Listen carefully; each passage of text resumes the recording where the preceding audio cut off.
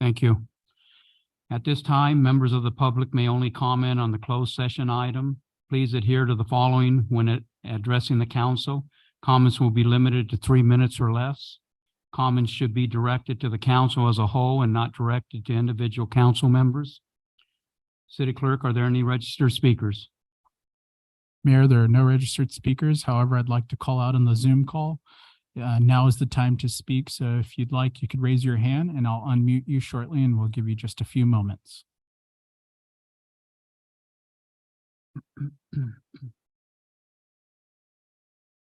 Seeing none, Mayor, there's no public comment. Thank you, sir. Council will now proceed to closed session. Thank you for joining us. A report of closed session will occur after the deliberations. And we will now go into closed sessions.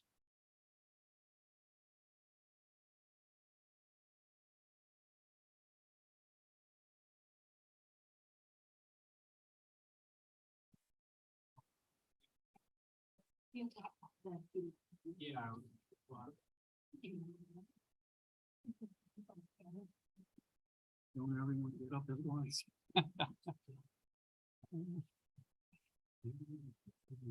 Take that proclamation so I can read it. Oh, that's a good one.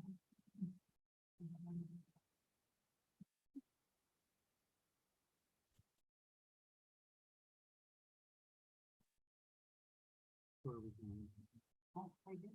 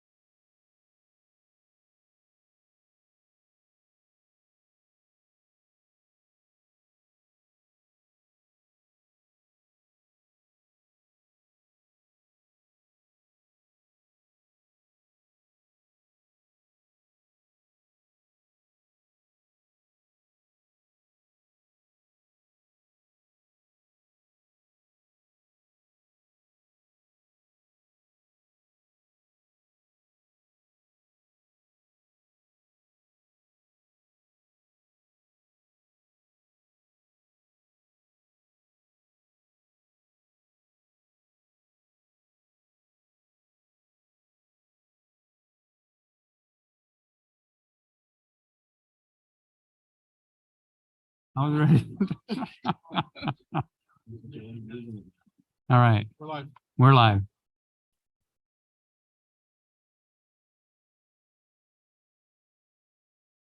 Good evening. I would like to call the September 12th, 2023 regular city council meeting to order. I would like to point out that this meeting is being hosted through live stream on the city website and by Zoom teleconference. I would like to remind council to have their microphones turned on and positioned to the audience, or so the audience can hear. City Clerk, may we have roll call, please? Thank you, Mayor. Councilmember Kendrick, Here. Councilmember Krupa, Here. Councilmember Peterson. Here. Mayor Pro Tem Lowenthal, Here. Mayor Males. Here. All members are present. Thank you, sir. Okay, we're going to start off with the invocation. The invocation will be by John Scott with the Community Christian Church, after which Councilmember Lilienthal will lead us to the Pledge of Allegiance. Please stand. Now we thank you for being with us all the time. And thank you God for your presence now. Now we also know that you are adopted as immeasurably more than all we can ask or imagine.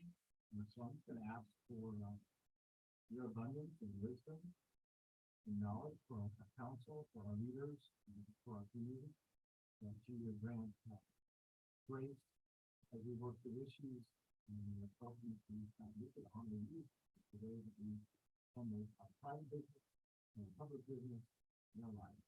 And may people be encouraged and loved. That's because of the church is valid. We thank you, God, for what it is. And may you bless the people who are here, so we can be able to. Amen. Thank you, sir. Please join me in reciting the pledge. Ready, begin. To the flag of the United States of America and to the republic for which it stands, one nation, under God, indivisible, with liberty and justice for all.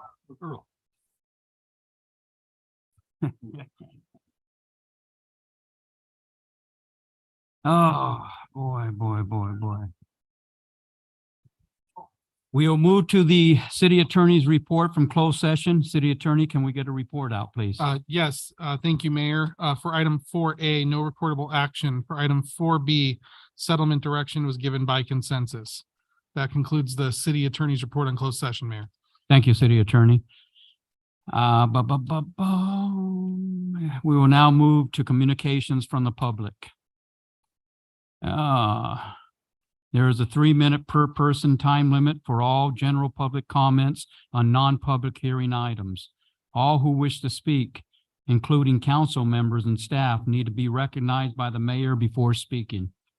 For those that wish to join by Zoom, you will be asked to raise your hand if you would like to speak. Please state your name and item you're commenting on before speaking. We will take public comments for items listed on the agenda. And I will start now. This one first. All right. This is on agenda 11A. May I have William Henderson, please? Oh, it's. Okay, I have 11A is items on the agenda, Mayor. So that would be the appropriate time to hear it. Okay, so I can call him, right? Yes. Okay. Hendrickson, okay, scribbled.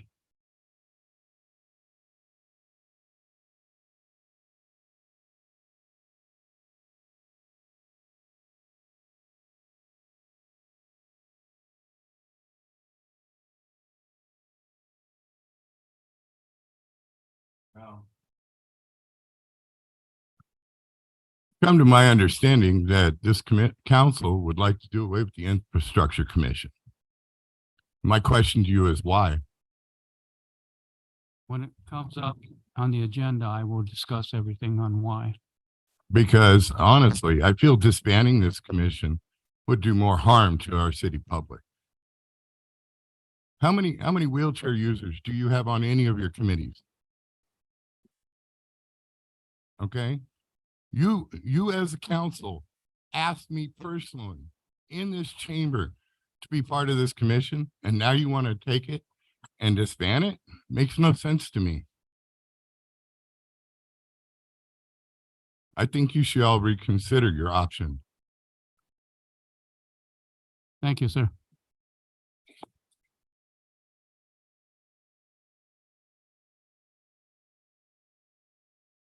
Andrew Allen.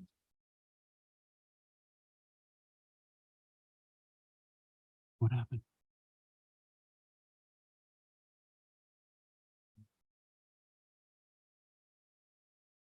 Yeah, it should be. Is it light on? On, check. You can raise that table up too. So I kind of had an idea or a proposal or a thought as far as I was looking at the 15D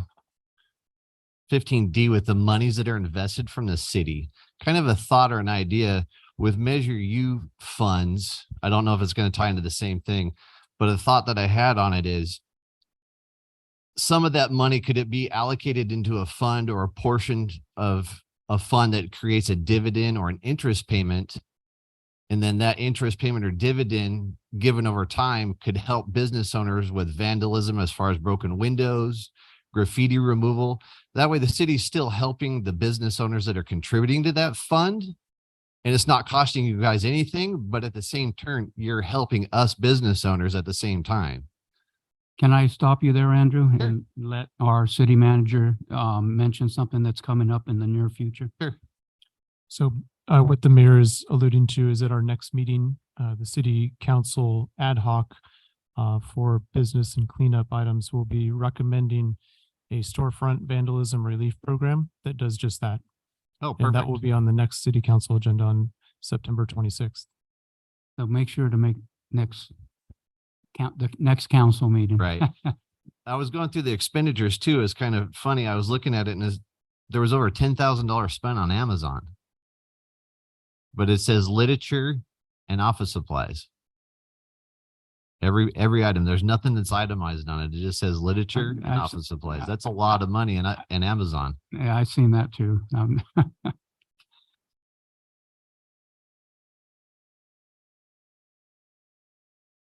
I don't know about the other gentleman, but I went through the minutes on that and I don't see a whole lot that they've done on that as far as being productive with the city. I went through the whole year and didn't see much on it. So, I mean, I understand he's upset, but I don't see much productivity coming from it. Other question I had was, we were supposed to hire an outside services for the, on my phone.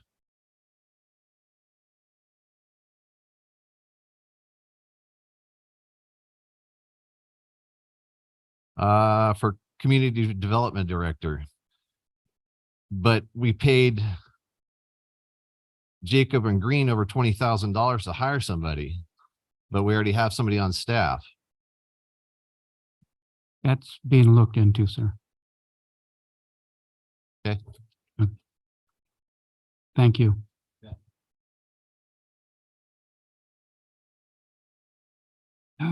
Pat Gregory.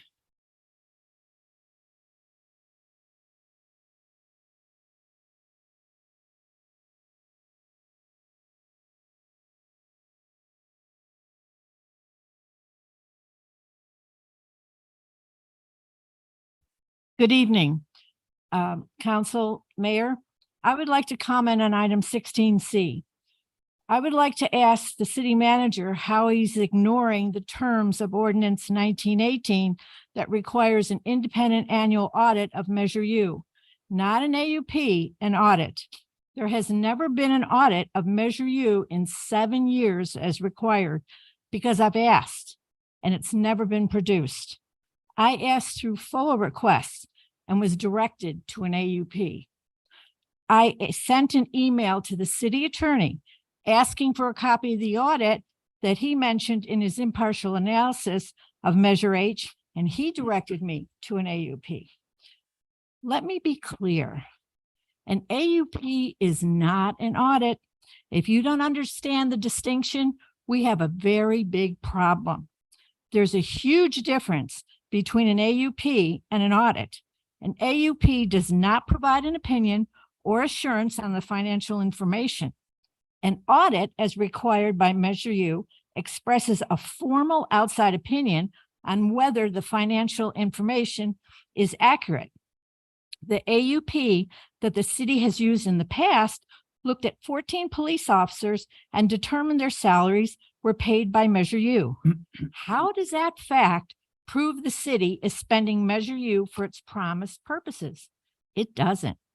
Two separate resolutions, 4703 and 4731, both signed by at least one member of the sitting council, promise the following. City council shall dedicate 100% of Measure U to enhance public safety. The city will not reduce the percentage of general fund expenditures below 72% for public safety. The city will maintain a mandatory staffing ratio of 1.2 full-time sworn police officers per 1,000 residents. That's 108 officers instead of the 70-something that we have. And of course, the annual independent audit. None of these promises have been kept. As of the end of this fiscal year, the city will have received nearly $100 million in Measure U money. Where did that money go? I certainly don't feel $100 million safer. We need the audit that is required, not optional, through the Measure U ordinance, so we can compare the Measure U expenditures against the city's promises. Thank you. Thank you, Pat.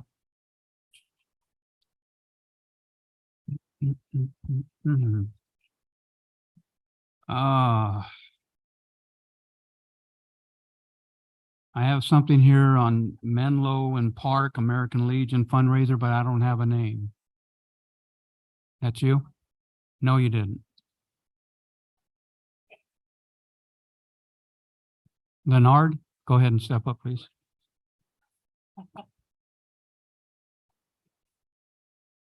I wrote it right.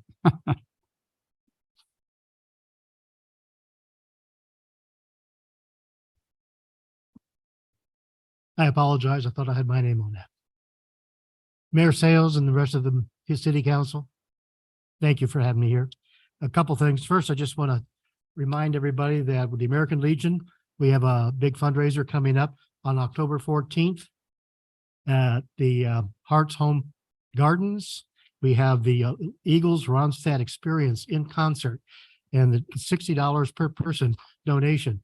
So that they've been out here before. They are fantastic. That's going to be a great evening. That concludes dinner. And we have drinks out there that'll be provided. And you can buy drinks out there too. So, and reservations are required. So please let us know. You can see the American Legion on 124 Ramona, North Ramona. Now on to 14A, the homes on Menlo and Park. This is starting to be ridiculous.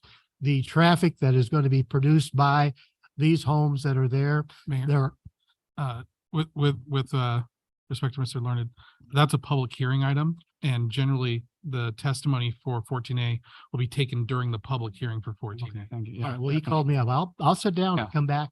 Well, Yeah, we want to make sure it's included in the record. Yeah, sir. see, he set me up. He put your name on here, so. I'll come back. Go ahead. Yeah, come back, please. Okay. So this is on infrastructure, so call him. Yeah. Okay. Robin Lowe, please.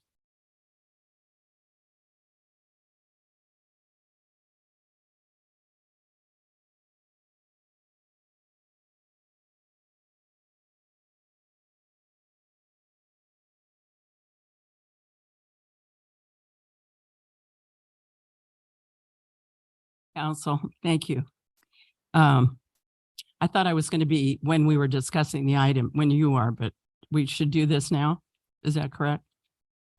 Okay, thank you. I'm sorry.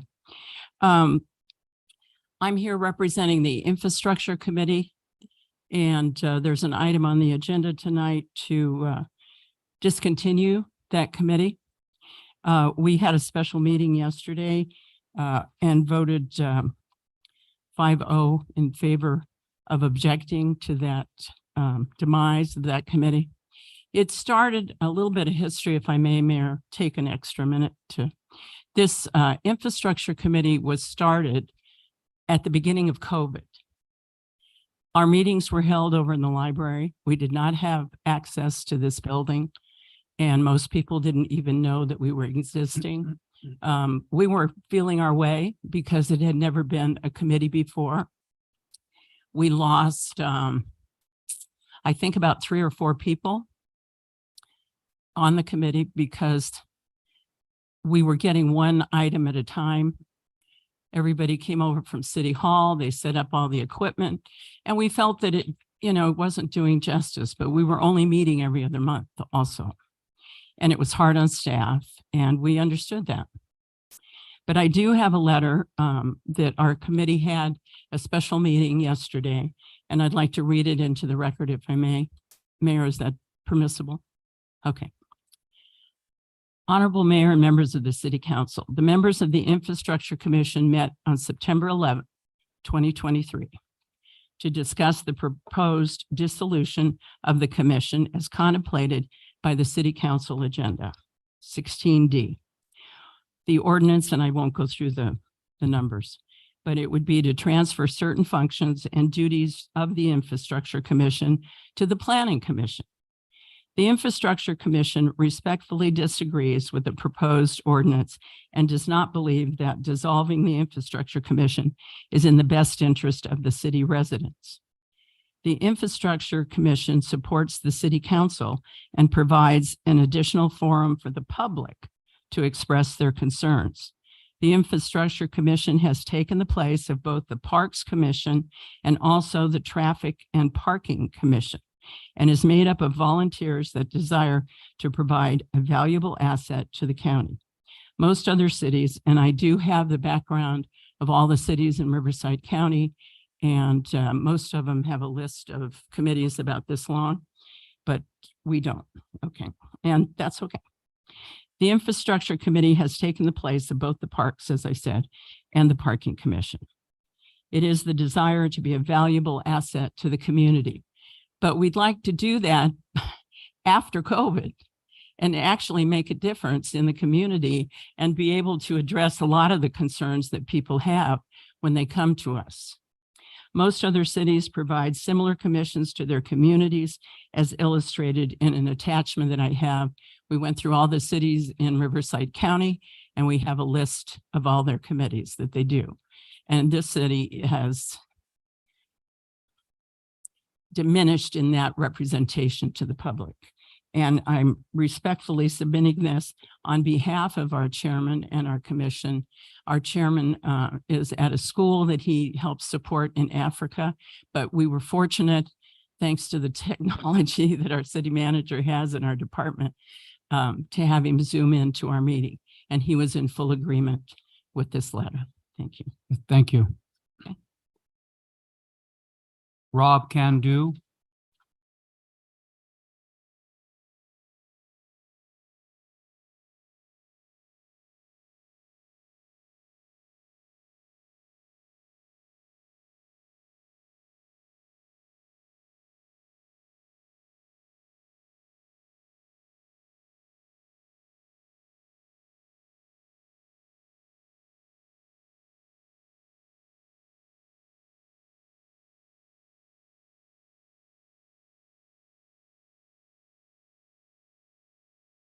I can speak at any time. Hi, I'm Robert Candu. I'm a local business owner. I'm based out of Marietta, but also work here in the community as well.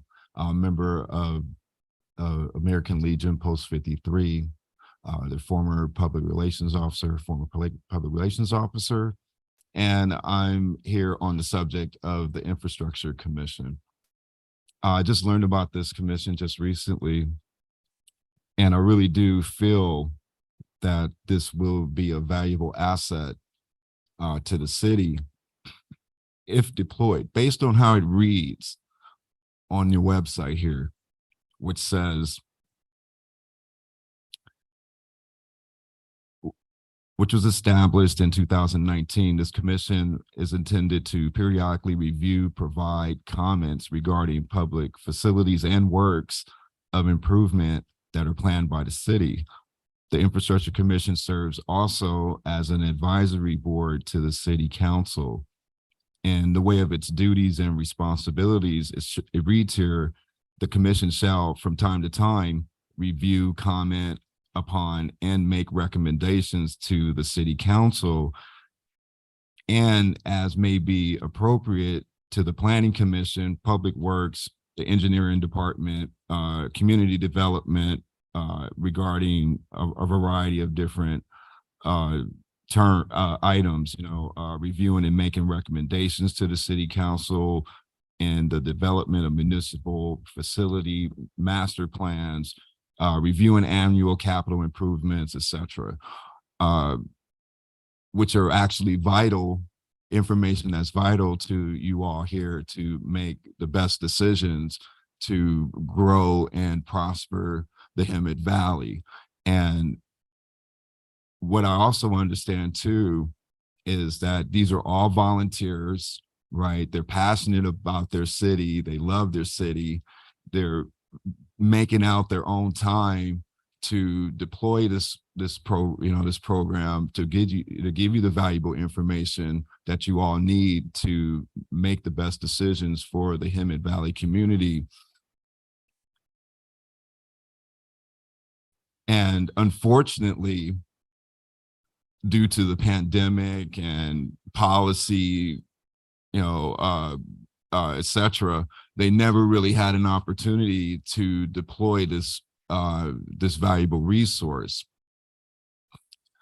And I believe, especially if we look at the state of our city now, this would really be a good opportunity to deploy this and see how much help can it be for you all and your to make the best decisions to get this community back up, to the days that were close to old. And where else, what better resource can you get this information than from the boots on the ground, all of these people right here? Where are you going to get Excuse a me, better Mr. resource? Candu, your time's up. Thank you. Thank you, sir. Yes, please consider letting them deploy this. Thank you. Okay. Tom Lodge.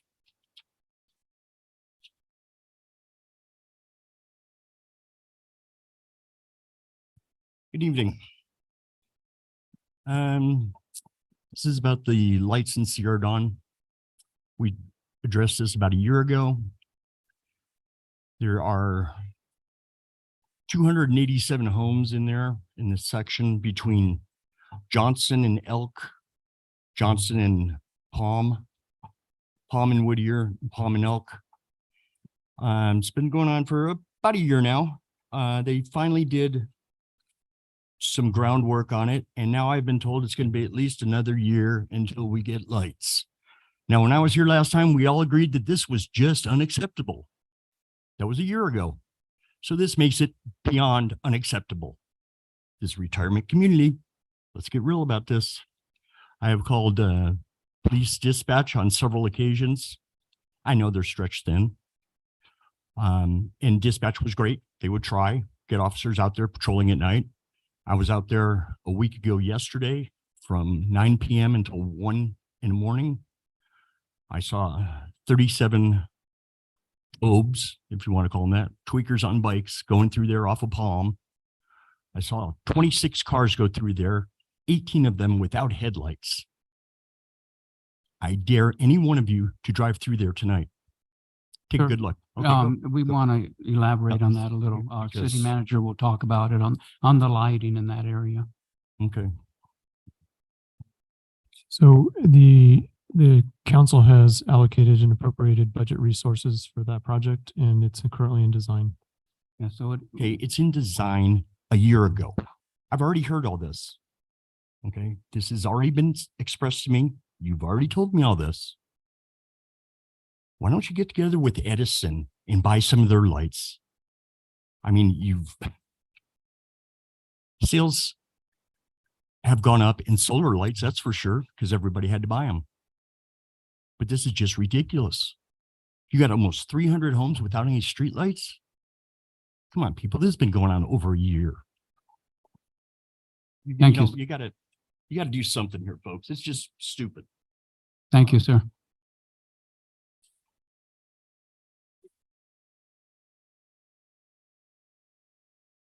Carl Martin.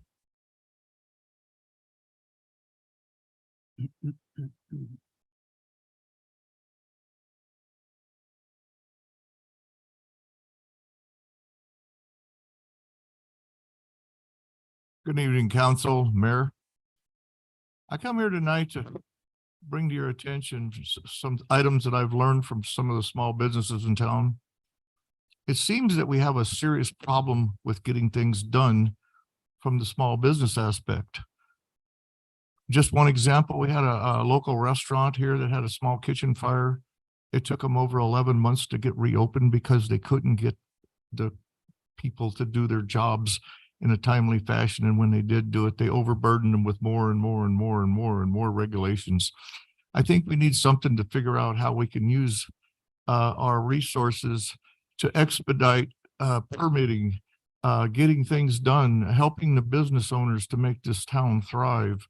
The business owners are being very hamstrung in operations because of the fact that they can't get approvals for permitting and what have you. I hear a lot of stuff goes on. I watch a lot on YouTube on these meetings, and it's something that needs to be addressed. On the other aspect too, all these people are also telling me, why aren't our own codes being followed and enforced?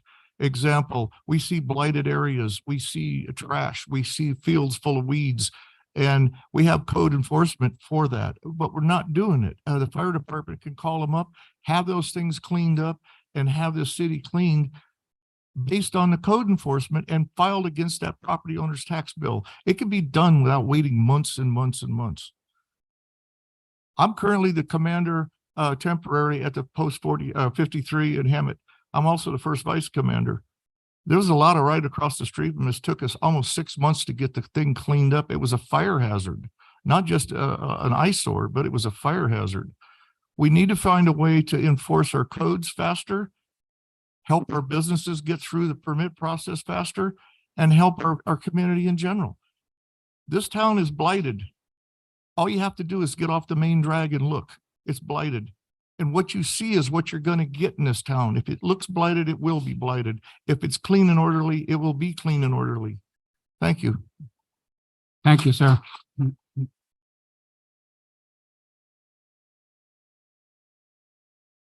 Joanne Dillman.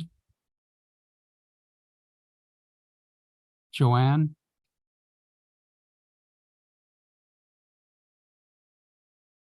What gentleman? Wes, go ahead, sir.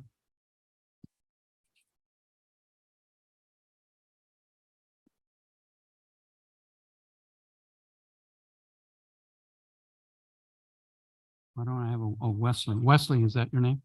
Okay, thank you, sir. 6 minutes.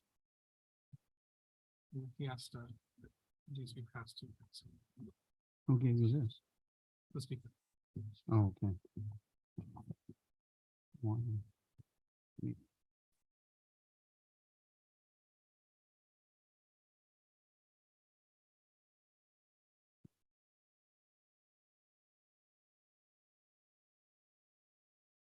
Mr. Mayor and Yes, sir. committee, thank you for letting me speak. I live Can you lift off of that? Carnation. Sure. I live off of Carnation Avenue, and the back street is Stetson of my house. And I've been here for over 10 years, just about. And there's been over, I don't know how many accidents between Lyon and Kirby. And I have the pictures right there to prove what was going on and stuff like that. They were supposed to do something about that street, about the speed. It's supposed to be 45 miles an hour. And every night around 11, 2 o'clock in the morning, they're doing over 100. And it's ridiculous. And my thing is, let's do something about it before someone gets killed. And that's what's going to end up happening. Because they've had 2 cars go in the canal. And, you know, nothing's happened. And I've been up here before talking about the same thing. and no one's doing anything. Let's do something before someone gets killed. I mean, come on. It's simple. I talked to the engineer department. They were supposed to do something 4 years ago. Nothing's happened yet. And we need to do something. I worked at the school district for over 30 years, and we had a light that was out on one street, and one of our cheerleaders ended up getting killed one night. They didn't do anything about the light until someone got killed. So let's don't wait to do something about this. Let's do it now. I was always told when I was little, when you know better, you do better. So now you know better. Let's do better. Thank you. Thank you.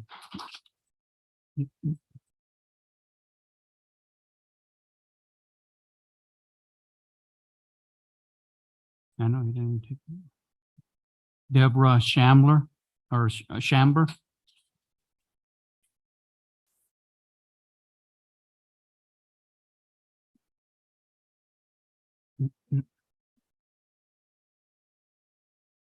Hello, I'm Debbie Shamber, and Mayor, Council, thank you for letting me speak. I'm calling or up here talking about Mary Henley Park. I really appreciate everything you guys are doing there. It's really starting to look better, and I appreciate that. I've lived there. I lived in Hemet like about 30 years. I live on Cypress Street, and you know how Kirby goes right there in front. You turn off Kirby onto Cypress. Well, on the one side of the park, there's a parking lot, and the other side, there's not. Well, there's hundreds, probably a couple thousand people that go there when there's soccer games, and the movie nights have been great and everything. My concern is this, and it's been for a long time, ever since a young girl got hit in front of my house.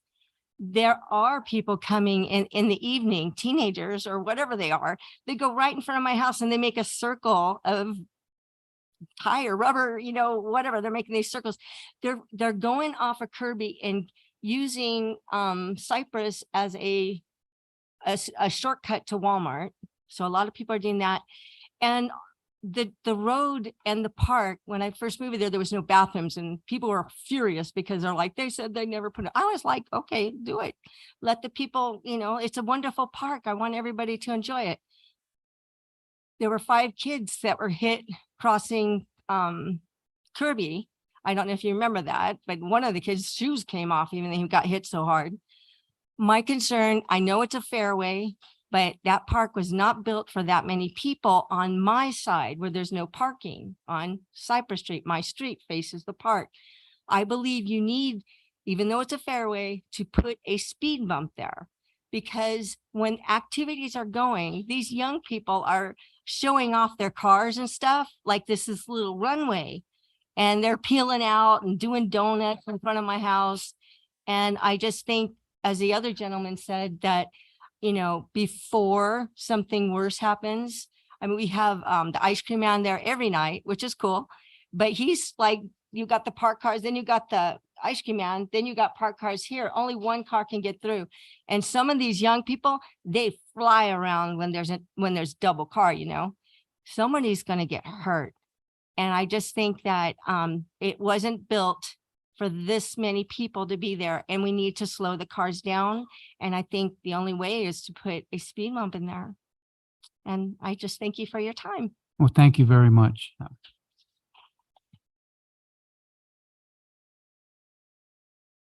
Richard Strail, Richie.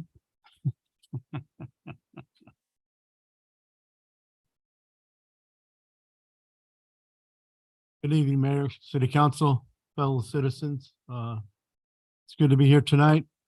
You've established your credibility with me, so I want to establish my credibility with you. 30-year Navy veteran, 7-year federal officer. I'm here to talk to you tonight about the safety and security of the Hemet residents. I live on 725 North Saboba Street, a residential street. It's not Florida. It's not Stetson. It's not Stanford. It's Saboba Street. The speed limit on Saboba Street is currently posted at 40 miles an hour. And that's just way too high for that current street. There's also other issues with Saboba Street, North Saboba Street, including the corner of Beasley and North Saboba. That's a very, very dangerous intersection. It's currently a two-way stop, east-west, and it should be a four-way street stop or all-way. I know there's been several accidents there.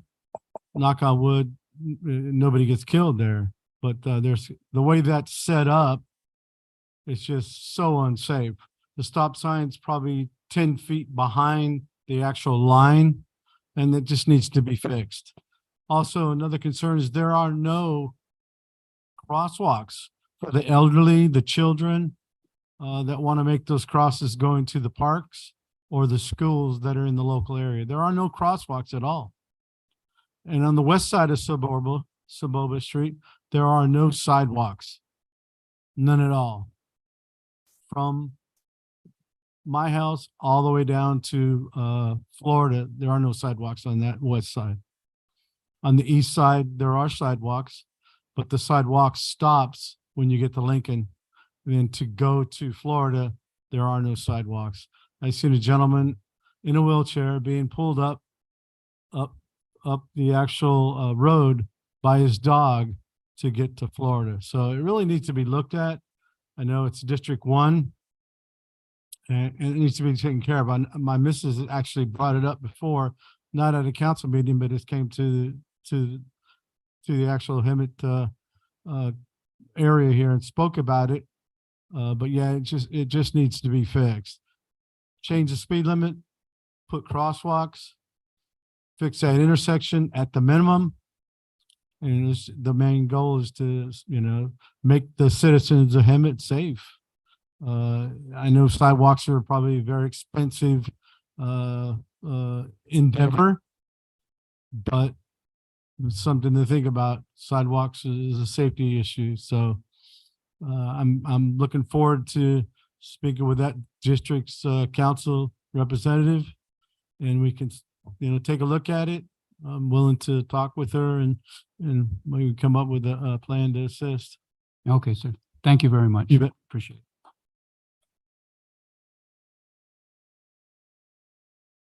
Cecilia Morphus.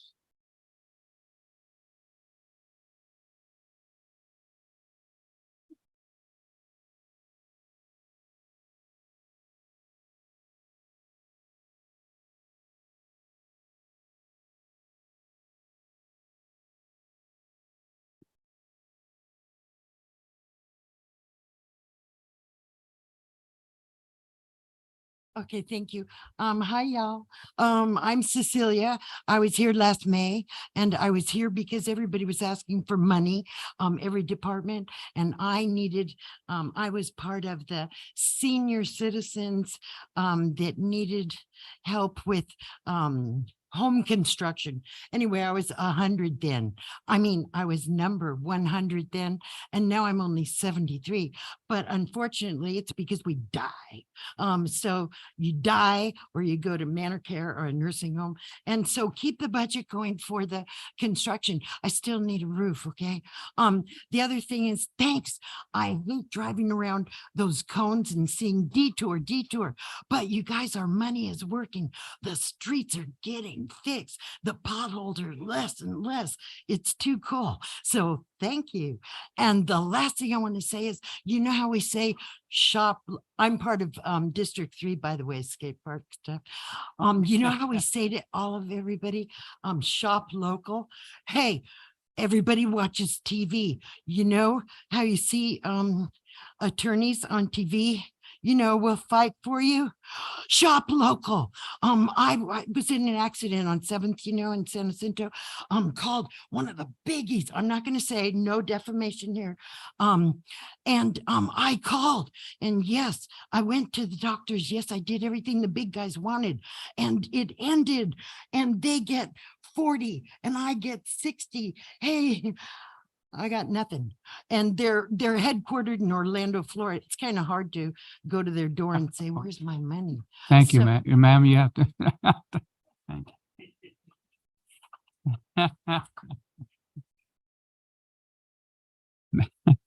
Matt McPherson.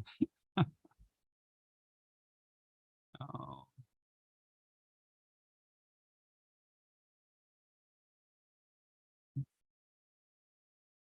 We doing these?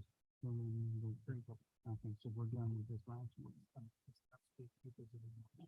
Okay.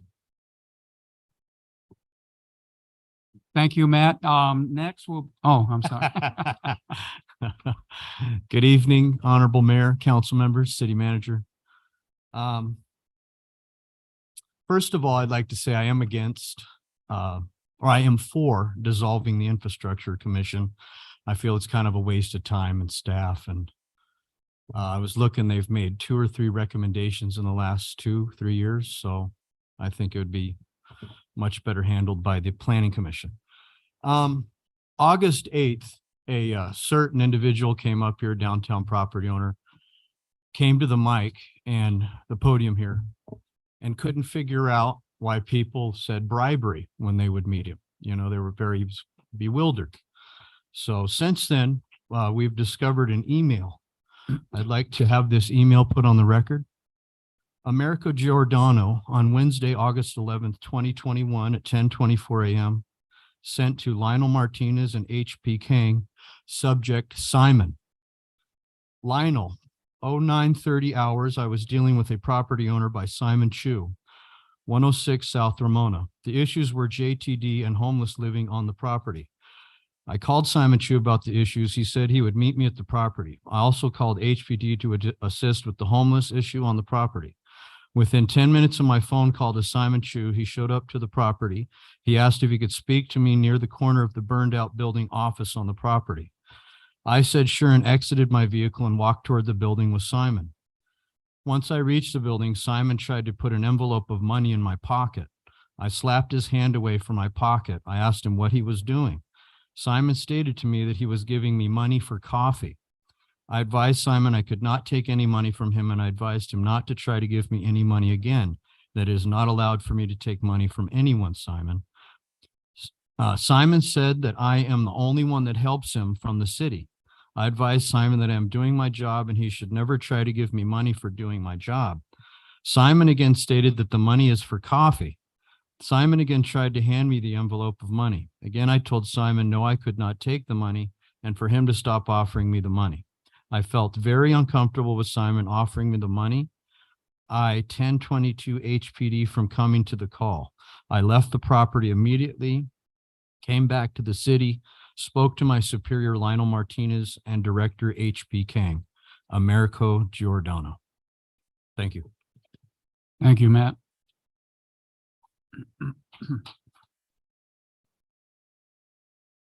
John Belmont. Did I hear URA? Marine Corps, Semper Fi.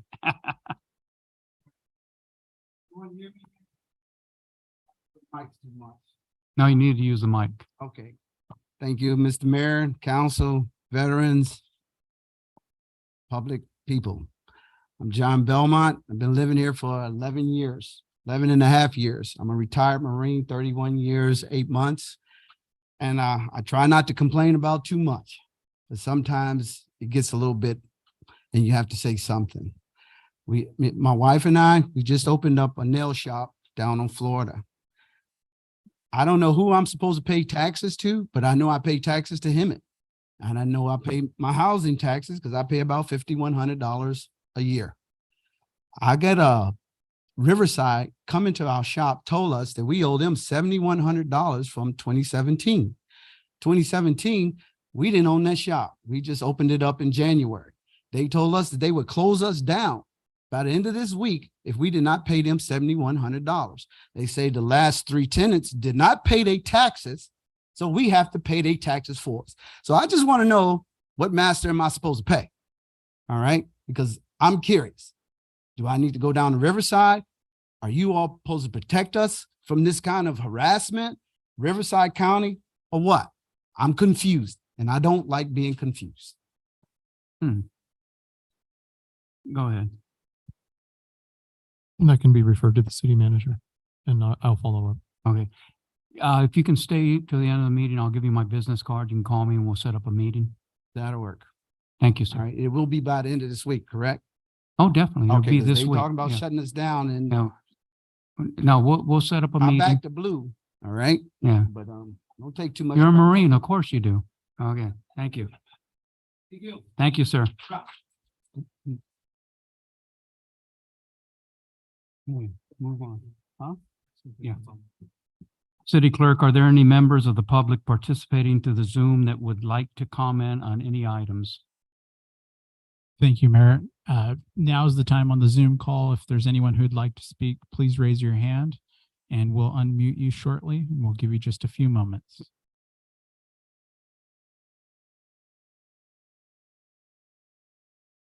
Seeing none, Mayor, there's no registered public comment. Thank you, sir. And I apologize for the delay for those getting presentations, but we are now going to start with presentations. Uh-oh. Where we go? Oh, great. And let's start with the presentation, the proclamation for Peggy Wells. She is here today.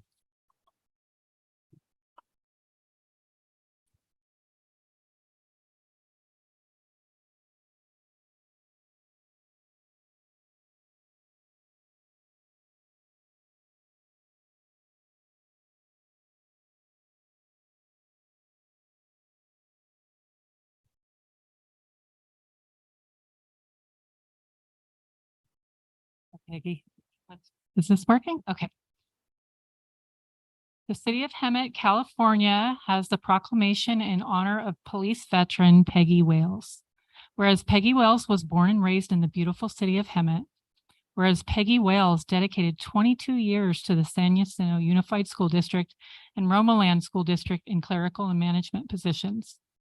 And whereas Peggy Wales commenced her service as a police volunteer on October 2015 after she retired from the school districts, and whereas Peggy Wales donated over 10,930 hours of faithful service as a police volunteer to the City of Hemet Police Department, whereas Peggy Wales has volunteered and donated her time for special events at the main station to assist in live scans and to help train and learn new equipment, and whereas Peggy Wales received recognition from the police department for her outstanding service, dedication, and hard work. Now, therefore, I, Joe Males, Mayor of the City of Hemet, along with the City Council, do hereby proclaim the day of September 12th, 2003 as recognition of volunteer service to Peggy Wales. Thank you so much for listening. Let her say something.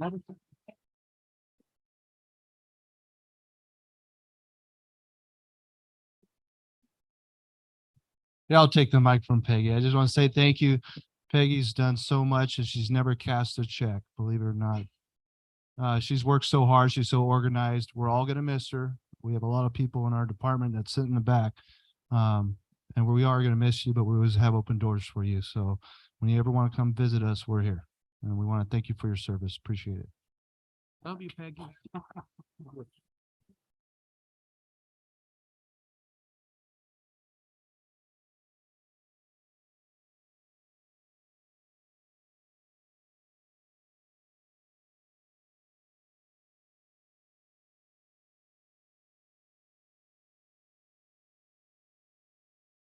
Next, we will move on to the library sign up of the month proclamation. May we please have Kathy Caines approach the dais. Kathy Caines and Larry Butler. Larry, are you here? Okay.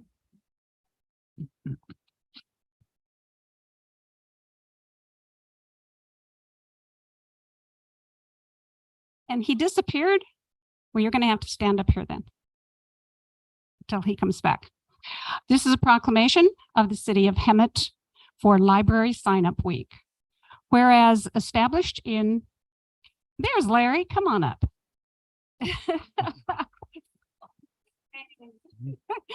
You cannot escape. So, established in 1987, library card sign up has been held each September to mark the beginning of the school year.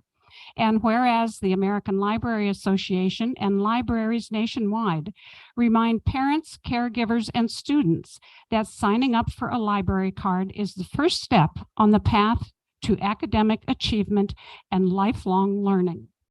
And whereas libraries empower all people to pursue their interests, discover their passions, and achieve their highest potential as learners and citizens. And whereas librarians bring communities together, creating welcoming and inclusive spaces for students of all backgrounds to learn together. And whereas libraries promote equity, making digital technology and information equally accessible to all. Now, therefore, Joe Males, Mayor of the City of Hemet, along with the entire Hemet City Council, do hereby proclaim the month of September 2023 as Library Sign-Up Month and encourage everyone to sign up for their very own library card. And when you do, you get a bag that you can bring your books home with or in and bring them back. So show of hands, how many in here have a library card? Oh, shame on the rest of you.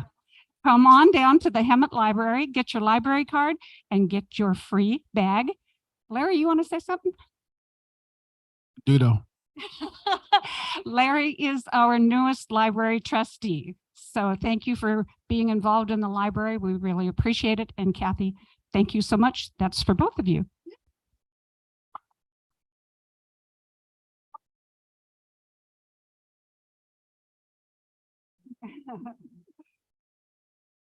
Thank you, Larry. May we please have Scott Hudson or Dave Prieto or both approach the dais, please, to receive the Remembrance Day proclamation?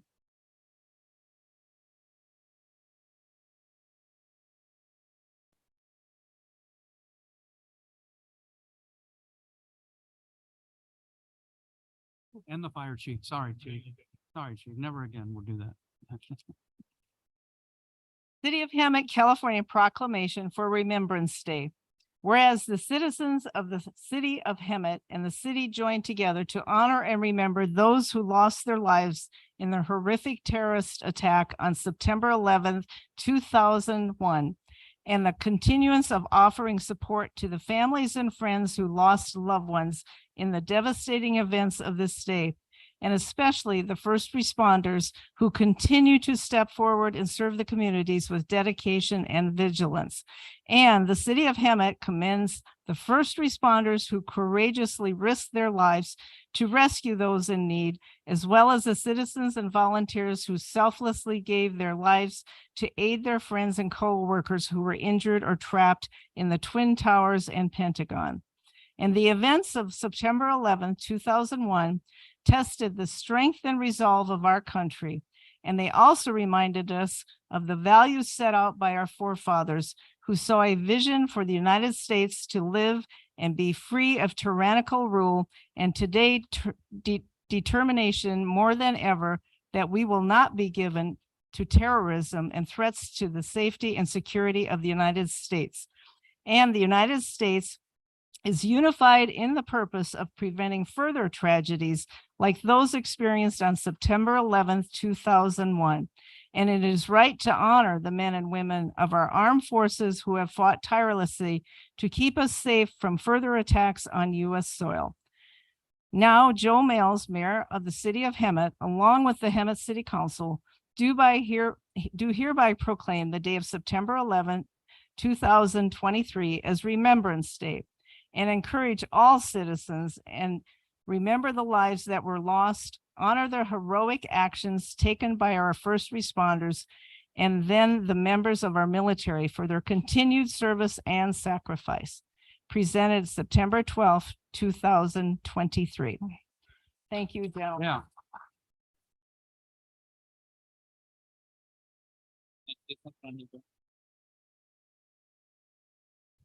So for those of you that don't know, Scott Hudson is a retired Hemet firefighter. He spent his career in Hemet. He still lives here. And Scott actually responded to New York, to the Twin Towers of Ground Zero. He's one of the members of California Task Force 6. through FEMA and the Urban Search and Rescue Team. So he spent several weeks digging through rubble to try and save lives and give all those affected by the events of that horrific day some peace that their family members or some of their family could be found and put to rest. I appreciate this appreciation, this proclamation of it. And, you know, the Hemet firefighters, and we had 2 city yard workers that responded with us. So the way the team was set up. And we performed excellent at that scene, along with the whole task force. And it was difficult because New York Fire Department, they lost the people that do what we do.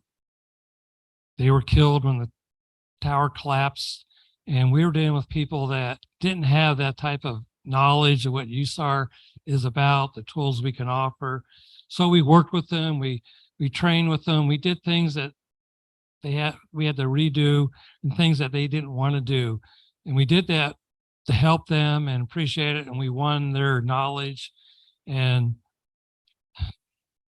they just thought we were government people, and they didn't realize that we were not firefighters like them, union fighters particularly. So we put our local number on it and our union number on it. And we meshed in with the New York firefighters really well. And we served them well. And when we left, they were honored that we were helping them. We weren't there to tell them how to do it. We weren't there to take over. We were there to assist them and support them. And we did that in the end. Representing Hemet on that. No, I'm just honored that you were able to come and represent Hemet tonight. And thank you for your service. And thank you to all of you for your continued service to first responders here in Hemet and across our country. We will never forget the events of 9/11. Thank you.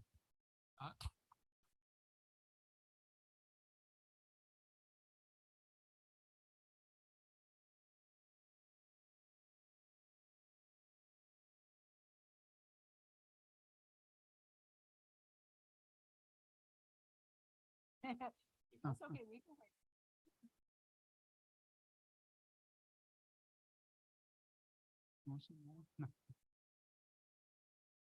Scott, can you hug Scott? Scott, can you hug these 3 guys? They feel left out, Scott.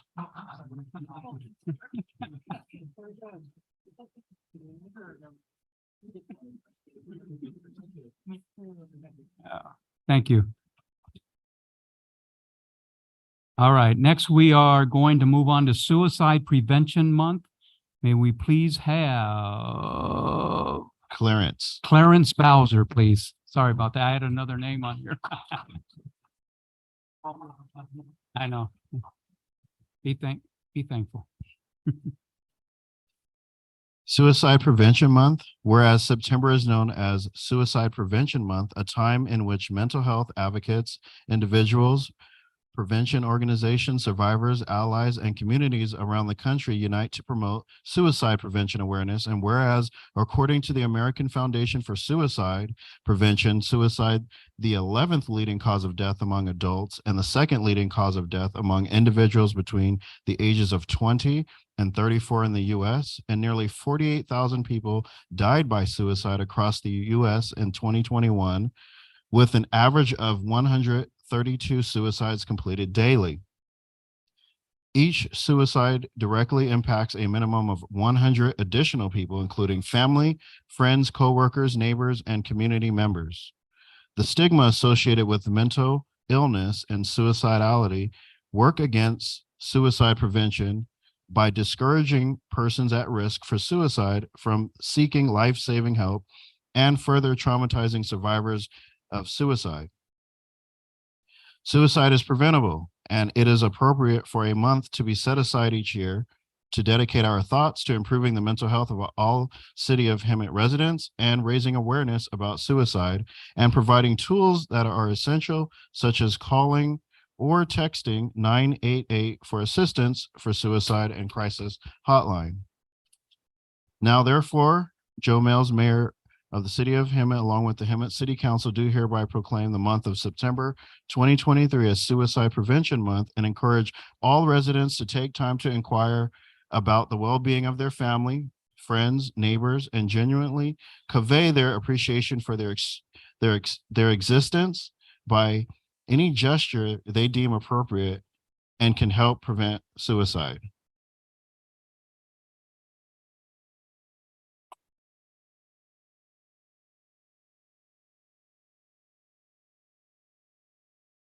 Hello, everybody. My name is Clarence Bowser. Thank you guys for considering me for this proclamation.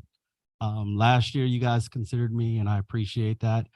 And the fact that I'm still here to tell this story again is amazing. So first off, give honor to and glory to God, because if it wasn't for him, none of this would be possible. So I just want to say that first and foremost.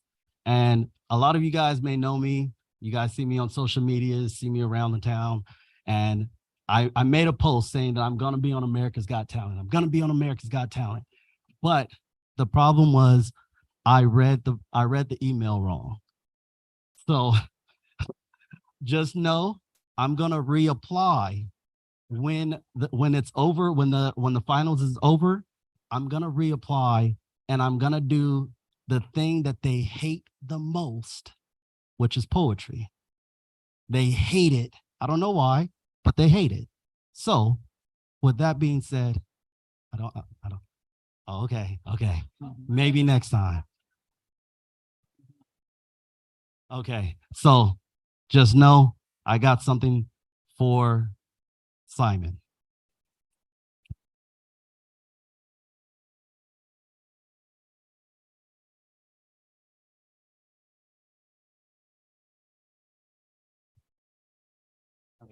Move on. Okay, next we will move on to presentations of certificates to local businesses. As I call the individuals, name or business, please approach the dais to receive your certificate. Oh my gosh, what was that last name? Wahebe. Hussein Wahebe? Hussein, are you here today? Didn't make it. Okay. How about Eric and Priscilla Yanda? Giandalia. You can. And Edward Wright. Edward, you didn't make it either? Oh, you're here. Okay. And step up with your entourage, please. How you doing? Good. Thank you, guys. Thank you. Hi, how are you doing? Good. Edward, hey, good to see you. You didn't bring anybody with you? Yes, okay, that's fine. Huh? Who's there? All right, let me, Eric and Priscilla. What's the last name? John Delia. Oh, that's what I said, John Delia. The mayor and city council would like to recognize your volunteerism in the Hemet community through your donations to the American Legion and other nonprofits over the last 2 years. Your organizations committed to our community to it's greatly appreciated. We present this certificate to you on the 12th day of September, the year 2023. Mayor Joe Males, Mayor Pro Tem Malcolm Lilienthal, Council Member Linda Krupa, Council Member Carol Kendrick, and Council Member Jackie Peterson. We thank you. And I, as the commander of the American Legion, put on a hiatus. Thank you. You guys are tremendous.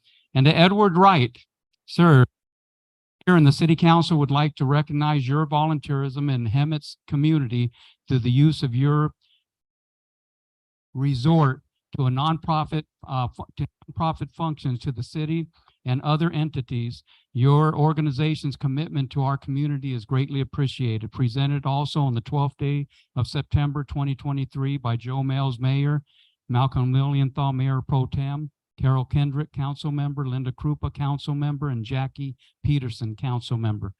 Thank you. And as part of the American Legion, they came to congratulate you also. So if you guys want to come and take a picture with them too, and I want to take a picture with Ed, because this guy owns the only resort that I know of in Hemet, a great resort. So if you haven't been to Golden Village Palms. you have to get there, and it's off of Florida, right across from Target. Thank you very much. I'm honored. I only moved to town here about a year ago, but I truly believe that everybody can make a difference. When I came to Hemet, I had no idea that I would be this involved, but I've met Chief Eddie, and we found ways to assist in the Explorer program with the police department, the fire department. None of this would happen if it wasn't for Sonia over there holding my phone, taking a picture. But it's just amazing what one person can do. And it's not so much me doing this. It's trying to be a mentor and teach everybody. One person can make such a huge difference in the community. So thank you very much. Eric?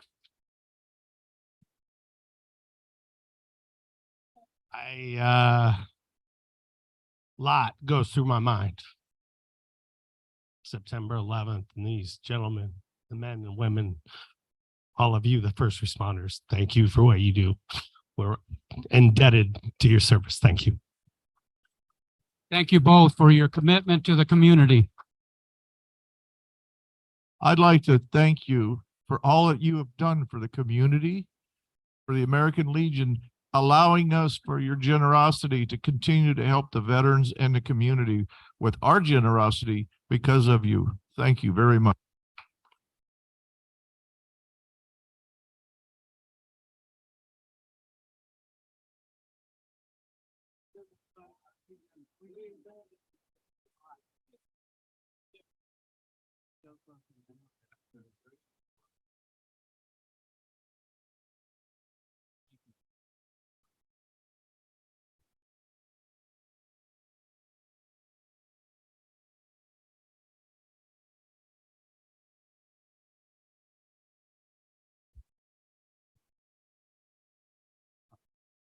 Ah, all right. Your Legion. Now we're moving on. Here you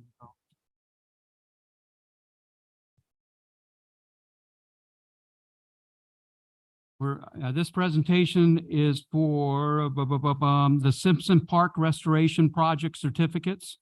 As I call the individuals' names, actually, I'll let Carol. Yeah. You have a mic. Go ahead. Oh, you have the names there? I do have the names. So first, I'd like to call up the Hemet Women's Club.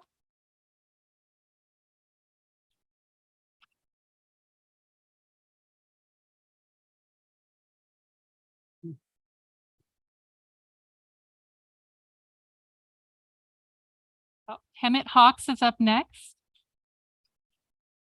Hey! Robin Lowe. Councilmember Linda Krupa. Hey, you. The Hemet San Jacinto Valley Republican Women's Club. Kurt Welshon. Alex Cordero. Larissa Sanchez. Llamas Housing Project. The Greater San Jacinto Valley Chamber of Commerce. Corin Andrews.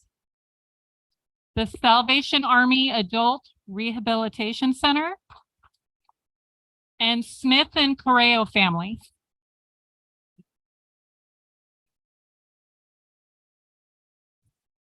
Do we have Larry Butler here? Butler, I'm sorry. The Rotary Club of Hemet. Okay. Sage Folk, Fort Tessie.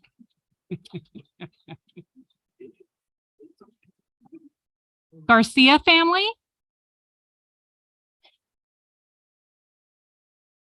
Andrea Murray,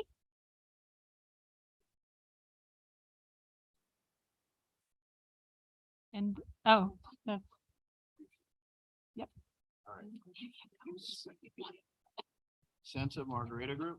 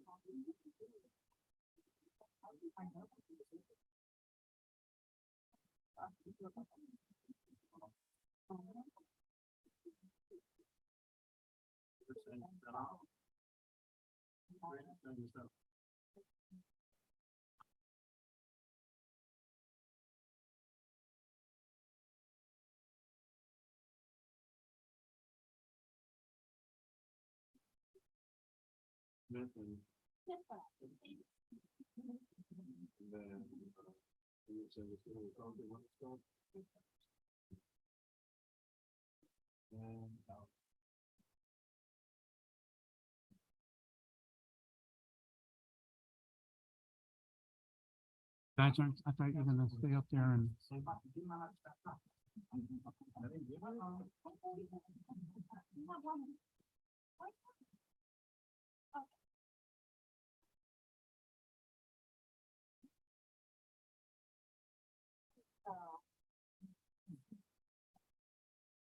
Smile, smile. Yeah.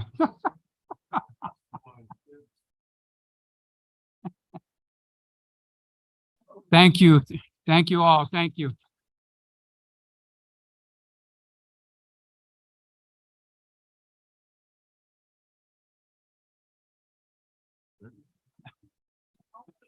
Oh my gosh, I lost my, there it is. Okay. All right, all right.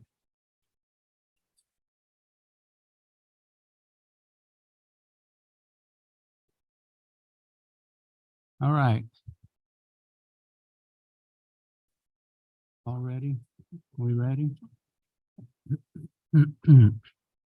Let them get sat down or leave or whatever they're gonna do.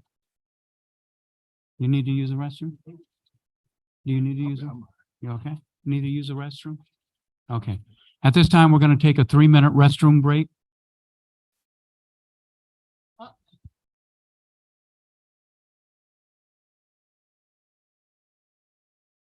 I'm saying, well,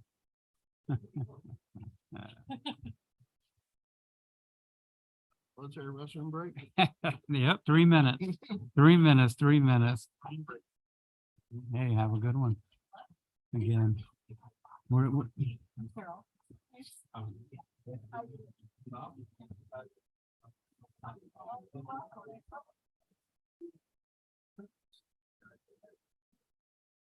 Huh? You taking off? Have a good one. Hey, I'll see you on TV next year.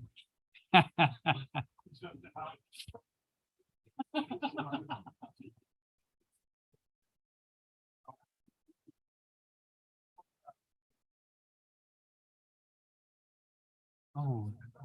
How you doing? Good, good. Huh? Yeah, yeah, I live off of Stetson too. I know there's a lot of accidents. Let me, but the other gentleman too, I need to get a card. You know, while we're on a break, let me, I'm gonna go get my cards. They're in the car. That's awesome. John. Okay. I'll let you go. I mean, there's not as many people here now, but just like a couple degrees, not drastic. That street I live off of, it's a quarter of a mile. It's 13 something. It's like a quarter mile. Actually. Okay. Sure. Talk to mayor, we've had success in other communities, implementing increasing what was actually the towards. I mean, some additional things that we do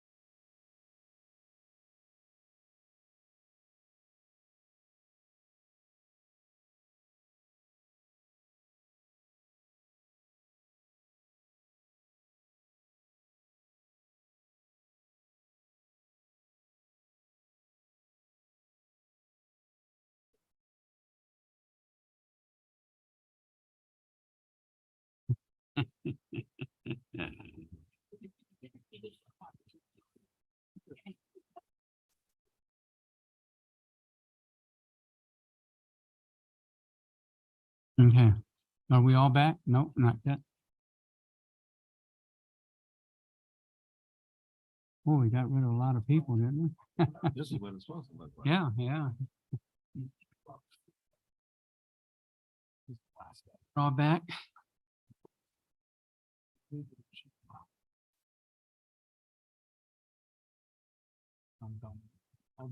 All right, we're starting the meeting now. Next, we will move on to receive and file. Are there any questions from the city council on these two items? 13A and 13B? Anyone? I had a couple questions on 13B. 13B, and okay, what about 13A? Just 13B? Correct. And then we can go ahead and receive and file 13A? Okay, let's move on to 13B.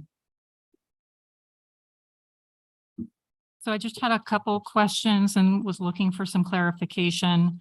And apparently my packet is 22 pages different from the packet that's out. So my page numbers may be off, but on page 249 of the register, it mentioned CR&R for the community cleanup event, and it had 15 employees at $189 an hour and 2 employees at $66 an hour.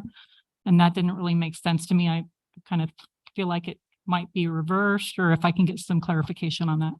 Certainly. Good evening, Mayor Pro Tem and council members. Tori Roberts, it's Administrative Services Director. So to address this first question, we did follow up with the finance staff, and these prices and the hours that are associated with this payment is based on the number and type of employees that were provided for that community cleanup event. There was a combination of regular employees and supervisory staff, and so supervisory staff are usually inherently more expensive, and the regular employees for that event are charged at a lower rate. And then on page 288, the Kronos cloud hosting. So that was about $23,000. So if I could get a little bit more information on that item. Certainly. So this item is for the fire department's timekeeping software. We have an invoice that is a change order for additional services due to the change in employees being serviced for this software. And then there is a second invoice for the annual knowledge pass for educational services that we purchased from Kronos, and the annual cloud hosting. There's a base fee and additional costs that are based on a per user price.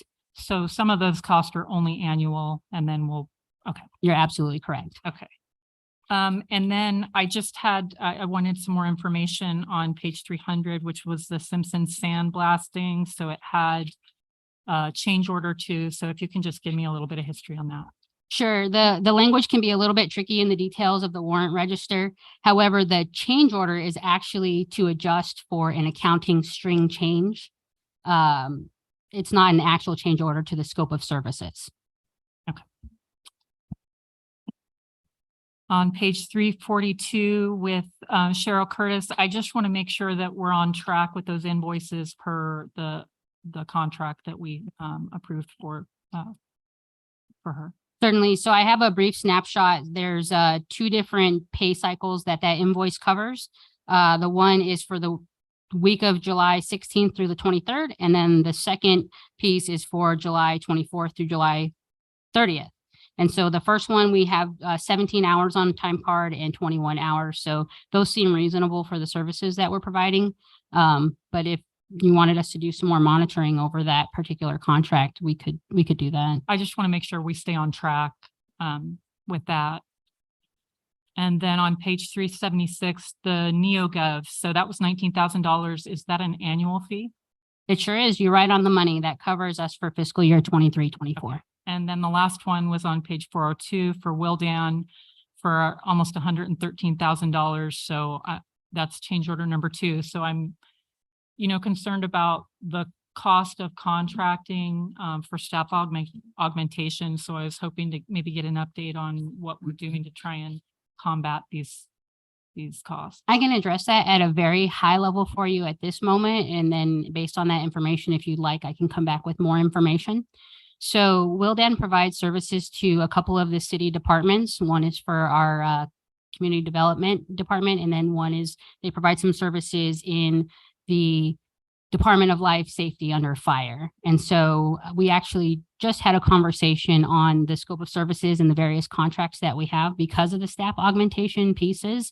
And I worked with the interim community development director to just get some comfort that we are going to be operating within the financial constraints of the contract and not at this moment, as of the time of that evaluation, we don't have any anticipation that we'll be exceeding the cost on those contracts. That's all the questions I had on 13B. Anyone else? No. I just had a couple questions. My concern is always the phone bills and what we're paying for. And then I looked, and we have Verizon Wireless, which we pay we paid $19,311.69 for whatever the year, the month, and 6-month period, who knows. But with all the bills, I see they're in the low hundreds, and then a couple of them on page 78, 1,500, 3,500, 1,700, and that just kind of concerns me when I see that. And I think someone mentioned last time that was a group of phones that are tied together, but I don't know how that works. I mean, how things are itemized on each phone. But also, we have Frontier. We're paying them for phones also, which came up to $4,462. So the total cost on this, it was over $24,000 for phones. So I'm just wondering who's monitoring things and checking on this and making sure that. Certainly, Mayor. So there's a couple of different pieces of the puzzle with regards to our communications that we use for the city. And of course, the Verizon phones and the Verizon, the devices that we buy from Verizon, whether it be the tablets that we use that are loaded with a data plan or our city issued cell phones. Those are all, as I indicated at our last meeting, those are all allocated by department based on their actual use. And as it pertains specifically to Verizon, I've actually started an analysis with the team in administrative services. So that way we can identify whether or not there are opportunities for the existence of redundancies. If there's multiple devices issued to a person and then maybe they're only using 2 devices and they have multiple from a past issuance, or whether there's opportunities for cost savings if we change to a different data plan. So we're actually beginning the works of conducting a study specifically to address our data and phone costs for Verizon. and then jumping the bridge over to Spectrum and Charter and so forth for our other communications. I don't have enough information to present to the council at this moment. However, I will say that I have had staff provide to me for my initial analysis a history of our utility bills for Edison, for the cable, for the phone communications. And so if it's your will, I'd be happy to come back and have a more detailed conversation with you about our communications expenses in the future. I just haven't quite had an opportunity yet to dig into those details and have a constructive I don't want to response take your for you. valuable time away from you and going over things but maybe I'll stop by your office one day and we'll go over something real quick. More than welcome anytime. Okay, thank you. I'm sorry?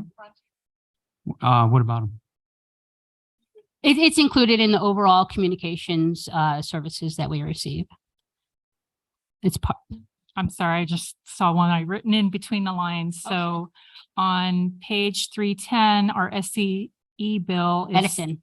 is $74,000, but on page 392, it's $124,000. So I'm wondering between the two, why is there a $50,000 difference? Certainly. So what you're seeing, first of all, is there's two different warrant registers that we present, probably just a function of the timing of the meeting being dark at our last scheduled time frame. And so what you're seeing in those two different registers is we have a lot of we as a city have a lot of individual accounts with SoCal Edison, because that's what SoCal Edison requires, right? Whether it's a light pole, whether it's this building, whether it's City Hall, there's a bunch of individual accounts. And however, not all of these accounts are billed by Edison on the same cycle. The city of Hemet, for all of our accounts, doesn't get a bill on the 28th of every single month for everything that we incur. So just like our city's utility billing for water services, we have a cycle and we bill on that cycle. So what you're seeing is a difference of the 74,000 or so was for that part of the month, and then the other larger piece was for a different part of the month.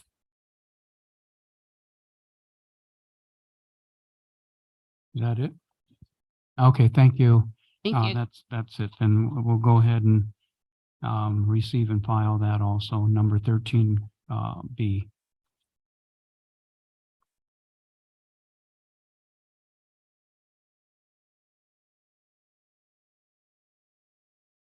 Okay, moving on to public hearings. The city council's procedure for public hearing will be as follows.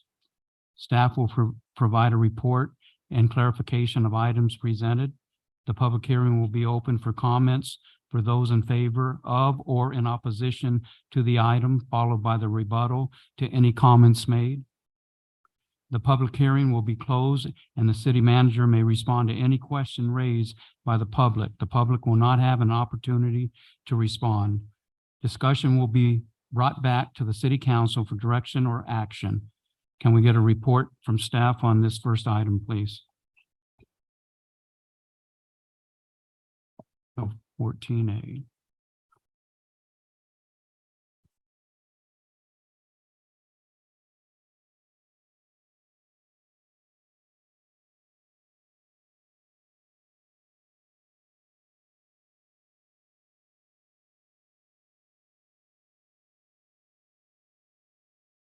Good evening, Mayor, members of the City Council. I'm Monique Alanis Flater, Principal Planner.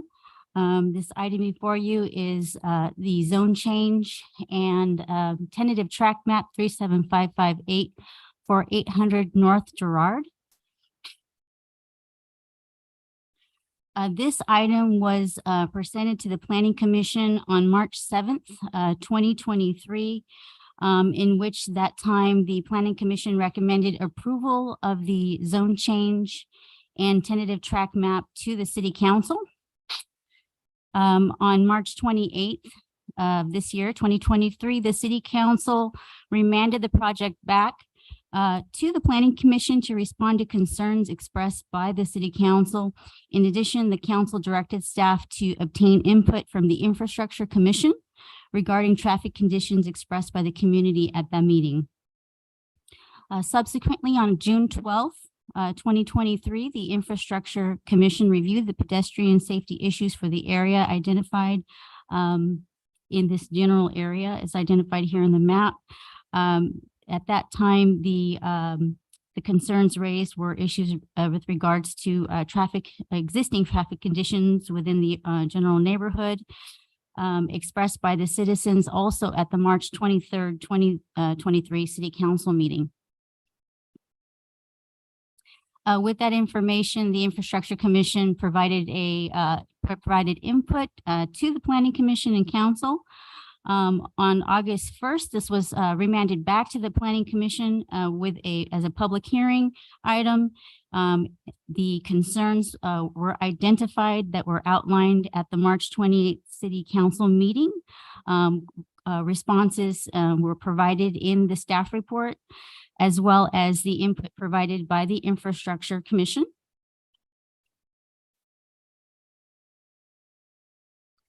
Generally, the items that were expressed or the concern, just to highlight what those concerns were that the general area identified, Girard Street, Menlo Avenue, Oakland, Terrace, and Cajon have historically had some issues with existing conditions due to concerns expressed by the Infrastructure Commission and the community, such as high speeds on Girard, no sidewalks on Girard Street, Terrace and Cajon used for shortcuts, no bike lanes in the area.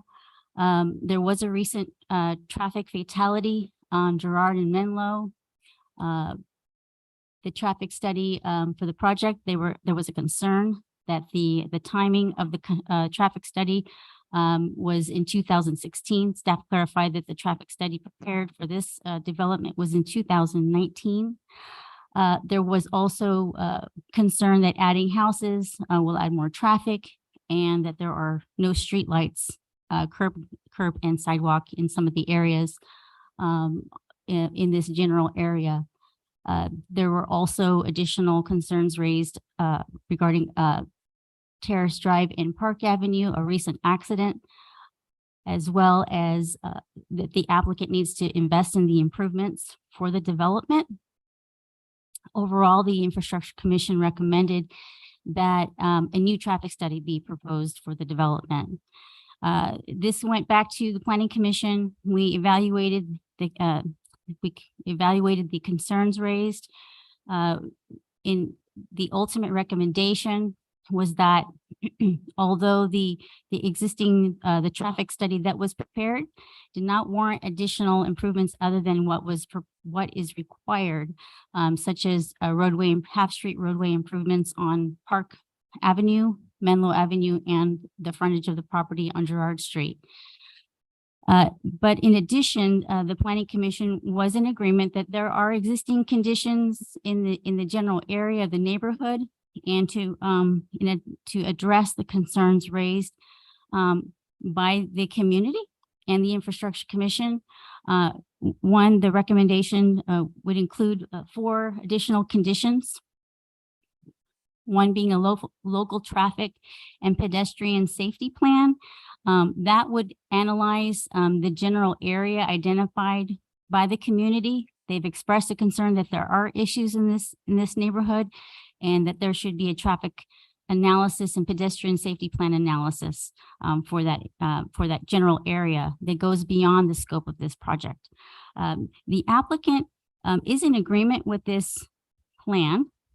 This would be a traffic study prepared on behalf of the city engineer. It would have to come back to either the Planning Commission or Infrastructure Commission as an item for recommendation to the City Council based on whatever the recommendations come back for, to the council.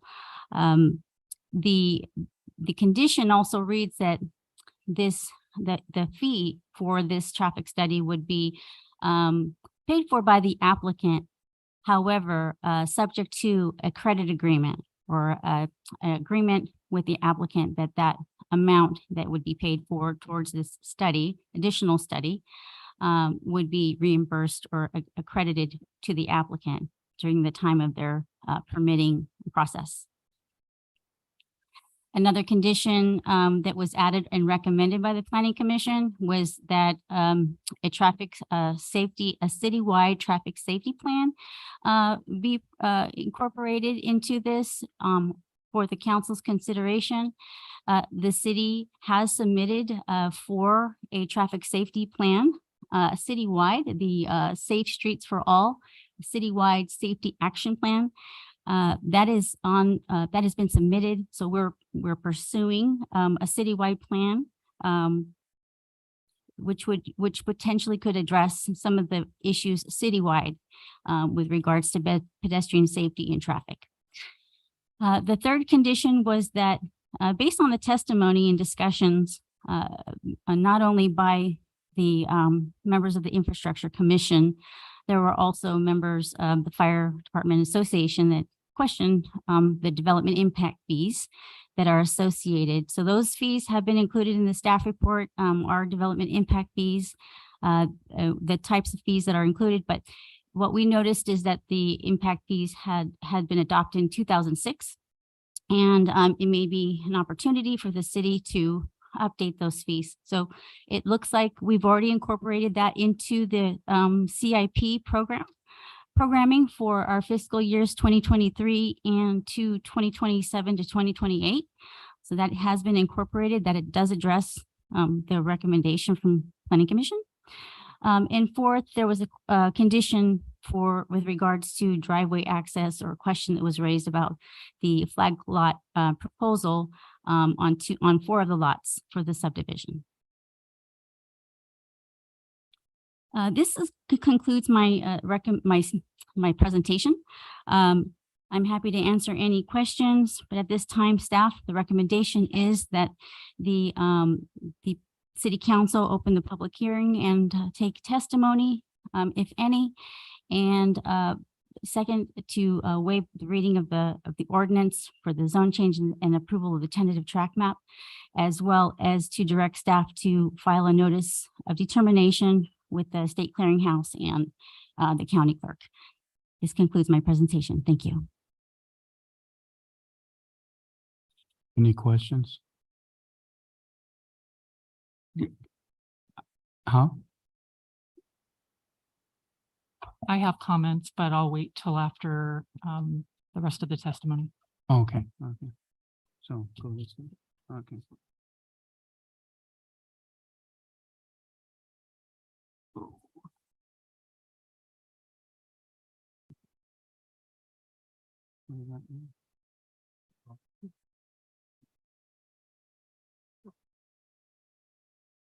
Huh? Okay.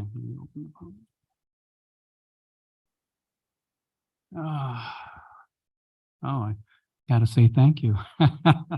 Thank you for your presentation. Are there any? Okay, I already asked that. I will now open public hearing. After the public hearing is closed, we will bring the item back to council for discussion. City Clerk, do we have any registered comments, speakers? And yes, we do, and I'll get them here. Okay, I have a Rod, but I can't tell what your last name is. Thank you. Yeah. Rod, one W-U-N-T-H-E.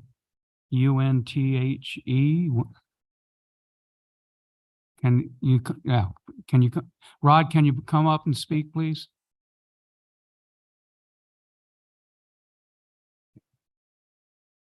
Huh? Rob is turning over his time to. I can't hear you. Okay. Who would you give your time to? Connie Clark. Okay, Connie, come on up.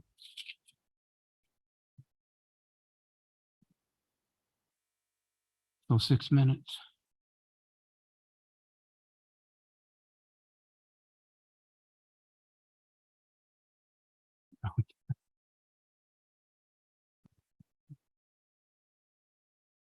Council.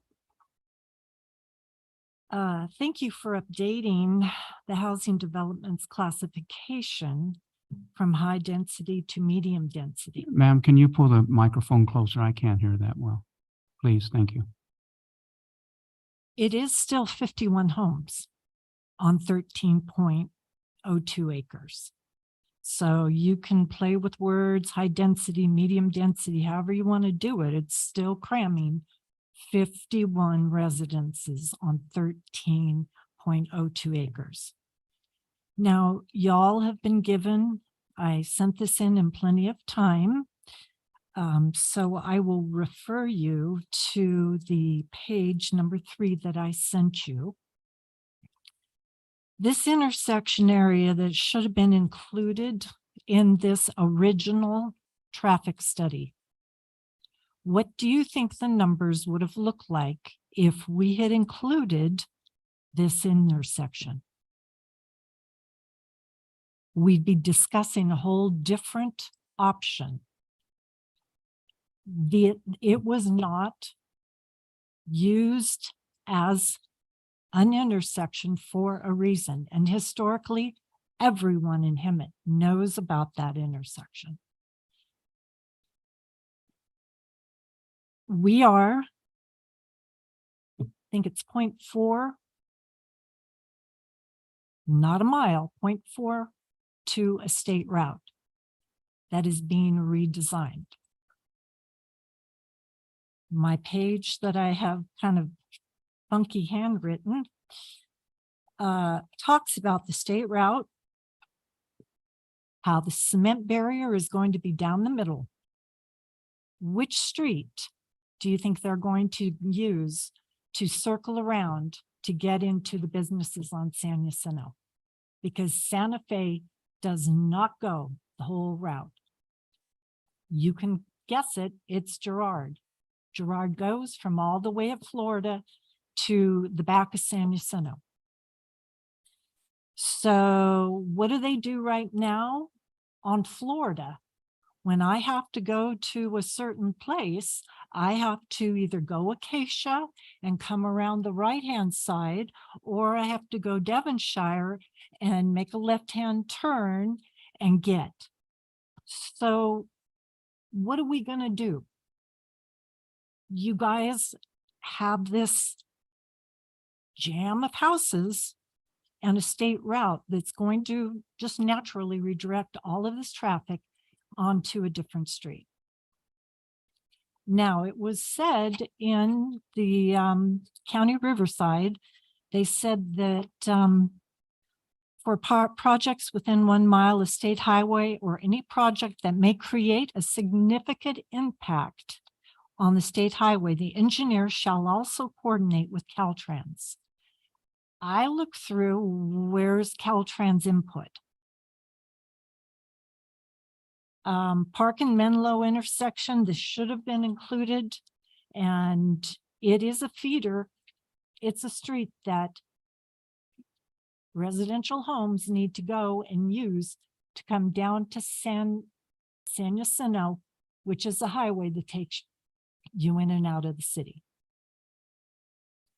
Existing traffic, it was noted that the County Riverside requires traffic count data from new or recent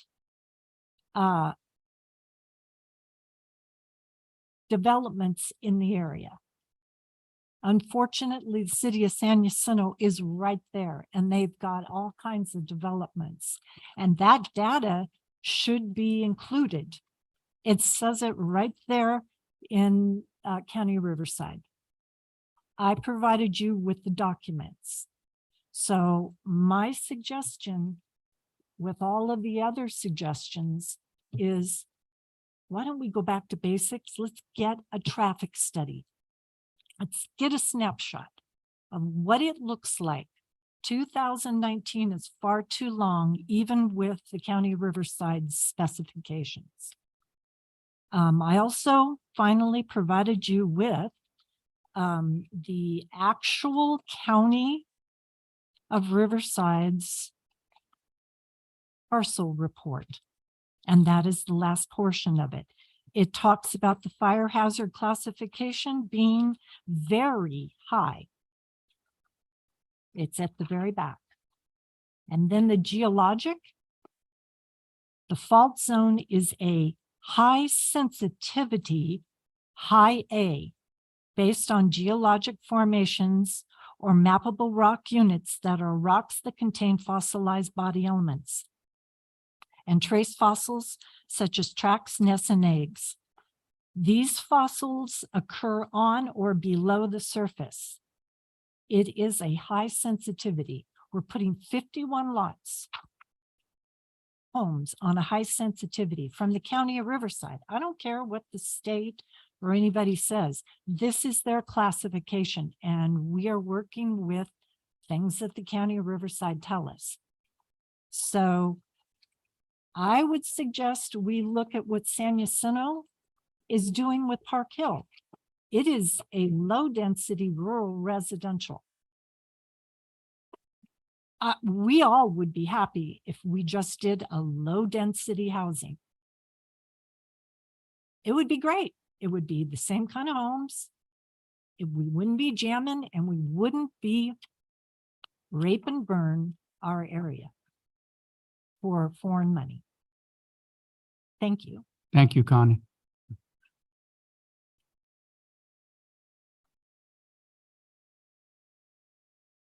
Terry Larned.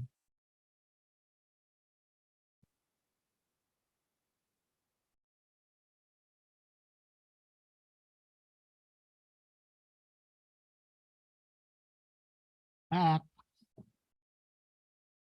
Thank you, Mayor and City Council. Going on with the traffic study that was done back in 2019, we do have homes that are being built right down the street, only about 5 blocks away on Hewitt, which turns into Park. And Park, where Hewitt stops and Park comes down to Menlo, that's only about 2 blocks. They did the traffic study for, there's 176 homes being built right down the street.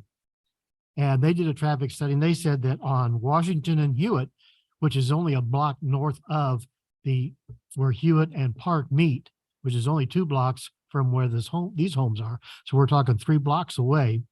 You're looking at, they say there's going to be 305 cars going north on Hewitt during the peak hours, peak hour traffic volumes.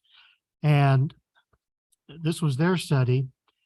So we've got 305 cars coming down, adding to those cars, the ones from this project. And I were looking at an awful lot of cars coming in. Now they're going to be going up to Park, and they're going to be making a right. They're going to go down maybe that way, because and that's a dangerous intersection as it is. So you have all these additional cars coming down, and that's right now it's a 3-way stop sign, and right across the street in the Park Hill themselves, they've got 17 lots that are right now being on. They're being sold. They're on for sale. So 17 lots that they can build, and they're going to put more homes in there. So, and that's on the San Jacinto side of Park, and this is on the Hemet side of Park. That's, our streets cannot handle the type of traffic that's coming through this place. It's going to be, if we're going to be looking at 5 or 10 or even 15 years down the road, that is going to be messed up. That we're going to have traffic, we're going to have accidents, we're going to have people dying on those streets because we haven't taken the time to look at what they're doing. And those homes down the street, they're going for over $500,000. I've got their track right here. What they're sold for. And these homes are being sold by the developer. He proudly said, though, these homes are going to be made to the minimum requirements. Minimum requirements. So in other words, to me, that translates to cheap and dirty. He's going to go in there, make these homes as cheap as he can, and sell them for whatever they can. We don't want those kind of homes in there anyway. Those are going to bring the values of our homes down. He's got Park Hill with beautiful homes up through there, more beautiful homes right down the street, and he wants to put in these cheap and dirty homes and cram them into that 13-acre lot. No, it's not good. It's not good at all.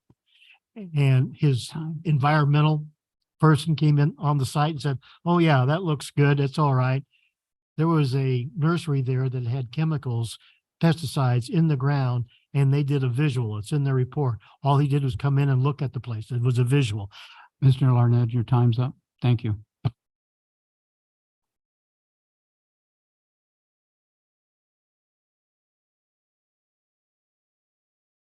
Michael Kincaid.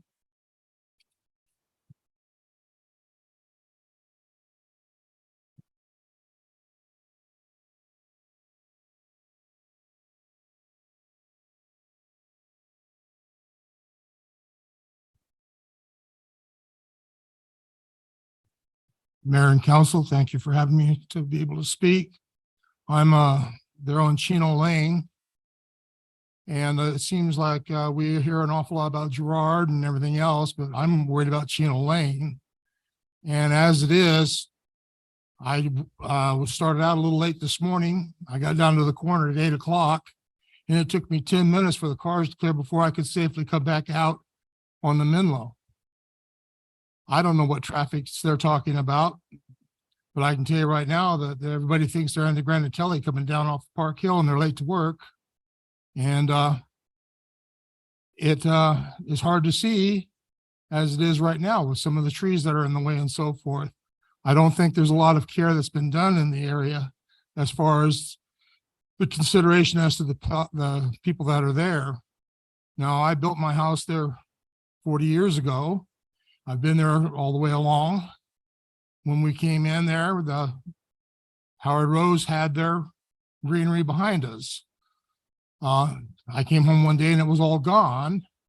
And I was told at that time that it was not able to be zoned anything other than low density. And somehow all of a sudden I find out it's supposed to have been changed to high density. And I don't know how that could have been or when that was done, but it doesn't conform with anything that's within the area, especially with what's up over next to Park Hill or where we are quarter acre lots. And I don't understand how that all of a sudden you're going to have this high density and think it's going to fit with the neighborhood. The only way they can make it cost effective is to go 2-story houses on it. And if they go 2-story houses, there's no 2-story house within a mile of where we are right there. So I don't know what they're trying to achieve or what they're trying to make go forward. Also, as far as the studies and so forth that go, I understand that there's a lot of unknowns, but there is a lot of easy to foresees. It's been mentioned that we have all that going on in San Jacinto, and I haven't heard any consideration of that being done. I know that when we built our house, they made us put a 1-foot flood retainer behind me because they were worried about the flood control coming off of Park Hill. I don't see how that's really been that addressed. So I'm left with a lot of concerns that it's still trying to slide through fast and dirty. As far as the infrastructure committee, to me, as just a personal opinion, it sounds like it's just one more layer of making things harder to get answers on. So I'm personally in favor of doing away with that. If it's go back to the planning commission, if it's all got to be decided there anyway, that's where I think the effort should be put. As far as no traffic signals, no traffic lights, I have no answer other than let's address what we got there now before we start adding 100 cars on top of it. Thank you. Thank you, sir. And last but not least, Dick Clark, please.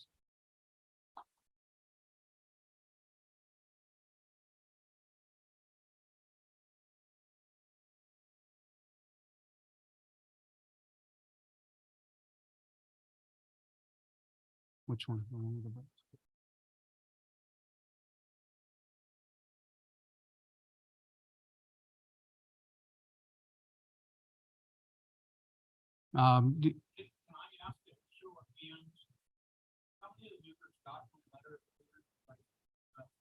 Oh, I don't thought you, how many members read the whole thing? Thank you. Well, as you know, I'm All right, quite go. wordy, so did you get any extensions on your time or are you at just 3 I minutes? wish, but I don't think so. Okay, thank you. Okay. As you know, I'm not in favor of the project as it is currently suggested for the following reasons. One, density, 51 units on 12 acres.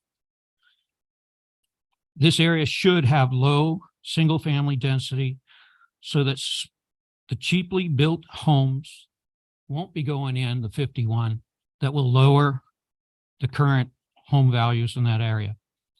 2, seismic activity. Prior owners always have been told not that they could not build residential, but now it's okay. With the front wall of many of those built on this project being set on the minimum setback line from the fault. Number 3, drainage. As the report states, quote, not to exceed historical amount runoff onto the street. Only 1 block of sidewalk and gutters will be built on Girard. The water will then run off of that gutter system, either southbound into neighbors' driveways and front yards, or it will go toward the culvert at Cajon, northbound. That is a terrible system the city knows about. It backs up and floods without even more than a ½ inch of rain. So we're going to add to it. Number 2, no soil testing. Prior use of this land was ag, way prior to the 80s laws for pesticide use. But I've brought this up before. No soil testing is being required. Soil will be moved, dust will get into the air, citizens will breathe it. If there are any health problems from this, the city now becomes the deep pocket if to be sued. You are on notice. Protect your citizens' health, protect your city's financial health, require testing. 5, Chino Lane. Has the city forgotten that Chino even exists? Thank you, sir. 6, traffic. The prior study's too old. There's too many things that have changed. Terry's brought up the additions, the homes off of Hewitt and Esplanade.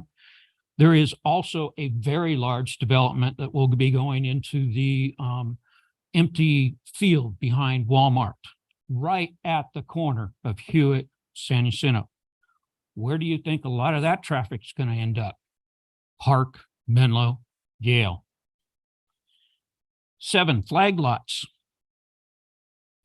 Please refer to my letter because it also puts you on notice to the dangers of the raised beds and what the dangers could be to our first responders.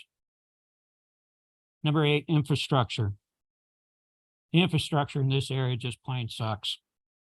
The roads are terrible. They look like they've been bombed out. Drainage is terrible. Traffic patterns are terrible. City sewer, maybe 1 or 2 places north of Menlo on Girard are actually on city sewer, but everything else is not. Why fix it after it's built? Might not be popular. My suggestion is, other than sending this back to get it fixed, is that the city take a look at a building moratorium until infrastructure citywide can be surveyed, planned for the future, and fixed. Mr. Clark, you exceeded your I got time. 2 sentences. Thank you. It is too late to fix infrastructure after building projects.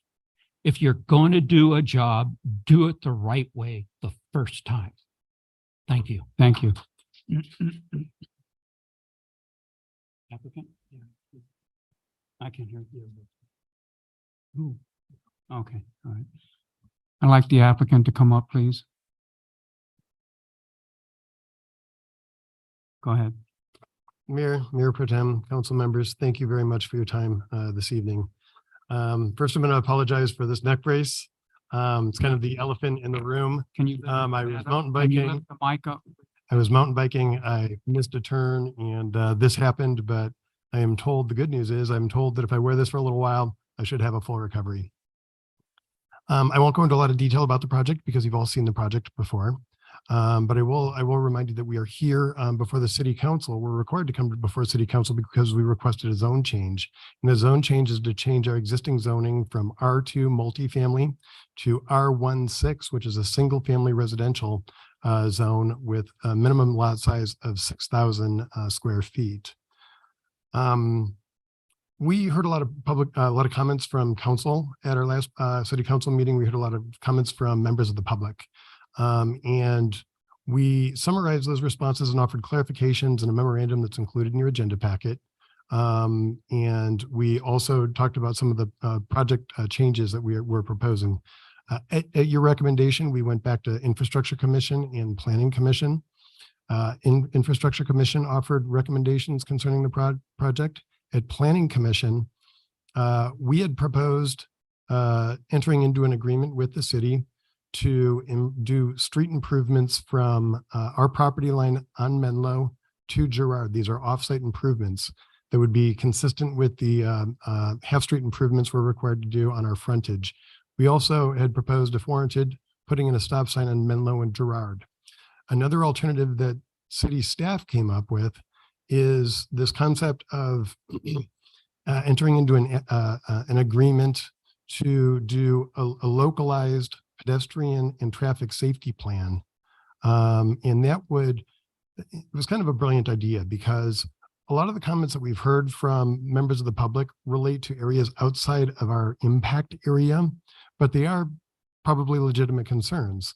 By entering into an agreement to do that localized study, and it would be funded within 6 months of your approval, is that it would task your consultant with going out and studying pedestrian safety and traffic safety in the surrounding areas.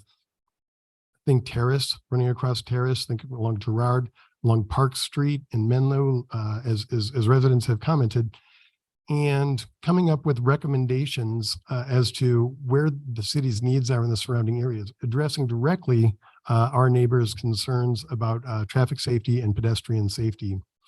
At Planning Commission, the commission in its wisdom elected to require us to enter into that agreement to do that study.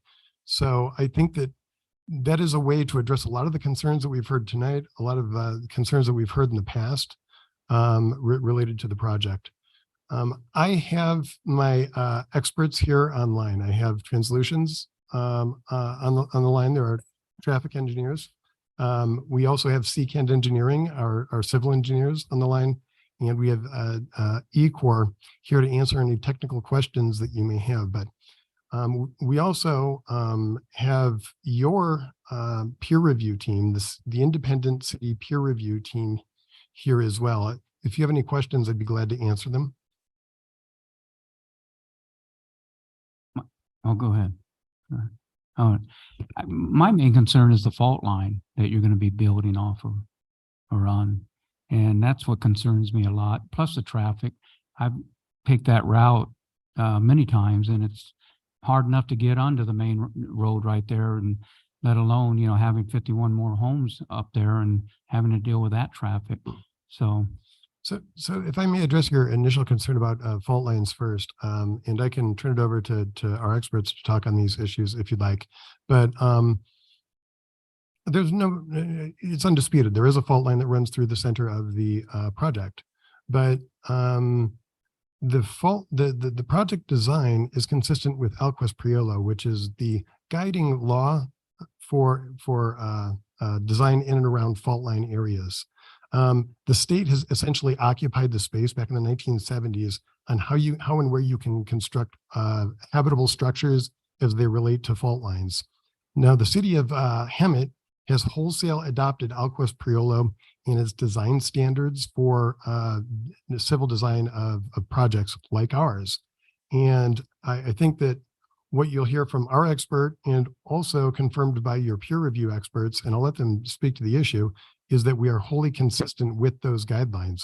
We are not constructing any habitable structures within the zone setback from the fault line.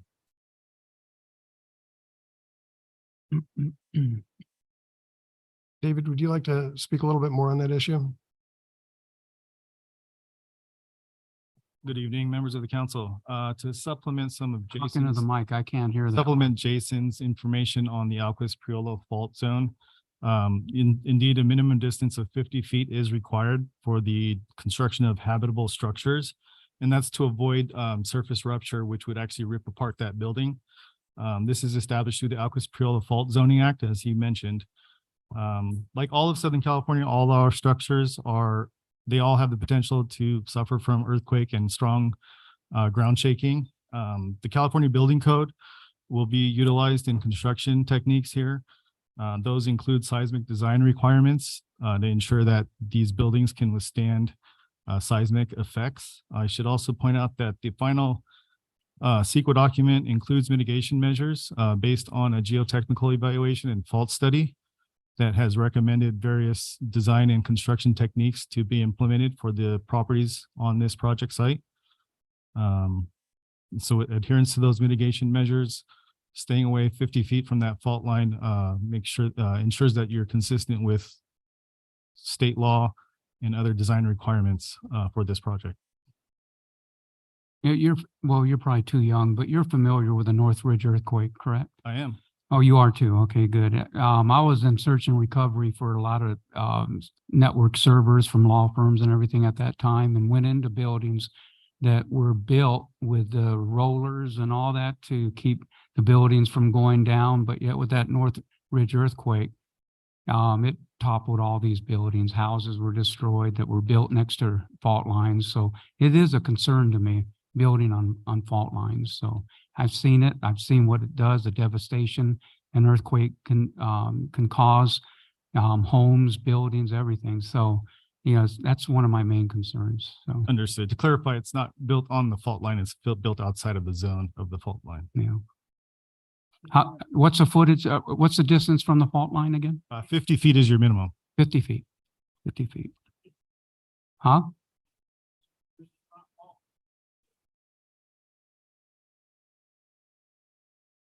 Your Honor. Did you say Your Honor?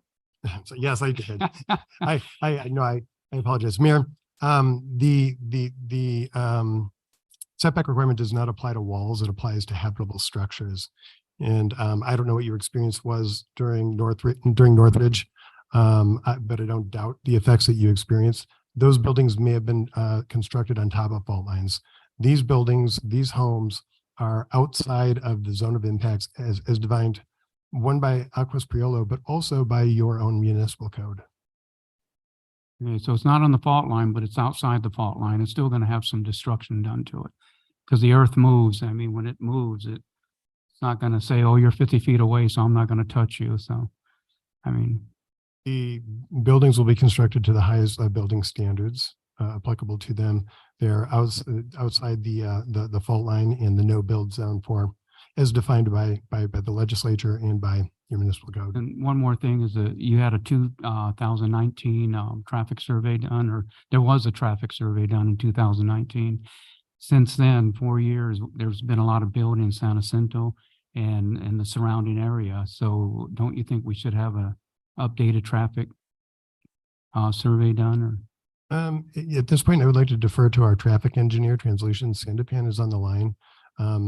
As we bring him into the conversation, existing projects that were either in process or in construction at the time the traffic impact analysis was prepared were analyzed. It's all of those projects are included in an appendix to the traffic study. I think that many of the projects that have been discussed today were included in that traffic study, but at this point, I'd turn it over to Sandipan, who is in fact an expert. Okay, thank you. Is that you, Johnny?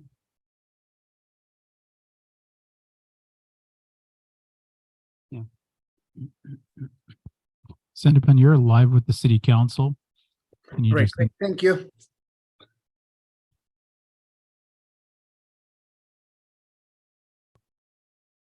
I'm sorry, I had to, when I joined as a panelist, it disconnected me for a second. Was there a question? Sandipan, there was a question about the traffic study and its date. It is dated 2019, and there were questions as to whether or not that is an outdated traffic study. Okay, so a couple of things.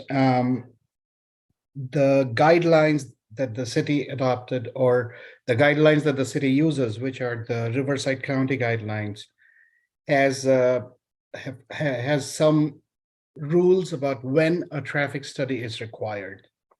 Based on the guidelines for a project of this size, a traffic study is not really required. That's number one. Number two, regarding updating the traffic study. So under, most rules and CEQA previously, and also in the county's guidelines, the time kind of freezes when the scope is approved. In CEQA parlance, it's called the notice of prep in some cases for an EIR, for example. And any projects in that vicinity, like for example, as mentioned in San Jacinto, that came in after that date, usually are not included in the analysis, because again, every time something happens somewhere else, the proposed project would have to go in and redo all analysis. So that's why it is there. So again, so two main points. One, the project is small enough that a traffic study should not be required. And number two, based on the guidelines, what was analyzed is accurate.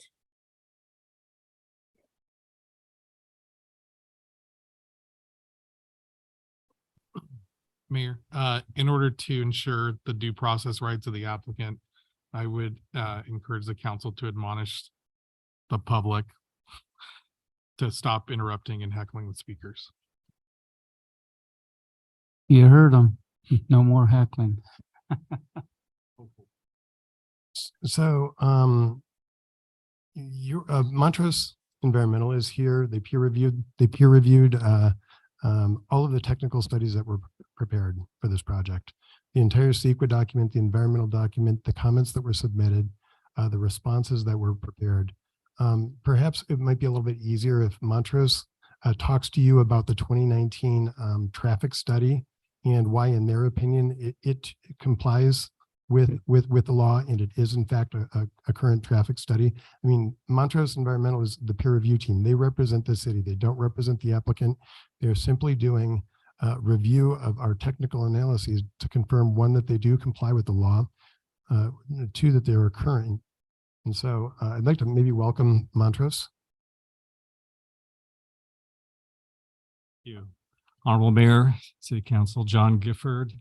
I'm the principal environmental consultant for Montrose Environmental.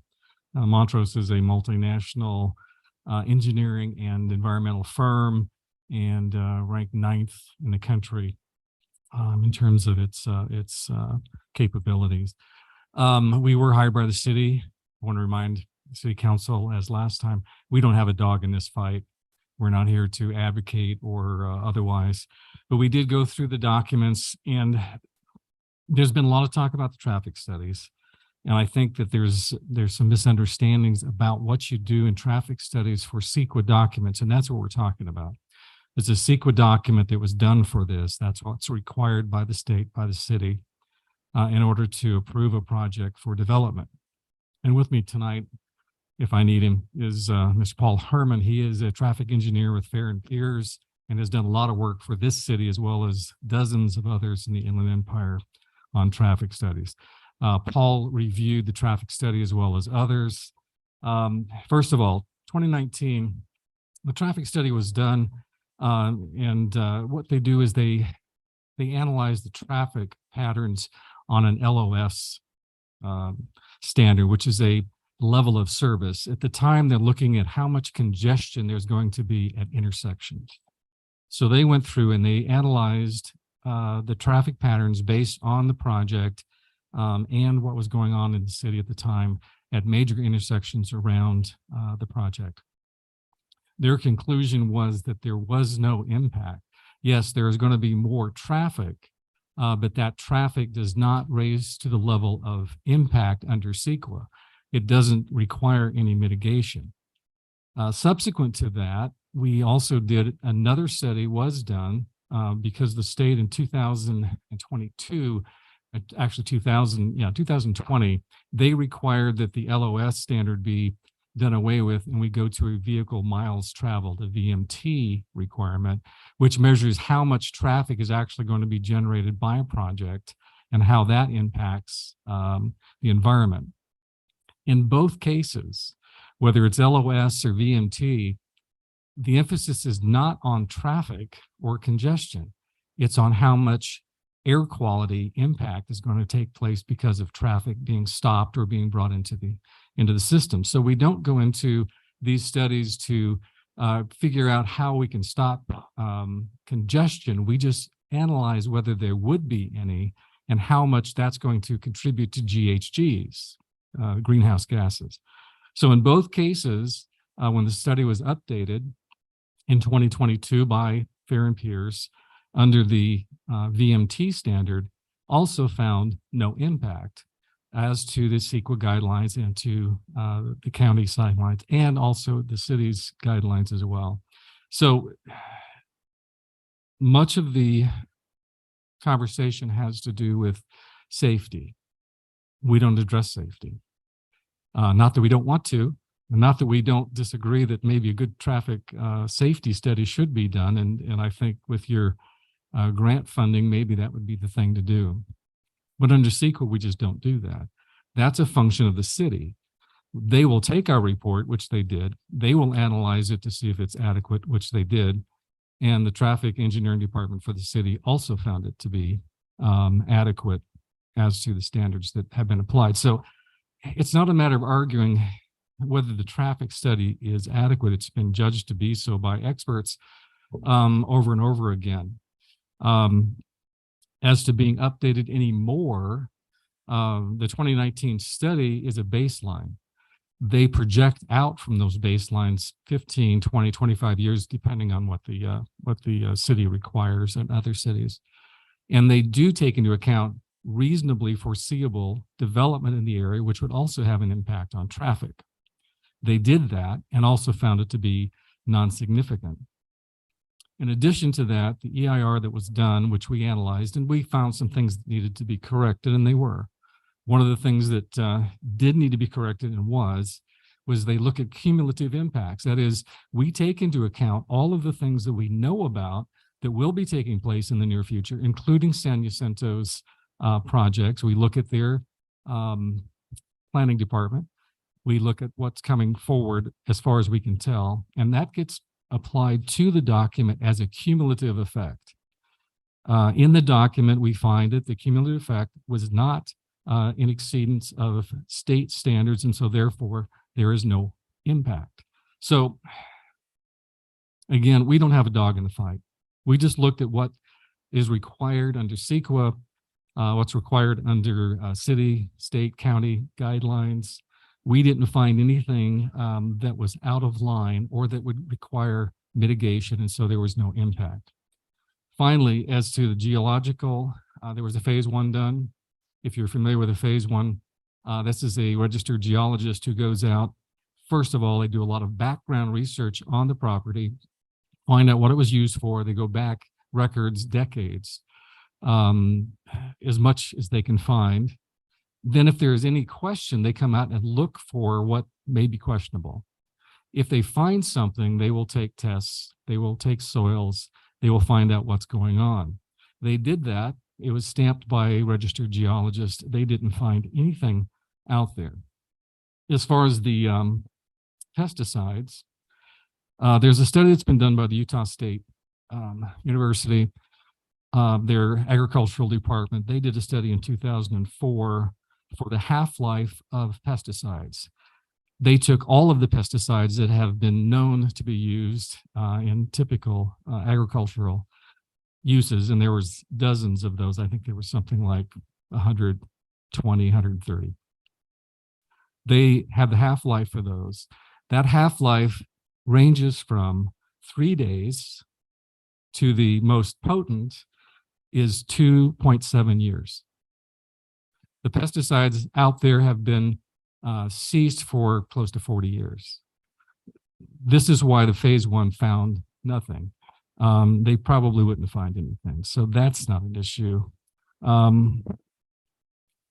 And then finally, the geological report, which had to do with seismic. We had two of our geologists, both are actually SMEs, subject matter experts. One who specializes in seismic, he looked at the report and found no flaws in the report. We also had our PhD geologist who teaches in his spare time as an adjunct at the University of California. He went through it and also found no issues with the geological report or the construction standards that they applied to the project. So again, we're not advocating. It's up to the city council what you guys want to do with this. But as far as what we could find, just based on evidence and hard facts, we did not find anything that would preclude this project in terms of the science or the legal requirements of CEQA. If you'd like, we could have Paul come up, and I'm sure he would like to do that if you have any questions about the traffic report. Any other city council members have questions? I have a lot of comments. Or comments, okay. I have 84 to be exact, so I don't want to go through everything. But maybe I can kind of highlight. Please. Okay, so I have 84 comments on this project. 5 comments on the staff report. Councilmember, were these questions for the applicant, or should the mayor close the public hearing so that you guys can begin your discussion? Yeah, I think it's probably more for discussion. Okay. All right. Let's close the hearing. Before you close the public hearing, can I call out on the Zoom call just to make sure there's no other? Thank you, Mayor. If there's anyone on the Zoom call, now is the time to raise your hand to speak. If you're a Zoom caller that would like to speak on this public hearing item, we'll give you just a few moments to raise your hand. Seeing none, Mayor, there's no public comment. Thank you. Thank you, sir. I do have a couple questions that need to be clarified, if possible, by staff. Okay, I thought we were going to hear from Carol. well, I've got questions, not comments. Oh, questions, okay. I have questions for staff. Go ahead. Okay. Two of the things that that came up, I believe it was Mrs. Clark that brought them up regarding the traffic study as far as Caltrans and State Highway 79 San Jacinto Street.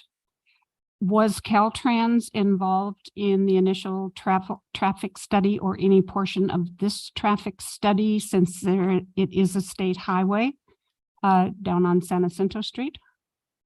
We need to defer that to the applicant.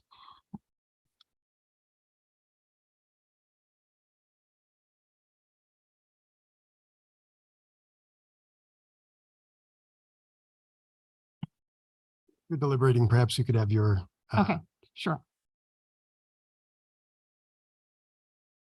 Hello, Paul Herman with Fair and Peers. I'm a senior associate, licensed traffic engineer. Again, I'm working with Montrose and Environmental to assist with the peer review of the study. I didn't perform the study. We just reviewed for accuracy. In this specific case, the project is basically too small to warrant a need for us to contact Caltrans. It needs to generate enough peak hour trips in order to meet the threshold to require Caltrans contact. It needs to generate 100 peak hour trips, and I think it generates somewhere around 45 peak hour trips. So it's not a large enough project to warrant that. Okay, thank you. And my next question is for our Public Works Director regarding a median going down Highway 79. I have not heard of that. We do have the Caltrans median down Florida, State Highway 74, but I am not aware of anything that's going on in San Jacinto except the sidewalks and gutter. Have you heard anything? I did reach out to Caltrans and they responded back with a list of all their projects, and there was no medians going along San Jacinto Street in this area. Okay, so that is good news. That is very good. We don't need any more medians on our streets. Those were the two things that I wanted to get clarified. Thank you. Actually, I do have a couple questions as I'm going through my comments. Was this project transmitted to the city of San Jacinto?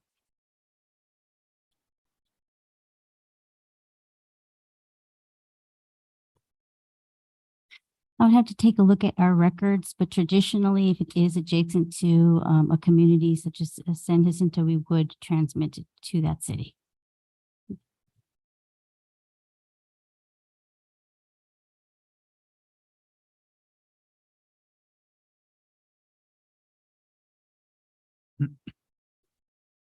Anyone?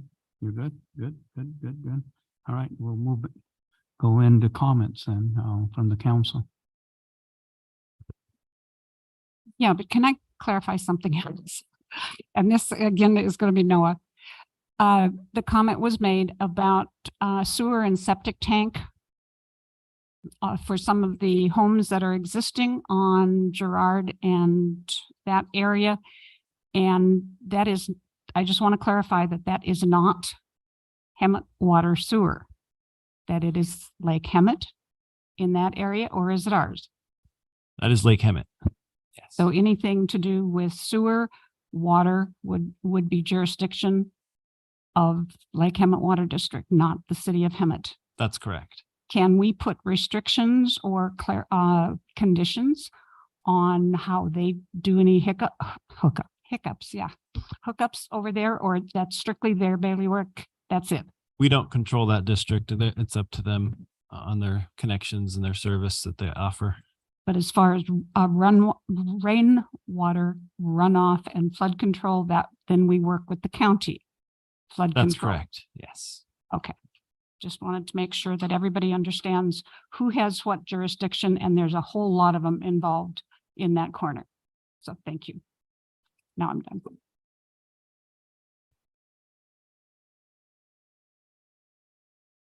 Let's go back to comments and city council, please.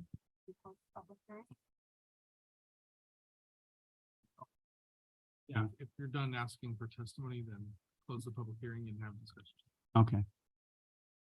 I'm going to go ahead and close public hearing. Thank you very much for all your comments. And let's move to council comments.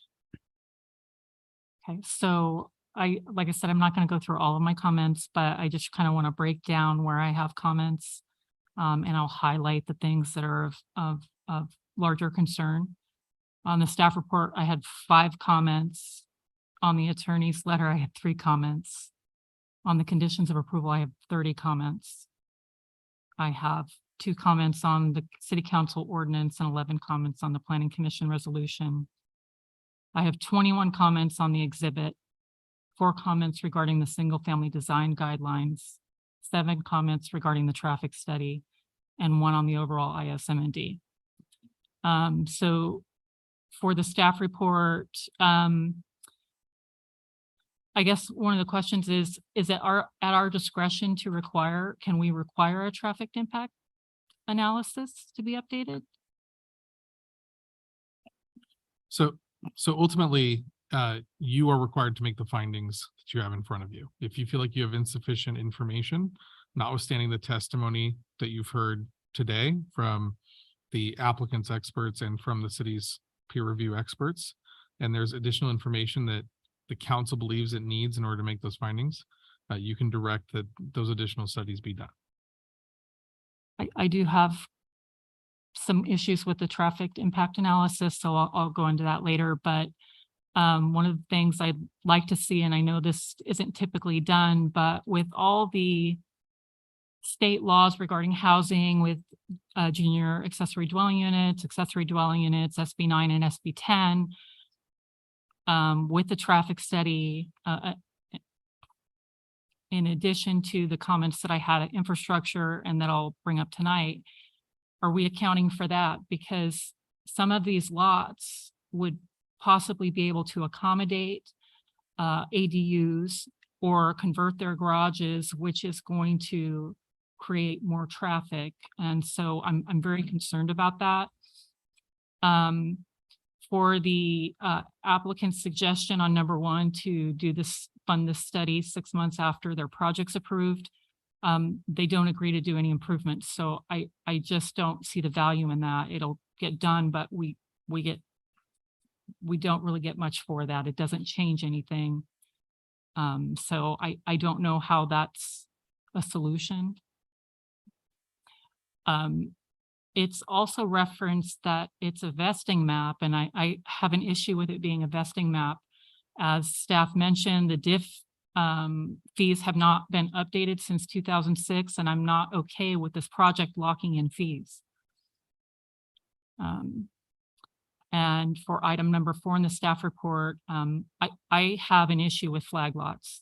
In the 3 jurisdictions I've worked in, there are issues, there are public safety issues. There are homes tucked behind other homes. Public safety can't see them. They can't see the addresses. There are huge concerns, and this isn't a high fire severity zone. Well, most of the property, not all of it, which I'll come to later, but I have very strong concerns about these flag lots because they are public safety issues. I've seen it throughout my career.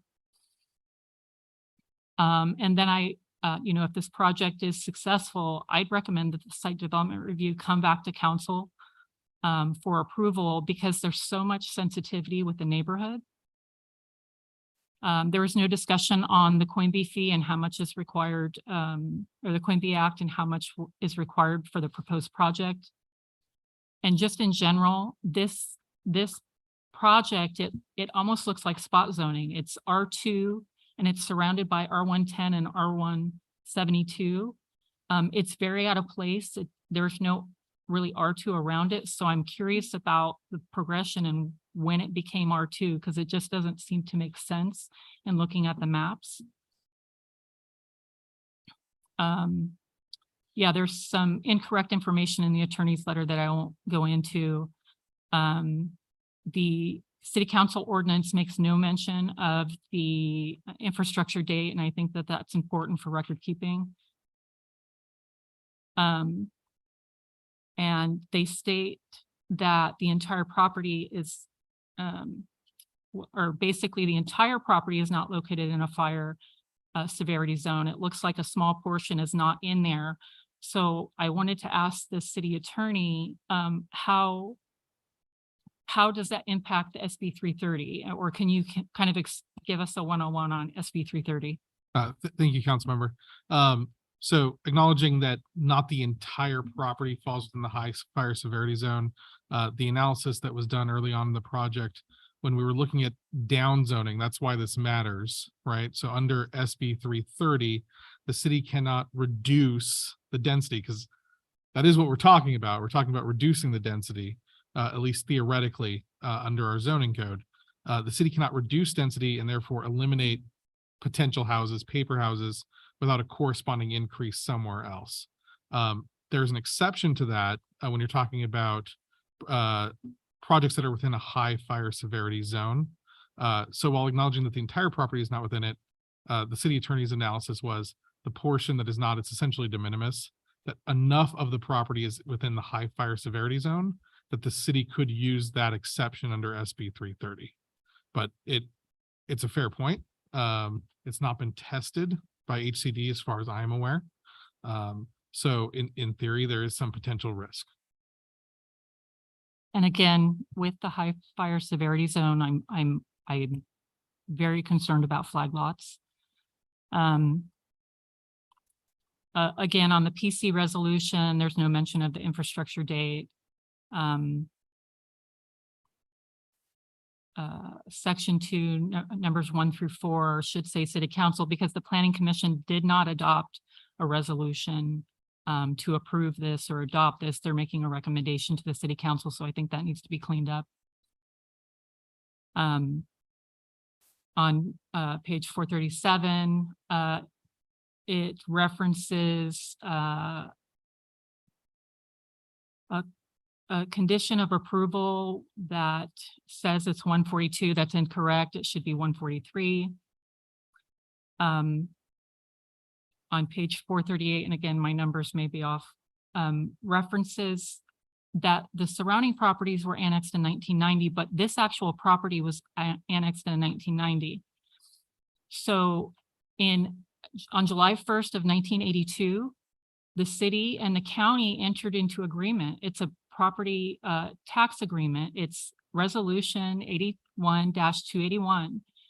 And basically what the county does is any properties annexed after this date, 75% of the property tax revenue stays with the county and the city only gets 25%. So my concern is that with this project, it's single family residential. Those are heavy uses on the city, heavy service uses. We're only getting 25% of the property tax revenue, and I'm concerned about the burden that the citizens have to pay to make up for providing services to the project. I deal with this in another jurisdiction, and sometimes we do development agreements and saying, how can you make the city whole? Because it's really not fair to the rest of the community and the city. I disagree that the proposed project is consistent with the surrounding land use patterns. And I also disagree that it's consistent with general plan policies and goals, land use -3.1 and CD -5.10. Page 441 in the second paragraph states that it's consistent with the specific plan. This is not in a specific plan. That needs to be removed.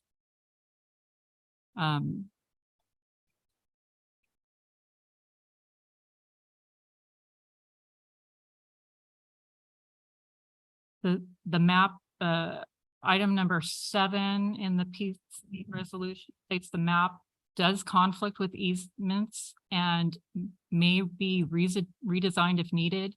If so, I would like the map to come back to City Council, and lots 52 through 54 need to be lettered lots. They are not for development, so I think that that's an error on that part. I had 30 comments on conditions of approval. I'm not going to go through them all, but it's basically putting exact milestones on when things are due. I would like to see for condition 18 that we add a disclosure notice regarding the Casa Loma fault. Where I'm kind of big on stop signs, I can tell you right now of 4 fully completed tracks and 1 partially completed tracks that have no interior stop signs. That is a huge public safety issue for me. I want to see conditions on there and milestones for stop signs prior to, a first occupancy. Nobody should be moving into a neighborhood without any stop signs. Cross-lot drainage. It's proposed along the back of properties. It's either a 5 or a 10 foot along the back of all these residences that says it's going to be HOA maintained. And I can tell you that doesn't work.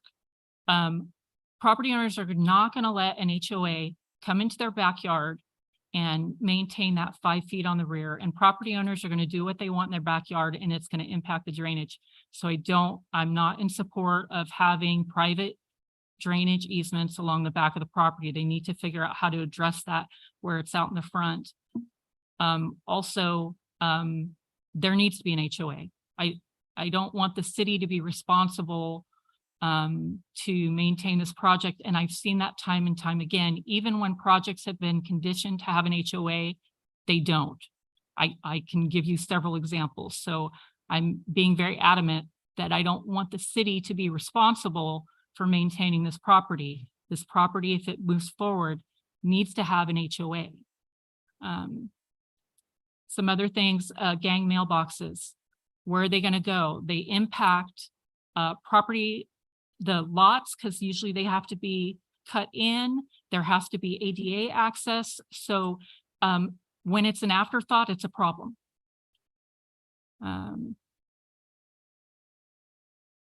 The monument sign that's shown on the site plan is not conditioned, and I request that that be conditioned. I'd also ask that corner lots provide a minimum of a 3-foot landscape area adjacent to the street side yard. I would request that it's only single-story products. That area is primarily single-story homes. I know there's a couple of 2 stories, but they're set back and they're not that visible. So, if this project moves forward, I want to see it try to be compatible with the neighborhood, even though I don't think the lot sizes are. And on the exhibit, so I have several comments on the exhibit. Possible unit count. I've got a problem with possible. I think we can nail that down. Note 11 does not list both parcels. It lists one parcel. And then I started looking, the ISMND only lists one parcel. The traffic study only lists one parcel. And I just looked at 5 different other studies and only one parcel. So I'm concerned that it wasn't analyzed correctly or there's wrong information out there. Note number 13 doesn't need to be in there. Lot line adjustments, there's a standard. They can go through that. We don't need that note. They can remove note 15. And on note 19 and 20, again, HOA only. I'm concerned about the open space lots, especially 53. They don't seem to be functional. You have this long tail. I don't even know how wide that is. I'm just concerned that these are kind of throwaway lots. There's really no parking. I'm wondering what kind of amenities they're going to try to put there. Also on the map, it says that a feasibility study will be done later between EMWD and Lake Hemet Water District. And so I'm just wondering why it wasn't done now. And then where are easements 1 and 2? So we have 3 through 5 on the map. I don't know what those are. Again, 52 through 54 need to be lettered. No on vesting. The map per the submittal requirements is required to show the zoning and general plan land use for properties within 100 feet. It doesn't. I brought up the drainage, flag lots. I'd like to know what the distance is from lot A to Canyon Street. It seems like a very short distance, so I'm very concerned about circulation. And then the cross sections for Park and Menlo are inconsistent with the general plan circulation element. And then all the street cross sections show a monolithic sidewalk except for Girard, but the general plan requires a parkway adjacent to the curb. So there's something wrong with every cross section on the map. And I'm concerned about fire access to those flag lots. There are 4 single-family design guidelines regarding open space, not Quimby, but open space, and when it should be constructed. And it's typically, let's see, it does ask for it early on. So I just have a lot of concerns. I've shared these with staff. On the traffic analysis, these are all the questions that I brought up at infrastructure. In section 1.3, Park Avenue was not analyzed. Section 1.3.1, we should have had analyzed Park and Menlo, Carroll and Menlo, Chino and Menlo, Yale and Park, Oakland and Menlo. And when I asked the city engineer if he thought that the scoping agreement was adequate, he said no. So I have concerns that the traffic scoping agreement that, you know, who knows when it was done, did not capture what we needed to capture from this. I do think that the traffic study does need to be updated. And they say they're going to pay TUMF, but I don't believe any of these roads are TUMF roads. So I'd like a discussion on that. And then for exhibit 1.3, Street A at Girard does not provide a clear picture of what the vertical improvements are proposed that could hinder visibility. In addition, stop signs need to be added at all 3 and 4-way intersections. And again, only one APN was referenced. And just some other concerns. Some of these lots are extremely small. They have a 10-foot minimum rear yard setback, and some of them are pushing right up to that. I can't tell you how many complaints that I get daily about people that want to put in a patio cover, or they want to do something in their backyard and they can't because they are pushing the, I can't tell you how many comments I get and complaints. So I have an issue with them, with it just taking up the full envelope, and then these homeowners don't realize that they cannot make any improvements that expand the footprint. That's all the comments I had. That's it?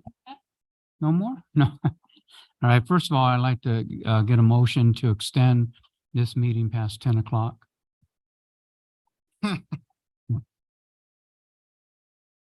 I'll make the motion. All right, we're done. No motion? Huh? Yeah, Malcolm saved the night. You made a motion to extend. I'll second this. Council, please cast your votes. I have a motion by Mayor Pro Tem Lowenthal, a second by Councilmember Peterson to extend the meeting past 10 o'clock. That was long-winded as Carol.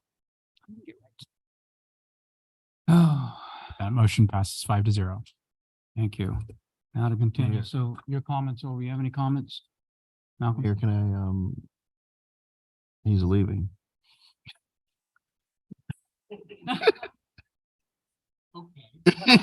Go ahead. Yeah. Sir, Yes, Mayor Pro Tem. what do we have to do to rectify Councilmember Kendrick's comments on the county gonna receive 70, like, can we fix that? On which? About the taxes. Yeah. Oh, the master tax agreement? Well, we can certainly request a consultation with the county. Anytime we do an annexation under the Revenue and Taxation Code, I think it's either 99 or 91. The city has the opportunity to request negotiations, but we do have that master property tax transfer agreement in place. So my sense is that the county is unlikely to want to renegotiate that. I would also say that 25%, although it is low, it is higher than some other jurisdictions in Riverside County have. It's generally higher because we are an older full-service city. So that's the ratio for the jurisdiction that I work for, and we've been trying to negotiate with the city for several years, and they are unreceptive, which is understandable. Okay, you can go to the bathroom. Does anyone else have any concerns about what would happen if we denied the zone change and they came back with even higher density? I have a real concern.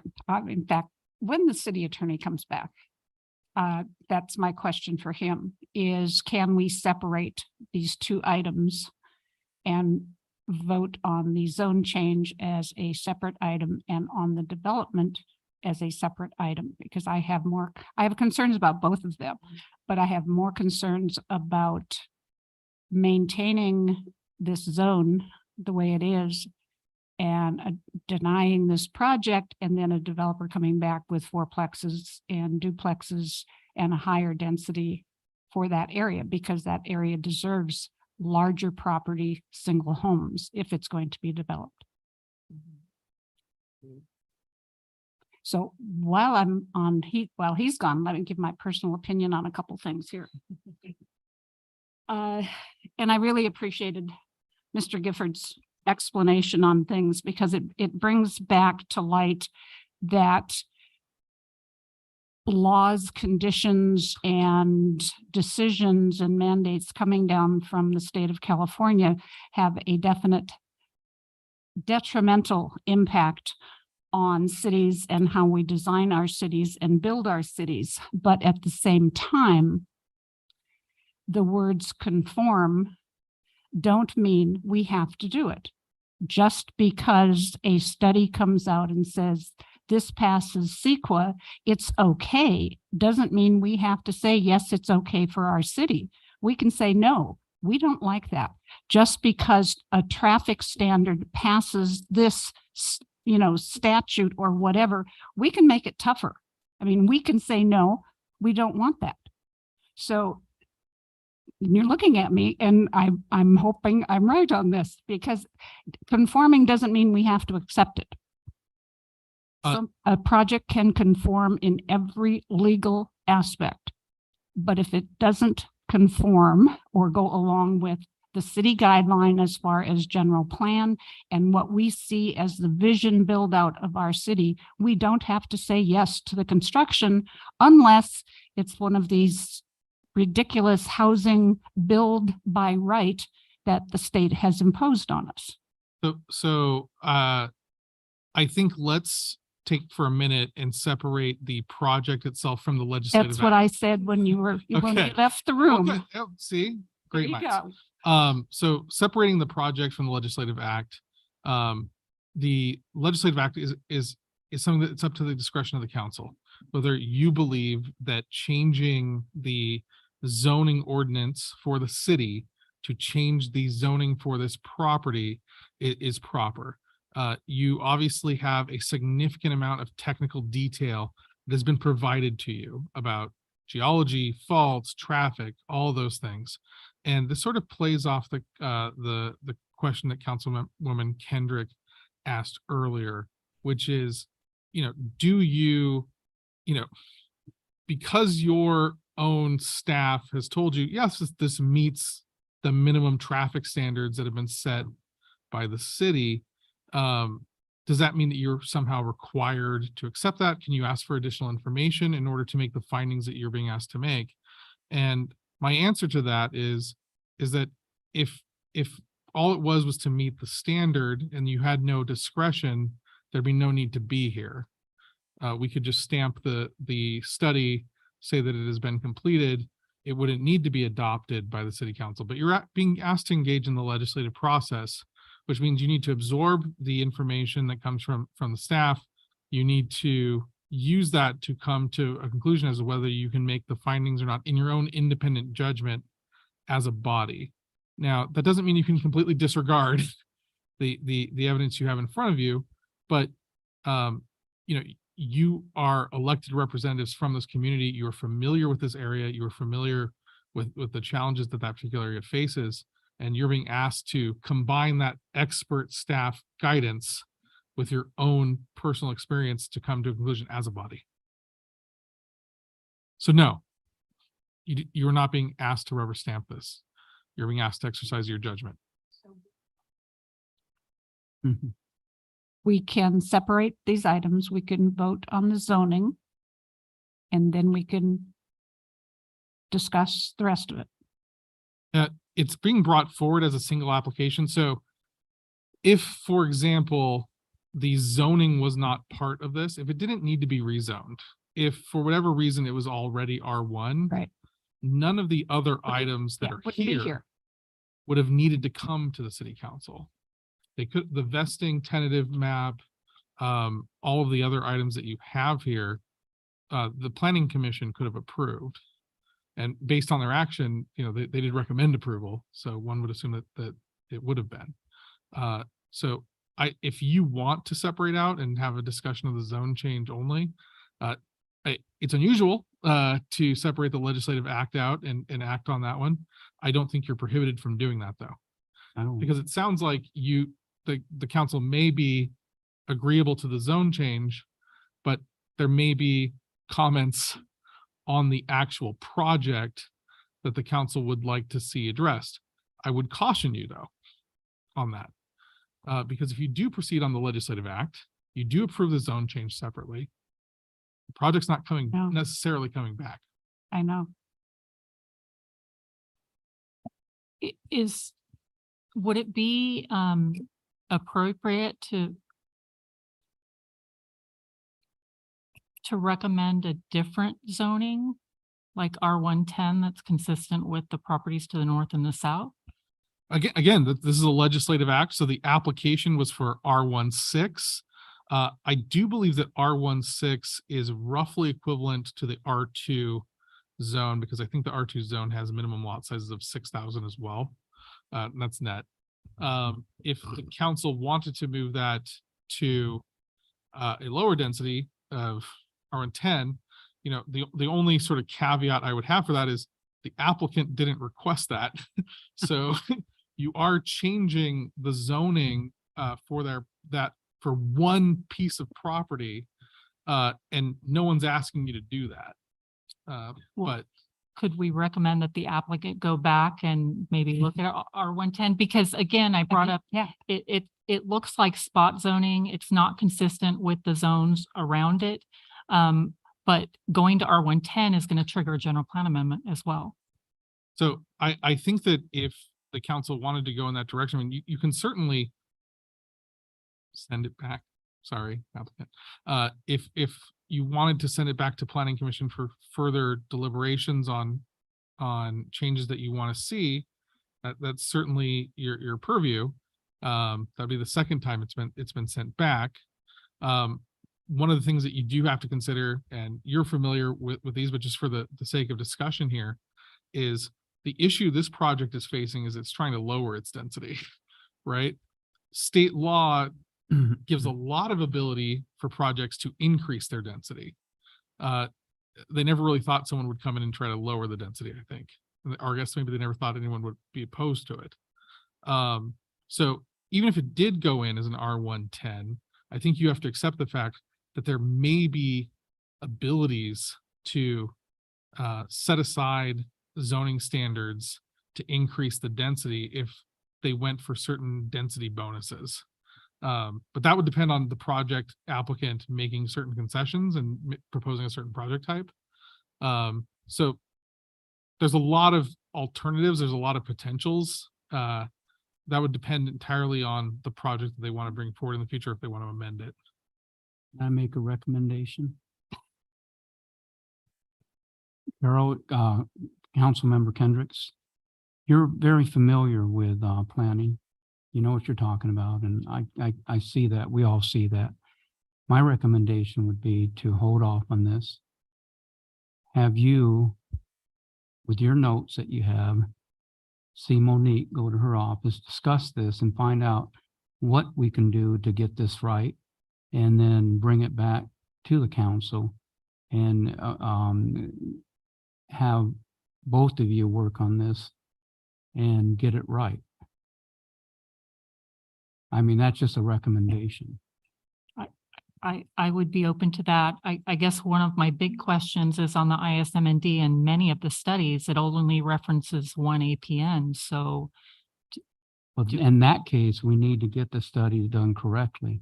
So that would be something that we would let them know that they need to get, and take then care they'd of have it. to re-release the ISMND for a 30-day public review.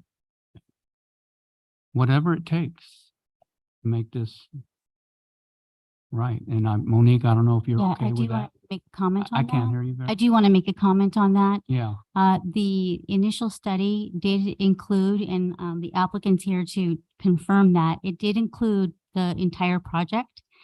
The APN was missing in the document itself, but the analysis was the entire parcel. And most of the studies that have APNs only reference one. So there's some problems here. This needs to get updated. Yeah. I don't Yes. think it's clear. Mhm. We have incorrect documents. Yes, also, I did want to make a comment, if we could pull up this on the screen, I think it's really important that the council is aware of the zoning that's being proposed and what the surrounding zoning is in that in this general neighborhood. If that's possible, if I could get the PowerPoint back up, I can pull up the zoning.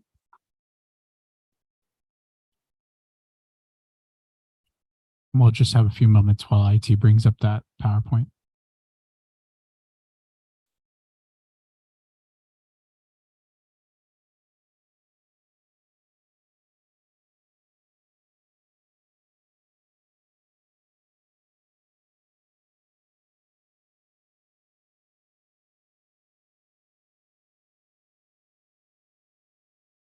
Okay, so this is the existing zoning of the property as Councilmember Kendrick identified.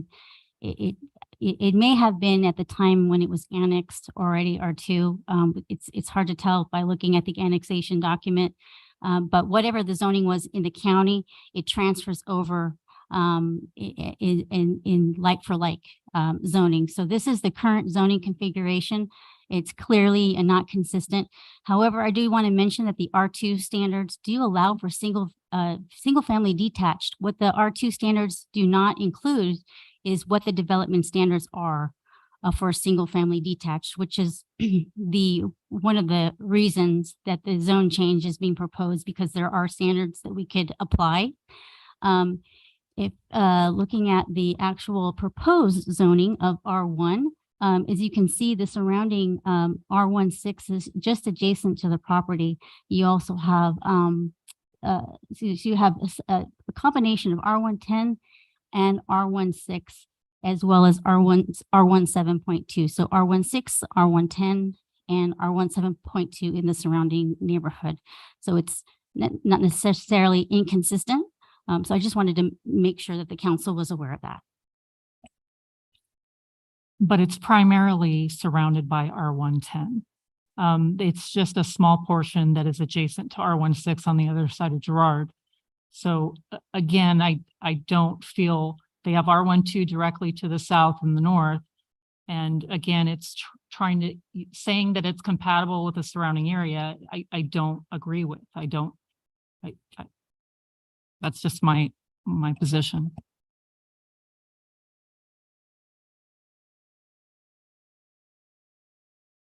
Ooh, I like the mayor's suggestion. If we can do something like that, I'll defend the right to develop property of any property owner, because they do have a right to develop their property, but we have a responsibility to the people that are already living there. And I think we need to go with that. It's our neighborhood, and when the surrounding lots are over 10,000 feet, these would be very small. It would be a much smaller, each house would be a smaller footprint, but it would create more congestion. So and there's too many issues that we don't have answers to. I agree with that. So there I am. I agree with what you said. So I think I understand kind of what you're trying to get at, Mayor, which is you obviously have a member of the council who has significant experience in this area, and having them go as sort of a one-person ad hoc might make sense. The only concern I have is we're in the middle of a public hearing, and that member is a member of the body that we're having the public hearing with. And so I don't know how we maintain the record of this body's deliberation while essentially having that member do a sort of one-on-one on the project. What we could perhaps do is, I know that Councilman Kendrick has a significant list of number of comments that related to this. Perhaps those could be reduced to a writing and made part of the record of this hearing, transmitted to staff and to the applicant, hold the public hearing open either for one meeting or two meetings, and give the applicant and staff an opportunity to return and address those one by one. Mostly my concern is maintaining transparency in the public hearing process and maintaining a clear record of what the concerns were and how they were addressed. I think you lose that if we take one member of this body and go put them in a room that's not being recorded. That's why you're the attorney. Yeah. I like that. You're welcome. I did provide all my comments to staff today. Actually, I had two more that I added just while we were in the meeting. So That's fantastic. So if that is sufficient, if staff has that list of comments, I think, would you be okay if those comments became part of the record of the hearing absolutely. and were provided to the applicant so the applicant could review them and address them? Okay, then my recommendation would be to hold the public hearing open. I don't know if 2 weeks or, one meeting's sufficient, but perhaps you could bring it back before Thanksgiving. I would certainly give them enough time to review the comments, adequately address them. Some of them may require research, renoticing of certain items. Some of them may not, but perhaps at the very least, a report could come back by a date certain. I just recommend making sure you're giving a deadline on when either to get a report back or to have the item brought back. And if that's the case, if you do have it coming back, I'd recommend that you also, although the public hearing would be maintained open, I'd recommend that you require that it be renoticed. Mayor. My question is, how long does it take to get a traffic study? Well, I think that, Including all the streets that we discussed there. understood. I think that, I guess my recommendation for the motion is to transmit the comments to staff and to the applicant Okay. so that they can respond to them. Well, the only reason I asked how long it takes, that way we can determine our next meeting by the amount of time it takes to get that done. Right. I think that what you'd probably anticipate, if they did conclude that they needed to update the traffic study, the response that you'd get back by your deadline would be, we're engaging in a new traffic study. It'll be done by this date. We're going to bring that thing back. Okay. I think there's a little bit of uncertainty because we obviously have a significant number of comments and you want to be able to adequately address them all.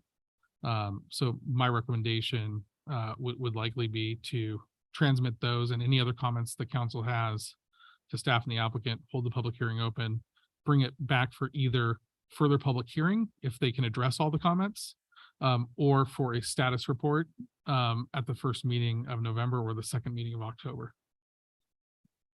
That's what you said.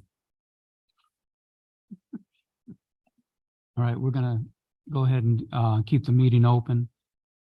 We're gonna have your reports. I guess the city has them already, so they'll be distributed to the applicant also, correct?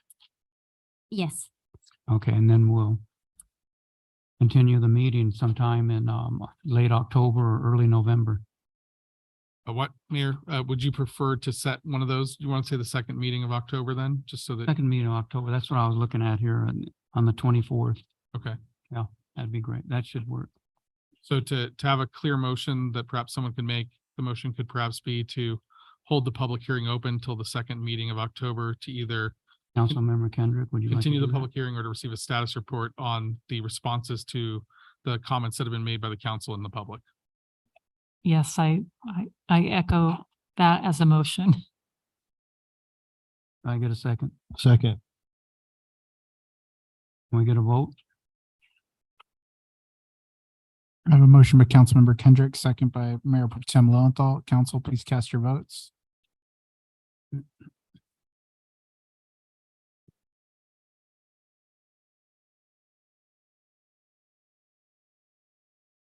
That motion passes 5-0.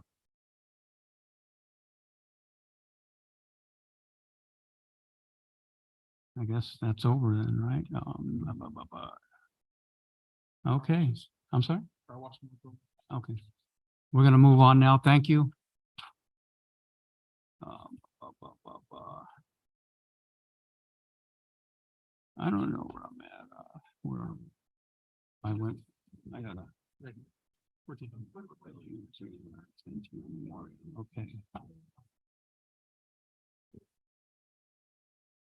Quick question.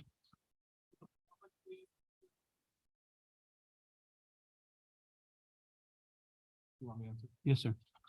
The question was. Okay, because the question was asked off of mic, I'll repeat it. The question was, will those comments from Councilmember Kendrick and the rest of the council be publicly accessible?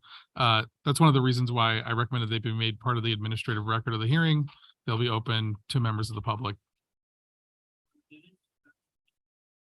You can request them from the city clerk. Absolutely, sir.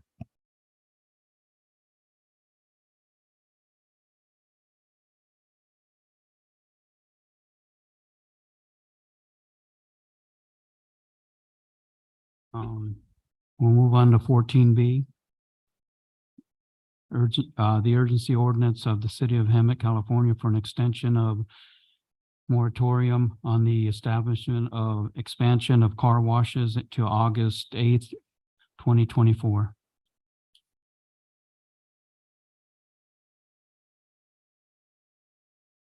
Go ahead, please. Thank you, Mayor.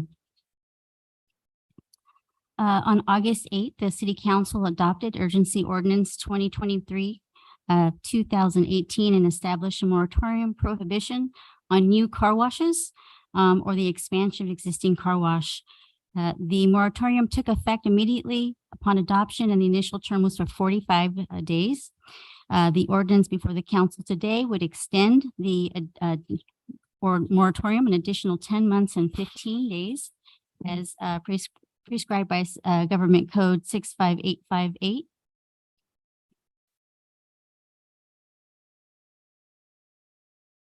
Essentially, the moratorium would be extended up to August 8, 2024, to allow staff additional time to come back to the council with recommendations on our existing zoning code.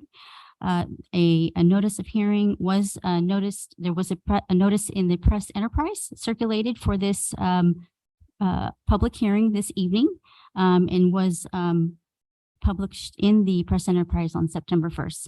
This concludes my presentation. Staff is respectfully recommending that the council open the public hearing and receive testimony and adopt extension of urgency ordinance for the establishment and expansion moratorium of car washes to August 8, 2024. Mayor, if I may, I did have a conversation with Councilwoman Peterson regarding the language of the moratorium, and she correctly pointed out that our definition of car wash was somewhat circular, which is we defined car wash as a car wash. So I did put together a definition of car wash that I'd like to insert in subsection C of section 3. I'll read that into the record if that's okay. Additionally, I did put in, after my conversation with her, I did want to add language that made it clear that this does not affect any lawfully operating car wash that is in existence or has entitlements as of today. We are not shutting down all car washes in the city, rest assured. And so I'm going to propose that language now, if that's okay, Mayor. For the purposes of the, and I'll send this to the city clerk, so he has it verbatim. For the purposes of this ordinance, car wash shall mean any building, equipment, facility, or any other type of structure erected, placed, located, or maintained in which power-driven or steam cleaning machinery is used for the exterior and interior washing and cleaning of automobiles and other motor vehicles. Such facility and equipment may be designed for self-service or full-service operation. So that's my proposed definition for a car wash. And then to address the currently existing, the language I have is the moratorium shall not be interpreted as affecting the use or operation of any legally existing car wash in the city or car wash that has not been completed, but which is subject to a vesting tentative map, a development agreement, an approved entitlement under Chapter 90, or for which a building permit has been issued and in good faith reliance on such issuance, substantial work has been completed and substantial liabilities incurred. I hope that addresses those concerns. So you're not going to shut down any car washes that are in business now? Not because of this ordinance. No. Okay, thank you for your presentation. Are there any comments from council at this time? I just had one comment. You know, I'm familiar with urgency ordinances. And typically, we don't like to wait until the 2-year clock is up. What's your timeline on either changing the development standards or providing separation requirements? Is there any way that we can shorten that 2-year period so that it's more clear to businesses wanting to come to the city? Yes, we can come back to the council. I think in our last at the last hearing, we had discussed coming back in the spring with recommendations to council. Okay, yeah, if there's any way that, I'm sure we'll probably end up doing another year when that comes to us, but if there's any way that we can shorten that. So I hope staff is working on, what they're going to do to kind of address this issue in the zoning code. Any other comments? No. I will now open the public hearing. After the public hearing is closed, we will bring the item back to council for discussion. City Clerk, do we have any registered comments or speakers? Thank you, Mayor. There's no registered speakers. However, I'd like to call out on the Zoom call. If there's anyone on the line that'd like to speak, now is your time to raise your hand, and we'll give you just a few moments for this public hearing item 14B. Seeing none, Mayor, there's no public comment. Thank you, sir. I will now close the public hearing and bring the discussion back to the council. Can I get a motion? I'll make a motion to adopt extension of urgency ordinance for moratorium on establishment or expansion of car washes to August 8, 2024. Second, I second. City Clerk, may we have a roll call, please? Council, please cast your votes. I have a motion by Mayor Pro Tem Lowenthal, second by Councilmember Kendrick. That motion passes 5-0 to adopt the extension of an urgency ordinance for moratorium on the establishment or expansion of car washes to August 8th, 2024. Thank you, sir. Now we will move to consent calendar. Does anyone have any, or all consent calendar items will be acted upon simultaneously unless requested by an individual council member for separate consideration. Are there any members of the council that would like to pull any consent items for separate consideration? I'd like to pull 15B.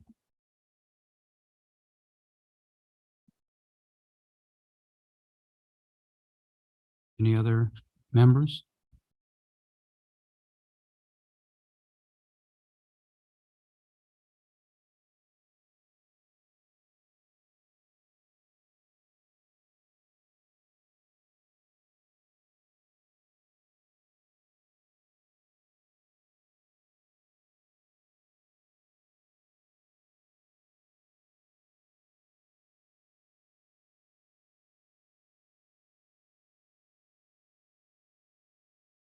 Anyone else?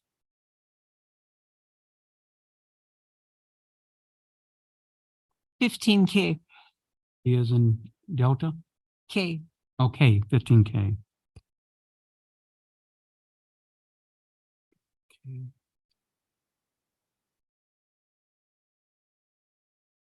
I'd like to pull 15F.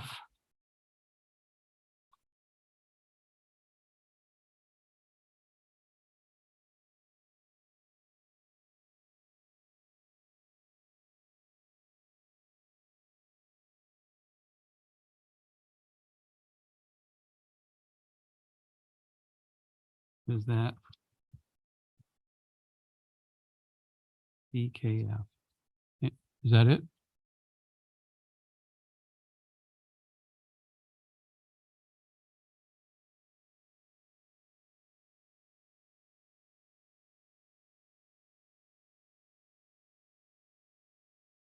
Are we good? I'm sorry? BKF. BKF, yes. Over there in the end, Councilmember Krupa, are we good? You good? Okay. I'll make I- a motion to approve AC, everything but BKF. Can I get a second? Council, please cast your votes. I have a motion by Mayor Pro Tem Lowenthal, second by Councilmember Krupa to approve the consent calendar with the removal of items B, F, and K for separate consideration. 15B?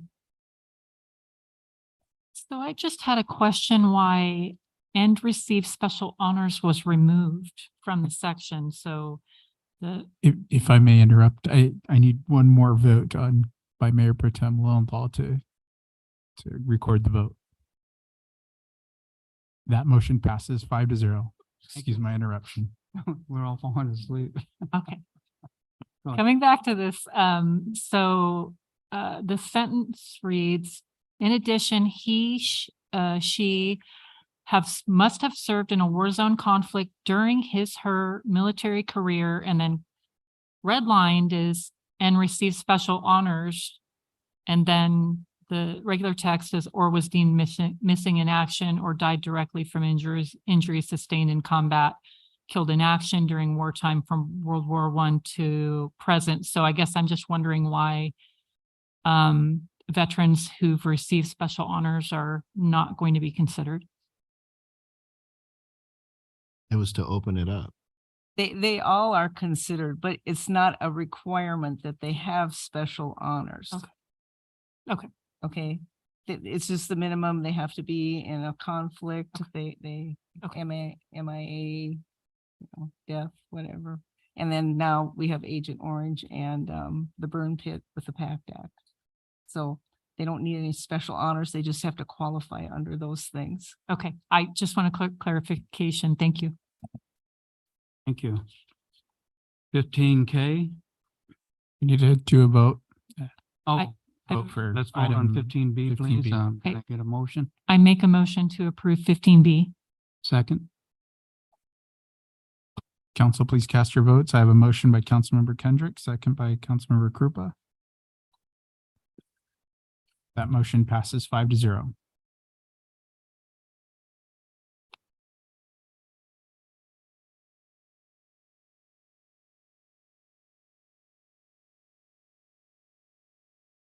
Good evening, Mayor, Vice Mayor and council members. Would you want to do F first before K, or you want to go in? Which one are you on here? Item F. You pulled F, but you know, You pulled F- that. F. I'm F and sorry? K, so, but you guys said KF, so I don't know if you want to go in alphabetical order. But you know, it's a long night. We could go K first. It's up to you. Let's go with you first. Yeah. Just to stay. Okay, mine's real I simple. don't want to offset my mind any more than it is. Mine's real simple. I just think there's an error on page 9 of 21. It says that you want to have $100,000 in the account. I think that's supposed to read $600,000 in the account. That is correct. It's $600,000 is the total amount. And that is for the signing bonus. And I believe the dollar amount is 25,000 for the referral. in Yes, that document. number 2 was correct, but I think number 1 needs to be changed to 600,000. You are correct. Thank you. That is all I have. Anybody else? We'll move on to 15F. We need a motion. Huh? Oh, I'm sorry. Let's get a motion for 15K. I make a motion to pass 15K for the bonuses as Can we get listed. a second? Second. And can we get a vote? Council, please cast your votes. I have a motion by Councilmember Peterson, second by Mayor Pro Tem Lowenthal. That motion passes 5-0. Oh, baby. What did I do? Mayor, F is a resolution of the city council authorizing the city manager to execute agreement with services between the city of Hemet and Flock Group Incorporated in the amount of $114,000 over a Right. 2-year period. That's for the Flock video system for. And real-time I press. think the city manager spoke to you about this already, but my question was, after reading the item and seeing what it was capable of doing, it says it can integrate with other camera systems throughout the city. And I was just wondering, have we ever thought of having Target and Walmart and the other stores, seeing if we can share their cameras also for, that way we can keep an eye on drop-off points from the county on when they drop off people? Because Our goal is to integrate more cameras, and that's exactly the direction that we're going. These are cameras that we would be allowed to get on their IP address. Right. We've had discussions, like some agencies will do it with different school districts and things like that. But yeah, that's our goal as we expand. We're Okay. starting off with 8 Condor cameras, PTZs, pan, tilt, zoom, which I think it'll be a good foundation to get started with, see what we can handle as we expand and start using different cameras from private entities like Target, Okay, yeah. Home Depot. But yeah, that's exactly what we want to do when we're talking about real crime time center. Right. If you need to come back with more monitor requests, I'll be happy to vote yes on that. So, because I think it's important to share the other, cameras out there and see what's going on in the city. And my main purpose for that is for the vehicles that are dropping off these homeless people in our city. And if we can track that, find them real time, and then ticket them and maybe, find out who's sending them and why. Yeah. So. Yeah, and that's why we're going with Flock system, because we integrate with Flock right now. That's our AOPRs. And what's important with the Flock system is that any type of private HOAs that have these flocks, they can allow us to use that as well. Those are not our service group that we obtain service from. So these are private entities, Right. and it allows us to do that with that platform. So we're pretty excited moving forward. This is going to be side by side with our drone first responder program. I think this is a direct move forward with our Safe and Clean Streets initiative as that comes into effect. So, All right, perfect. Thank you, sir. right, thank you. I'll make a motion to pass 15F. Can I get a second? I'll second. And a vote. Council, please cast your votes. I have a motion by Mayor Males, second by Councilmember Peterson. That motion passes 5-0.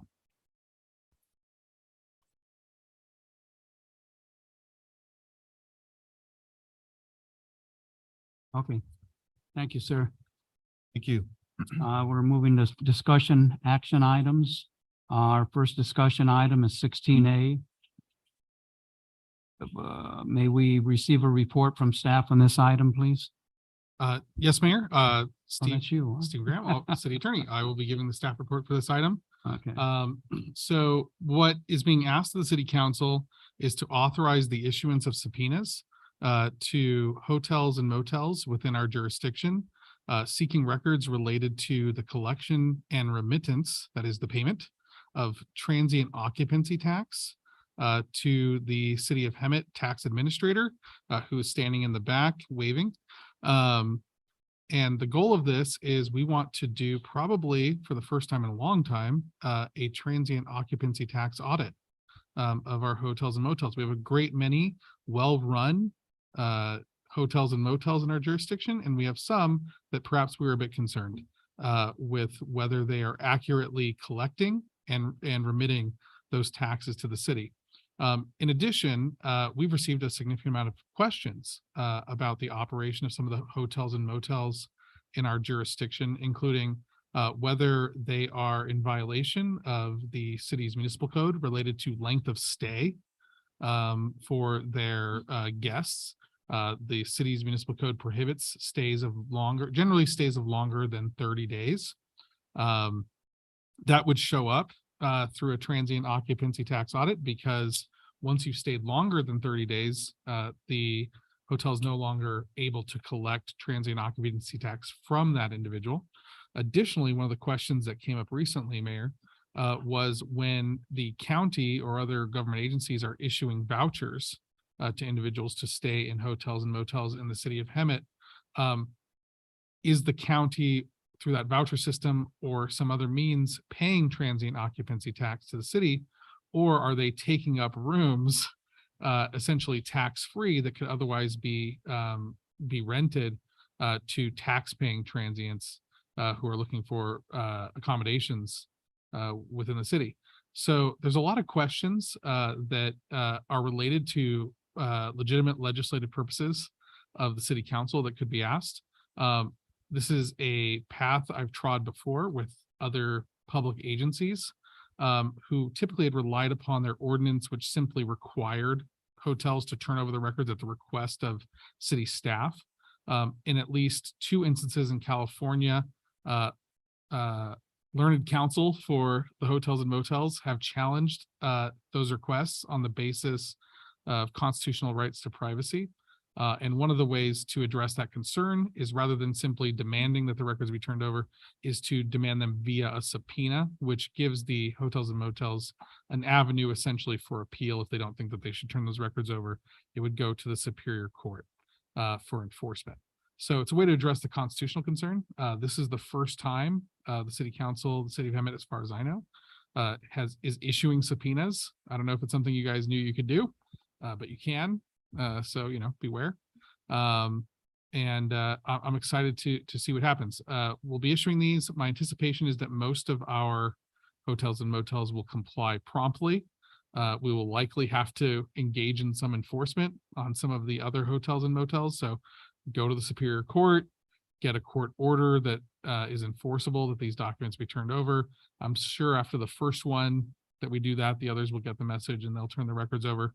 And at that point, it'll be in the capable hands of the tax administrator and perhaps a consultant such as HCL to do the tax analysis to determine whether or not taxes are being accurately reported, collected, and turned over to the city. I can tell you that in other jurisdictions that I've done this with, there has been, even for the well-run hotels and motels, there's oftentimes been significant findings of additional taxes that should have been collected, but were not. So that concludes my report, Mayor. I'm happy to have to answer any questions that you may have about this process, or of course, there's other staff involved that may want to talk as well. Thank you for the presentation. Are there any comments from the council? Do we have any idea of the loss of TOT that we're looking at? I can tell you there's at least one hotel that didn't file a quarterly report, I think for 3 quarters in a row, a year ago. But in terms of the actual number, no, we don't actually know. We're going to find out. I expect it's going to be a lot. And that goes to the general fund? or- It does. In the other jurisdictions that you worked in, so as they started paying their taxes, did they see an increase in their the people paying to stay there? They did. So that was an agency that also had not conducted one of these in quite a while. And by sending these subpoenas to every single one of our hotels and by doing the audits on every single one of the hotels, you certainly send the message that this is something that the city takes seriously. And generally you see compliance rates go up following this. So a lot of it's, compliance and enforcement are certainly part of it, but I think education is also going to be a significant part of it. I think that our hotels and motels can be great partners to the city. We certainly have many of them that are excellent partners to the city. We're not looking for a gotcha with them. But I do think that there are probably going to be some hotels and motels who are engaging in some unique accounting practices that may require some equally creative enforcement action in response. So it's going to depend on who we're dealing with, but I don't want to prejudge it. My anticipation is going to be that there will be significant findings in at least some of them, and following this, I think you will see tax revenue increase on the TOT side. As the scale of that, I'd hesitate to guess. And then one more question would be, we have a contract with a company called CityNet, and they operate in some of the hotels. If it increases, will it affect our contract with them? As far as like if we bought the hotel? So it's a good question, and certainly something that, we're going to address. I can tell you that if we are paying TOT to ourselves, that's money that goes out and then immediately comes back. So I'd say there's no budget impact for paying the TOT. But the answer to that question is I don't know. I don't know how the vouchers are being processed. It's a question that's been asked. How are these vouchers affecting city revenue? Because there are cities in Riverside County that don't have hotels that accept vouchers, right? And those hotels are generating transient occupancy tax for those jurisdictions. And so I think we want to know what percentage of our rooms are being utilized by this, and is it having an effect on the city's revenue? Anyone else? Can I get a motion and a second, please?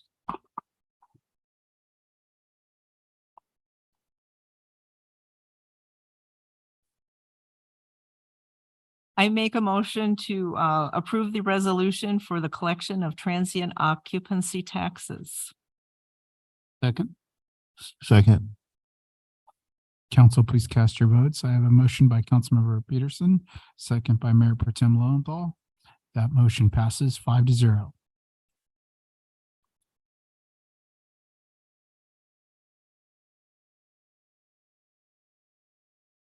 On to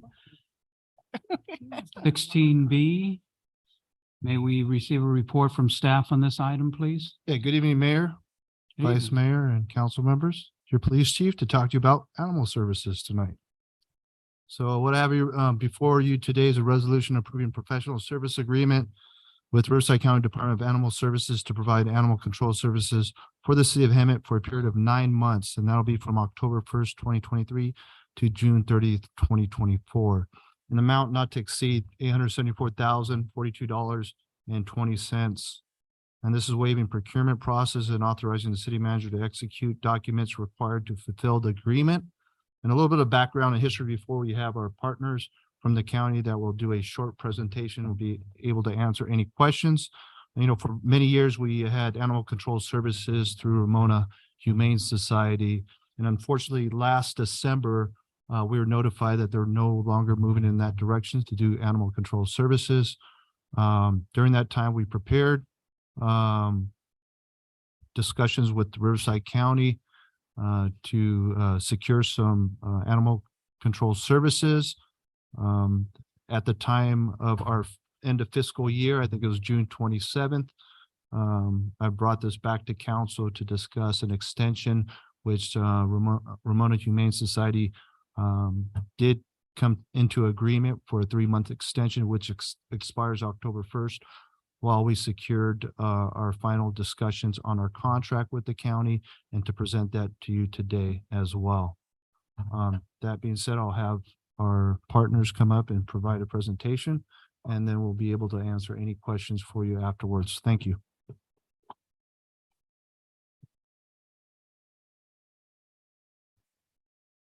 Hi there. I brought a team for you tonight. My name's Erin Geddes. I'm the new director of Riverside County Animal Services. I started in March of last year.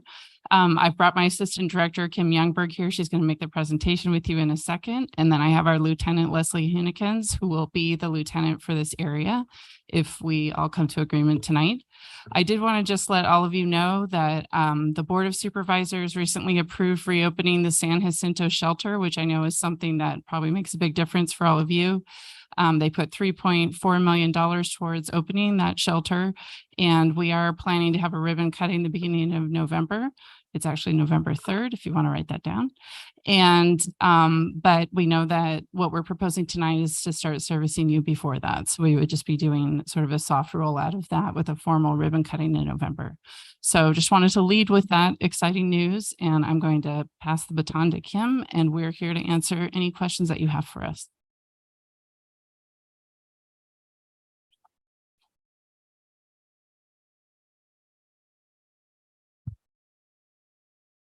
Good evening, Mayor, council members. Thank you for giving us the opportunity to just present to you who we are and about some of our programs. So our mission is working together to improve Riverside County for people and animals. And we have a vision of promoting an environment of responsible pet ownership through progressive animal welfare initiatives, community outreach, and humane education in a culture of compassion, creativity, and integrity. So as Erin mentioned, we're opening our San Jacinto Valley Animal Campus, which is just down the road from us here. It's a state-of-the-art facility. Provides a clean, comfortable environment for the animals. The dogs have inside, outside access in all the kennels with automatic watering features, and they'll be free fed. Cat cubbies have blankets. They've got room to move around, and private litter box spaces, which is important to them. Our animal control officers are a very highly trained team of professionals. They're very good at what they do. We are a very pro pet keeping animal community focused department. And so they do whatever they can to try and return animals to their homes in the field rather than trying to impound them in the shelter. That's the last place that we want them to be. We also help in the community with pet support. So if we notice that somebody has, say, a dog that keeps getting out, we try to help them to remedy this situation. A lot of these programs we can offer grant funded, and so it doesn't cost the constituents anything. Our team is also very successful with animal cruelty investigations and actually taking those all the way to even felony charges, and also with emergency response. You guys probably remember the Fairview fire. We had to open the San Jacinto Valley Animal Campus, and we helped constituents shelter hundreds of animals for that incident. We have a really well-trained response team when it comes to emergency response. Our department has even been called to help, across the state and in other states when it comes to fires and other natural disasters. We're often called especially with the county emergency response agency, where we stage at incident command centers. We do rescue of animals from evacuation areas. We help with assistance with owners. We deliver food, and we have a lot of equipment that can help us with this. We also have a volunteer team called REARS, our Riverside Emergency Animal Response System, where this helps with large animal cases or evacuations. It's a team that's trained by our department to come in with horse trailers and has large animal handling experience to help in these kinds of events. As I said, we're a very community-focused department. We really focus on trying to reunite pets with families. We have a program called the Healthy Pet Zone, where we help persons that are having a difficulty, maybe financial difficulty, to keep their pets. We want to keep pets and families together. And we even have a homeless outreach team that helps with the greater county in homeless outreach events and with our different contract cities. We also do pet licensing. By state law. All dogs that are 4 months of age or older have to be licensed, which means that they're vaccinated for rabies, which, as you know, is a deadly virus. We also require that they're microchipped and spayed or neutered. So it's easy for people to purchase licensing through us online in all of the jurisdictions that we serve, or they can call us to get assistance. Within our shelters, we focus a lot on animal care and enrichment, which means, we try to get dogs out for walks. We have volunteers that come in and socialize cats. All of our animals are fed a high quality diet. So we work on sociability with animals. So they're like, dogs are often co-housed because they're social animals. We do play groups to help improve the, social skills of our dogs and keep them exercised and engaged. We have agility yards that help to support these programs so that, the dogs can get out. We also have a program called Riding with Rovers, where we have volunteers that can take them out on bicycles with the little, it's like a little bar that's attached to their collars. And then the cats are provided with enrichment toys. We are always focused on life-saving once animals do come into the shelter. With the programs that we have through adoptions, we work with hundreds of rescue partners all over the country. We have a robust foster program where we can send out, underage animals to adult animals. And then we also offer what's called pet support. So when people come to the shelter thinking that they want to turn a pet over, we try to do what we can to have them help either keep their pet or help them also find who may be the potential owner of that animal. In addition, we have a free roaming cat program. This helps cats that are already in the community through getting them spayed or neutered, microchipped, ear tipped, so that they can live their natural lives out in the community. Sometimes there are residents that don't necessarily like cats in their yard. We can help them through providing traps, deterrents to keep cats out of their yards and gardens. And then we offer free spay and neuter of the roaming cats, which often eliminates the problems that people have in the first place, which is like spraying or yowling or those types of behaviors. The San Jacinto Valley Animal Campus also has a clinic. So we will be opening the spay and neuter clinic. So all animals by state law, before once they're adopted, they have to be spayed or neutered. That's a state law, but we will also be providing public services such as spay, neuter, vaccinations, microchips, and we do what are called wellness clinics, where we sometimes take these services out in the community as well. And these programs are often grant funded, so they don't cost the constituents anything. And then, of course, we offer volunteering opportunities for people in the community. They love to come and help us out. We've got a job that can pretty much fit anybody who's, suit their needs.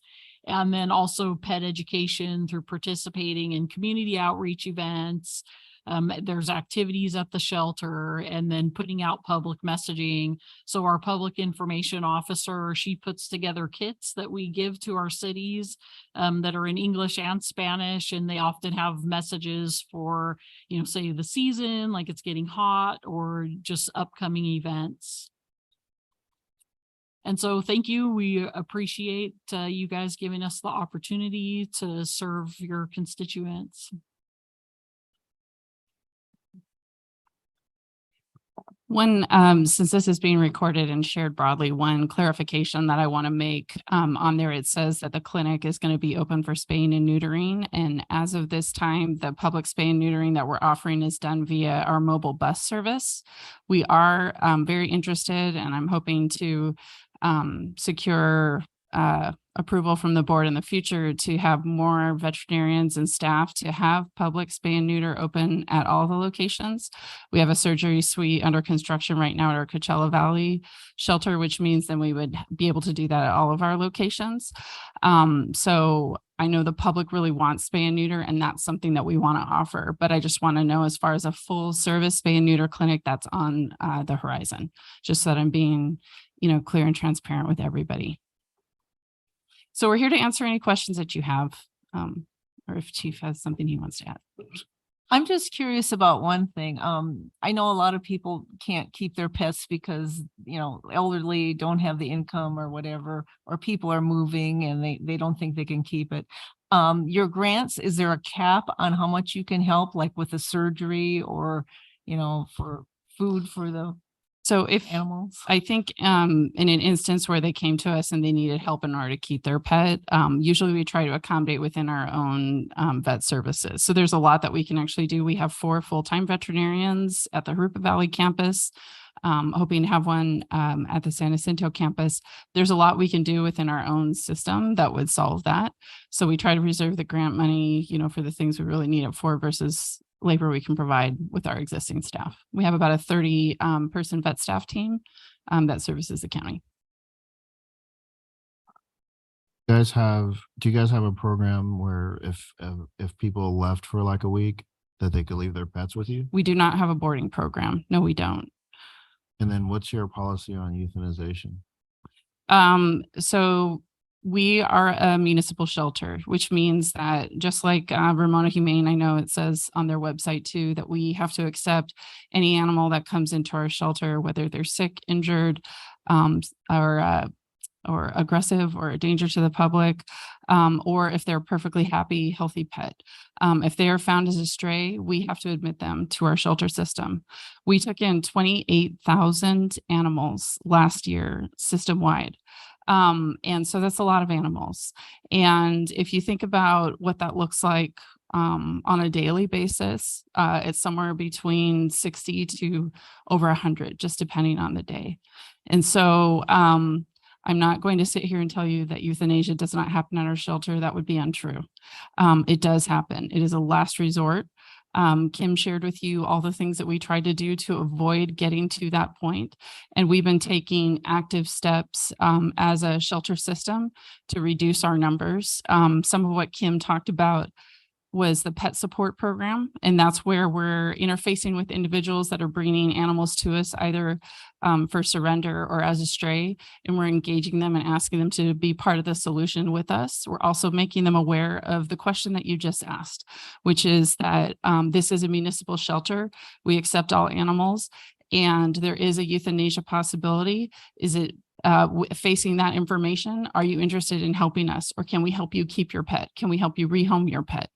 So there's a lot that goes into a euthanasia decision. It's a very, very last resort. But in some cases it does happen, because that is the most compassionate thing to do. Sometimes it's the best thing to do for public safety. And so I don't know if that answers your question. I could tell you more about that, but It does. Another question I have is what happens if, I think we can only have 3 dogs here. What happens if someone they have to turn over it because they have too many dogs? I think if you adopt Title VI, which was earlier on your agenda tonight, it will be 4. So once Title VI goes into effect, it would be 4 dogs that you're allowed to have. And I'm looking at Kim because I think it's the number for cats. You can have it 9. Yeah, you can have up to 9 cats. And so we respond on a reactive basis. So if we get a phone call and we're investigating whether or not someone has over their pet limit, then we're going to have a conversation with them about trying to get under that limit. We usually work with the resident. Maybe they have unusual circumstances about how to get to that limit, if they can rehome them or they can, work with friends, or if we can help them with that. Obviously, our goal would be for them to have the proper limit and for us to get all the extra animals that they have as a safe home. Thank you. That's all. Any other questions? No? If I could just add a couple more things, I think this is a great opportunity. We had a missing part of educating our community.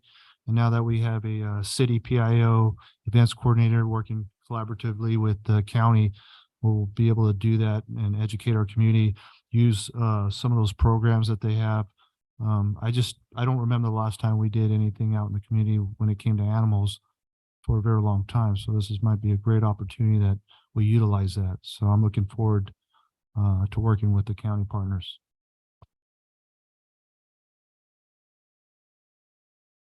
Don't think there's any other questions. So thank you very much. You're welcome. Can I get a motion and a second, please? I'll make a motion. Second. Council, please cast your votes. I have a motion by Councilmember Kendrick, second by Mayor Pro Tem Lowenthal. That motion passes 5-0. Moving to 16C, which I'd like to hold till the next meeting if possible. Is that okay? Can I get a motion then to? Are we going to do both? Just stop here, or are we just going to hold this? No, just this 16C for now. So if I can get a motion to Make a motion to continue this item. thank you. I'll second. Council, please cast your votes. I have a motion by Councilmember Peterson, second by Councilmember Kendrick. That motion passes 5-0 to continue this item to the next meeting. Okay, moving to 16D, may we receive a report from staff on this item, please? Certainly, Mayor. At your request, I drafted an ordinance that would dissolve the Infrastructure Commission and transfer a significant amount of its duties to the Planning Commission. Those specific duties that would be transferred are listed in the analysis section of the staff report. They consist of 6 main duties. The remainder of the duties is approximately 20 that are listed, are either required to be conducted by other bodies of the city under state law already. To give an example, probably the most impactful is review and comment upon the city's capital improvement plan every year. So that is the list of significant capital projects within the city. The Planning Commission is already required to conduct that review under state law to ensure consistency with the city's general plan. And the city council is, of course, obligated to, or not obligated to, but in order for the capital improvement plan to be adopted, it has to be reviewed and approved by the city council itself. So that's an example where you have a task that already has 2 public hearings before 2 city commissions. So we didn't include that as being transferred to the Planning Commission because they are already required to review it. The remainder of the duties can either be conducted by ad hoc committees of the city council, or even ad hoc citizen committees if you feel it's necessary. I'd say a review of the minutes of the Infrastructure Commission indicated that although there were 20 tasks that were delegated to them, I would say the vast majority of that list did not seem to have been sent to them or have been acted upon by them. Additionally, I did attend the special meeting of the Infrastructure Commission that occurred yesterday. You did hear the results of that. They did have a discussion and sent a letter of opposition to this action. One of the things that I did discuss with them, because they were concerned about the avenue for public comment on matters affecting infrastructure. I did know we do have the former chair of the Infrastructure Commission here. And so, perhaps she can give her insight if this is accurate, but a review of the minutes did seem to indicate that there was actually pretty low public engagement with the Infrastructure Commission itself. I think other than the Girard project, which did go to the Infrastructure Commission, did have significant public comment. The last public comment I found was actually in October of 2022. It appeared to be a public comment. I think it was from a developer representative on street names. Maybe it wasn't a developer representative, but and then before that, I found one other public comment in 2022, and I forget what the topic was. The commission did have significant comments on why that was, including their meeting location, inconsistent meeting times, uncertainty as to what their scope was. But nevertheless, it did appear that there was some challenges in having public engage with that particular commission in a meaningful way. Additionally, and this is in the discussion section, because you are transferring a significant amount of duties from the Infrastructure Commission to the Planning Commission, the direction that I received was to include language that would vacate the seats of the Planning Commission upon the effective date of the ordinance and allow the City Council to consider and reappoint to that commission to rebalance it based on its new expanded role. So that's the what. As to the why and the whether, that is certainly probably more your prerogative, Mayor, and that of your colleagues on the council. So if there's any questions about the technicalities of the ordinance, that concludes the staff report. Thank you for your presentation. Are there any comments from the council at this time?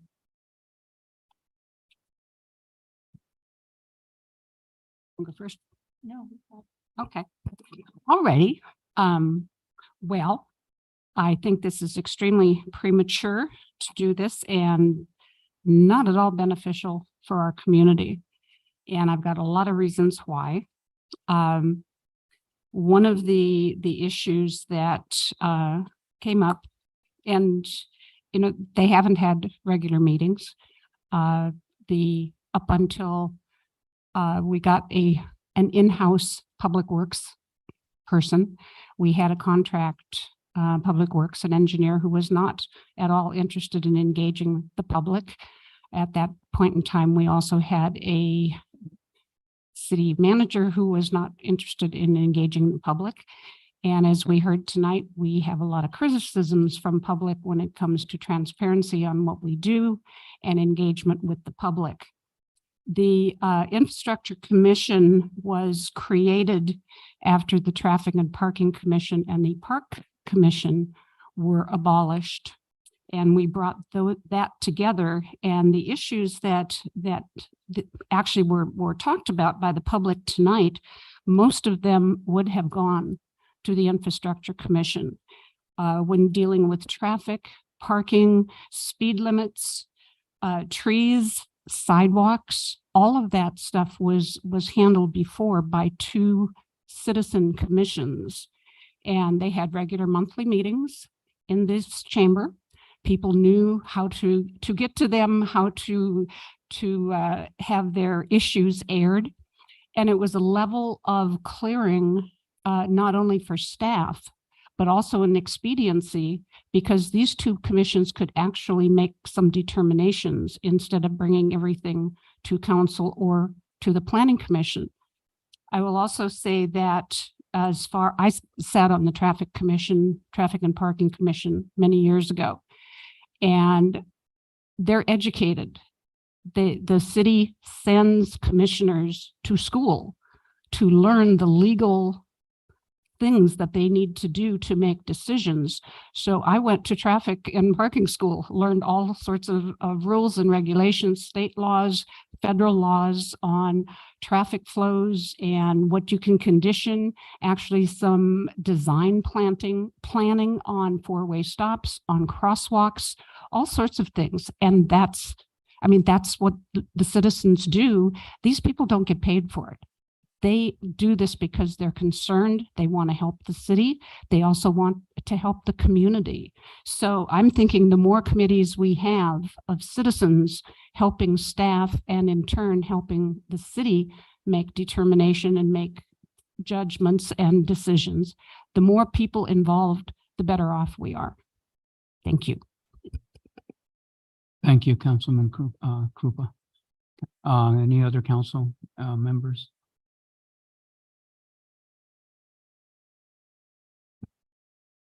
I watched the infrastructure meeting yesterday and they kept saying, why is this coming? Where is this coming from? Why now?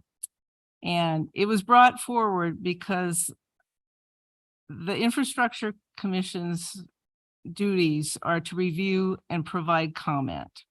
They don't have the authority to make policy changes. So they're just another set of eyes. And by them having an Infrastructure Commission meeting in between the Planning Commission and the council meetings, it's another meeting that has to be prepared for. It has to be attended to. It takes more time. And then some of them, like the attorney said, a lot of it is repetitive. You know, we see it at the city council meeting, and then I am the liaison for the Infrastructure Commission. I go to that meeting and I see Noah Rao, our Public Works Director there, and I see him here, and it's the same presentation. So if people really want to make comments, they can come to the Planning Commission. They can come to the City Council Commission, City Council meeting, whatever. So that's one thing. So it delays progress, and it goes back and forth. And all you have to do is look at today's agenda. So the first item was on the development. So on March 28th, 2023, the City Council remanded the project back to the Planning Commission. The Infrastructure Commission reviewed it 2.5 months later on June 12th, 2023. So 2.5 months, it went back and forth. And again, they can't make any policy changes. They can only comment. So again, they can come and they can comment at any of these meetings, any of these commissions. So the list is much shorter now, and it can be easily absorbed by the Planning Commission, or the City Council can make some of these decisions. Excuse me, it's getting late. Decisions, or if we need to, we can have an ad hoc, but we probably wouldn't even need an ad hoc on most of these things. So that's my opening remarks, and I want to say something later. So serving as the chairperson since the inception until my appointment to City Council, it has been a challenge on infrastructure with, meeting in the library, not recording meetings, not giving the public access. We've had some changes that seem to have made it better, but we also had problems with the failure of council to reappoint commissioners. I was out of term for a year, which I have a problem with. I think that term limits are term limits. If we're going to just extend them without any kind of discretion, then I don't see the point in term limits. So I'd like that addressed in the ordinance, but on Infrastructure Commission, and this is to all the commissioners, I'm not discounting what they bring to the city and the skills that they have. But there's 2 projects that came 3 times that significantly delayed these developers. I called both of those developers and asked, did the infrastructure provide an obstacle for you? And did you feel it was necessary? And both of them said no. And I said, how long were you delayed? Several months. Again, kind of echoing what the city attorney said, is there's a lot of repetitive duties.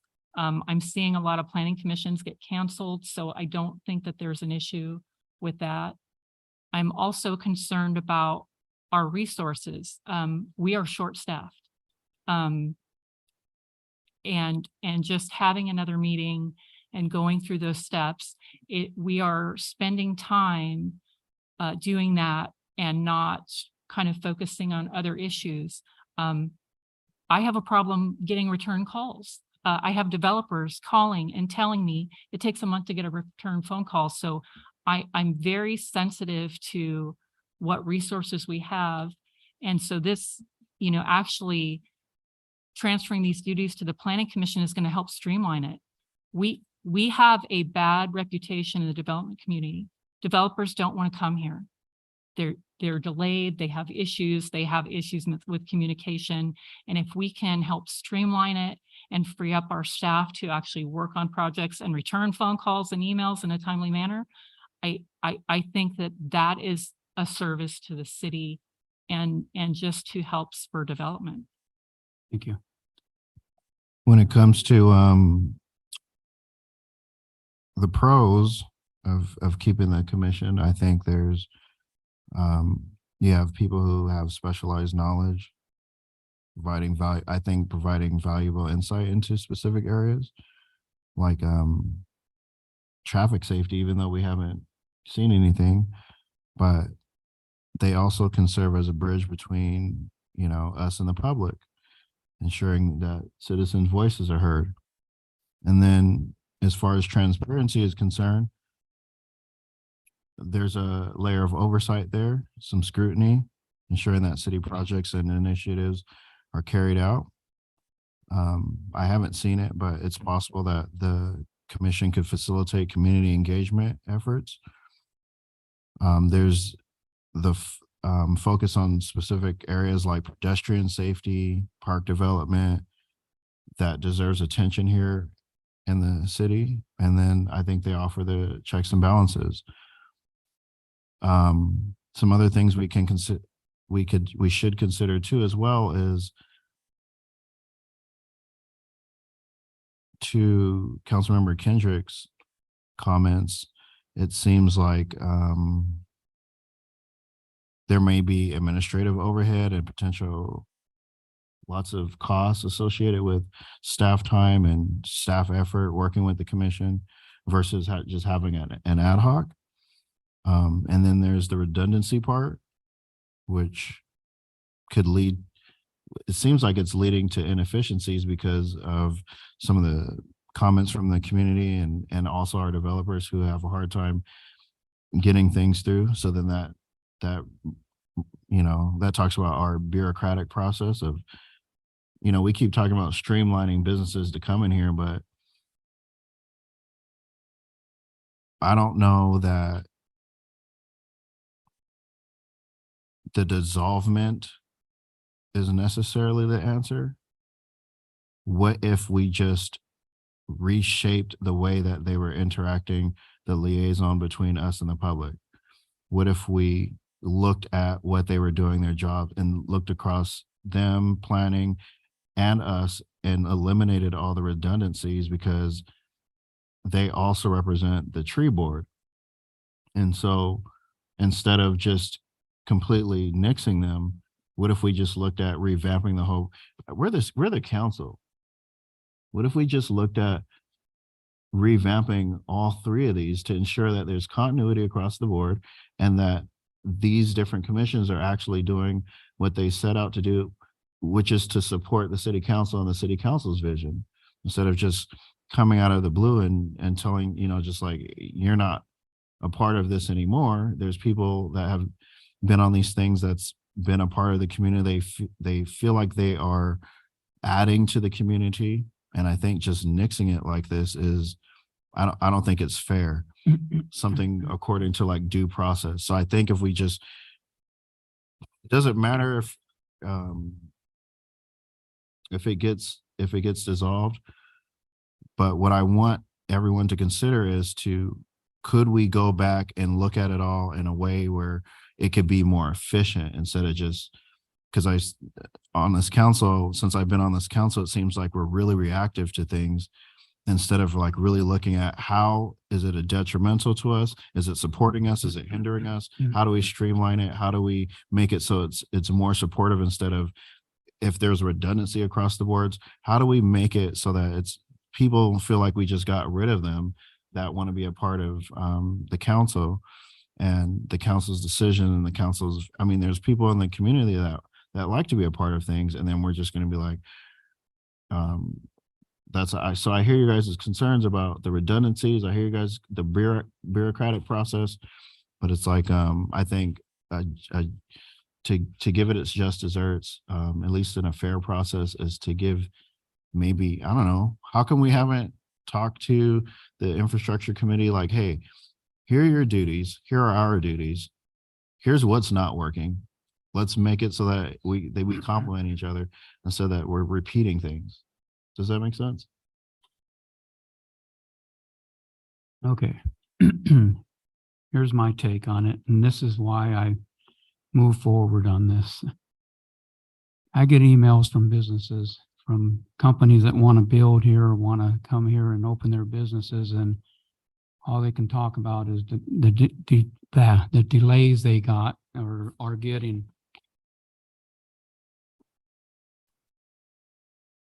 We have two separate entities here. We have infrastructure, we have planning, which both don't have any voting rights. It's redundant. One does the same thing as the other. And then they send, this infrastructure will send something back to planning to go over something that planning could have done on their own and send it back to the city council to vote on. Business is getting held up here. I'm trying to curb that, streamline the business. I want business here. I'm a businessman. I owned a business for 22 years. And if I had to go through the problems that businesses here in Hemet have to go through, I wouldn't open a shop here. And what I'm trying to do is cut the red tape out. Give them the red carpet, give businesses a red carpet to come down and walk and say, hey, we're here to help you, not hinder you. So we have redundancy. Businesses don't want to come here. They would rather go to San Jacinto because they streamline things over there. They don't have the problem that we have. So one thing was to cut out infrastructure, keep planning. Planning will have a little more work to do, but that's fine. If we need committees created in order to handle other things, we'll do that. We'll create a committee and get it and streamline it. But, if you have two entities that are doing the same thing, it's superfluous. It's a waste of time. It just doesn't work, and it causes problems. And I see the problems with emails that I get from businesses. So I just think we need to cut one of them, and infrastructure is the one. It was brought in 2019. What did we do before then? We had the planning commission, maybe other commission, but we try it, see what we get, and if we need to bring them back, we can always bring them back. We did before. We brought them in 2019. But I want to streamline business. I want business here. I want Hemet to be a place where businesses want to come, not where they avoid coming to. And that's what we're having now. So that's just my spill on it. I agree with you. I want businesses to come in here too. But Traffic Commission dealing with traffic doesn't stop businesses from coming in here unless they say our traffic is uncontrollable and we don't want to be on your streets because they're too busy and you don't have any stop signs and you don't have any traffic lights and you don't have enough parking. And that's what Parking and Traffic Commission used to deal with. And it's what infrastructure is supposed to be dealing with traffic circulation, parking issues, all of those things. And I would just say that having that commission is an extra, it's an extra layer, but it's another checks and balances. It's 8 or 10 more eyes from the public on things that are happening here, issues with traffic. We've had 2 developments that came in that this last one tonight, if it hadn't been for the zoning change, that would have been approved last March by the Planning Commission, even with all the issues that the citizens brought up, all the things that we have brought up. But it went back to traffic or back to infrastructure, and they came up with all sorts of things. There was another development, a commercial development that hopefully is still going through, but it was approved with an amendment to the general plan by the Planning Commission.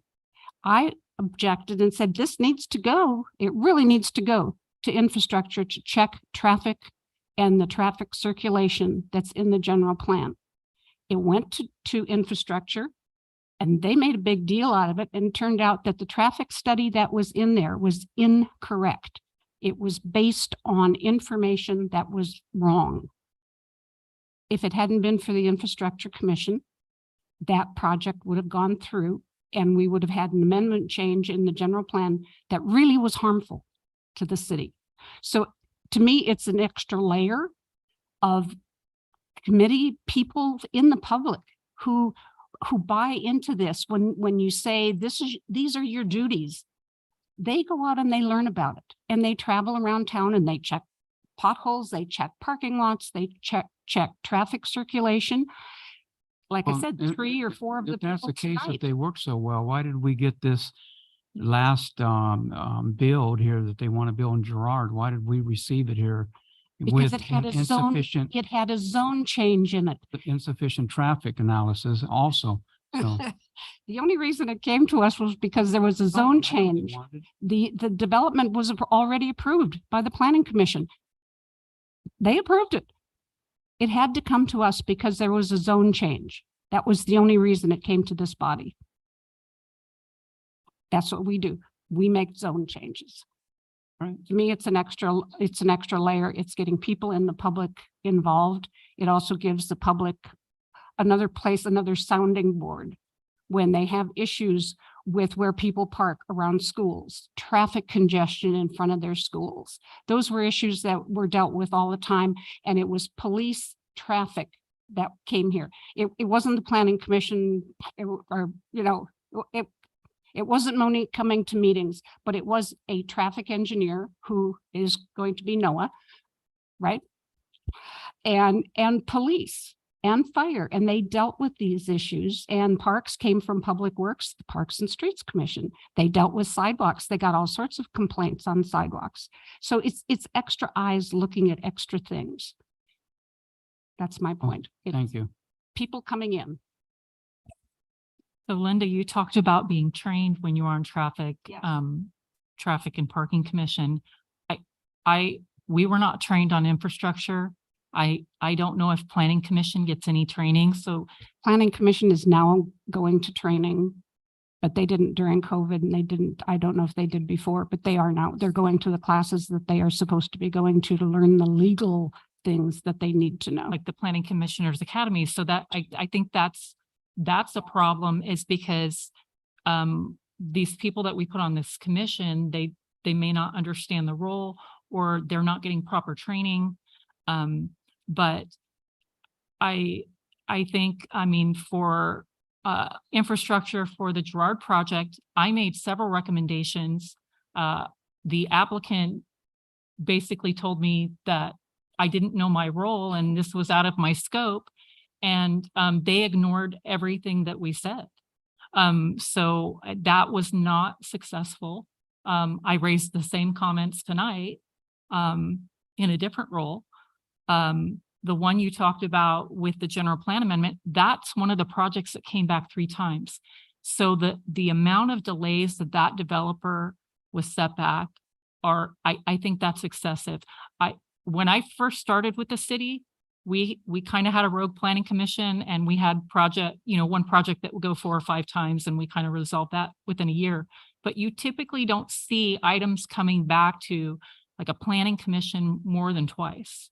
So I'm concerned about the fact that things keep coming back, or I know that Linda had brought up, we're having to remind staff and we're having to remind planning commission, infrastructure's out there. I mean, it was frustrating because I could watch meetings and go, this should have come to us, or it comes to us after it comes to city council. So it's not been functioning. Like I said, these 2 developers, the one on the street names, 3 times, three times. That's excessive. That those are significant delays, and developers, time is so very important. Like I said, we have a horrible reputation in the development community. We have to do better. We have to try to streamline this. Let's work together.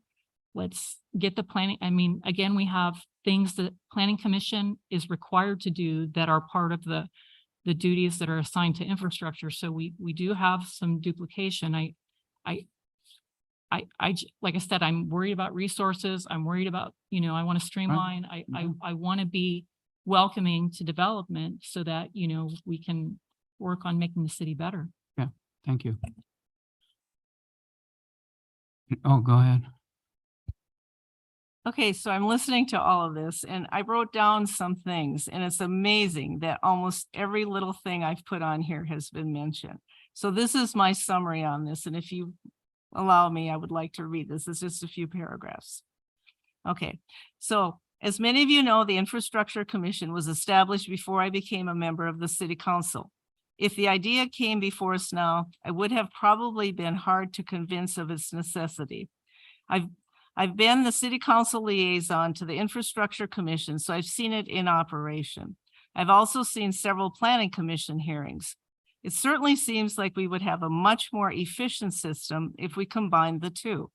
I've also heard from the real estate development professionals who have had experience processing applications in the city of Hemet. Our reputation is not good, and the Infrastructure Commission is perceived as an unnecessary step in an already overburdened process. I've quickly learned that time is the biggest impediment to the real estate industry. A quick process with certainty of direction is what separates successful cities from those that struggle. We have bright and talented people on both the planning and infrastructure commissions, and I encourage all of the current members to apply to what I hope will be a much more active and efficient planning commission. Thank you. Thank you. Are we all done? Can I get a motion? I make a motion to disestablish the Infrastructure Commission. Can I get a second? I'll second. And to clarify that, that's to introduce the ordinance that you have in front of you.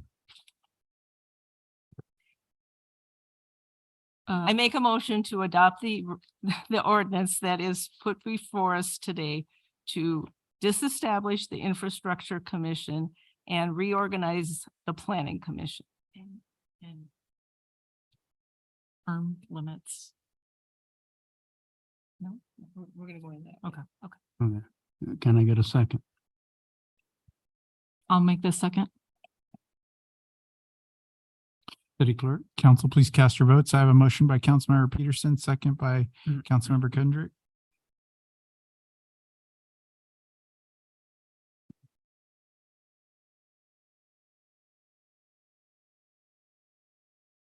That motion passes 4-1 with Councilmember Krupa voting no. Thank you. Oh, okay, we're moving on. City Council and staff reports. We will now move on to City Council staff and reports. Can I just get one report from each individual, please? It's already 11:35, so You're skipping? Okay. Well, I had a couple things, but I'll just do two real quick. All right. I went to the Salvation Army Community Fun Day, and the highlight was meeting Duke, one of our canines. And then I did a PD ride along on September 1st with Corporal Hyatt, who is now Sergeant Hyatt. And I just want to say that it was great. I thought Sergeant Hyatt treated everyone we encountered with the utmost respect, and I'm looking forward to going on my PM ride along at the end of the month. That's it. Thank you. Anyone else? I have none. Jackie, our council member. I just wanted to promote that there's a big event this weekend at the Ramona Bowl. And they're trying to get more revenue throughout the year. And we want to have city participation as much as we can for these events, because we need the revenue to make much needed changes at the Ramona Bowl.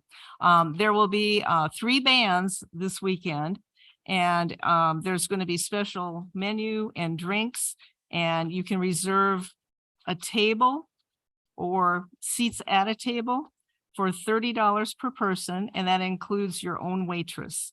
Or you can have $20 per person for a regular ticket in advance, or $25 at the door. So it starts at 6 o'clock, goes till 10 p.m. So spread the word. Everybody go to the Ramona Bowl this weekend. All right, thank you. I just have one thing here also. I thought Mr. Leonard would, or Larned would do it. But we have a West Coast rally in the American Legion, 3-day event from September 29th to October 1st. We're going to probably have about 1,200 to 1,500 motorcycles. So please be nice to them. They're all veterans, but you're all welcome. Anyone's welcome to come to this off of Ramona Street. It's a 3-day event. We'll have food, music, live events, everything. So please come to it. Thank you. And I guess, do you have a report, sir? I have 2 brief items. First, we submitted a comment letter, which we distributed to you, about the proposed 6,000 unit subdivision in the eastern portion of Hemet. This is known as the Citrus Valley Specific Plan. It's being processed by the county. And then secondly, the city recently submitted a $2.5 million organized retail theft prevention grant to the state. And this is a very competitive program. I'm pleased to let you know that we are recommended for full funding on Thursday by the Board of State and Community Corrections. So we'll be keeping an eye on that and letting you know. But we're confident that that will be moving forward. Thank you. Thank you, sir. I now adjourn this meeting.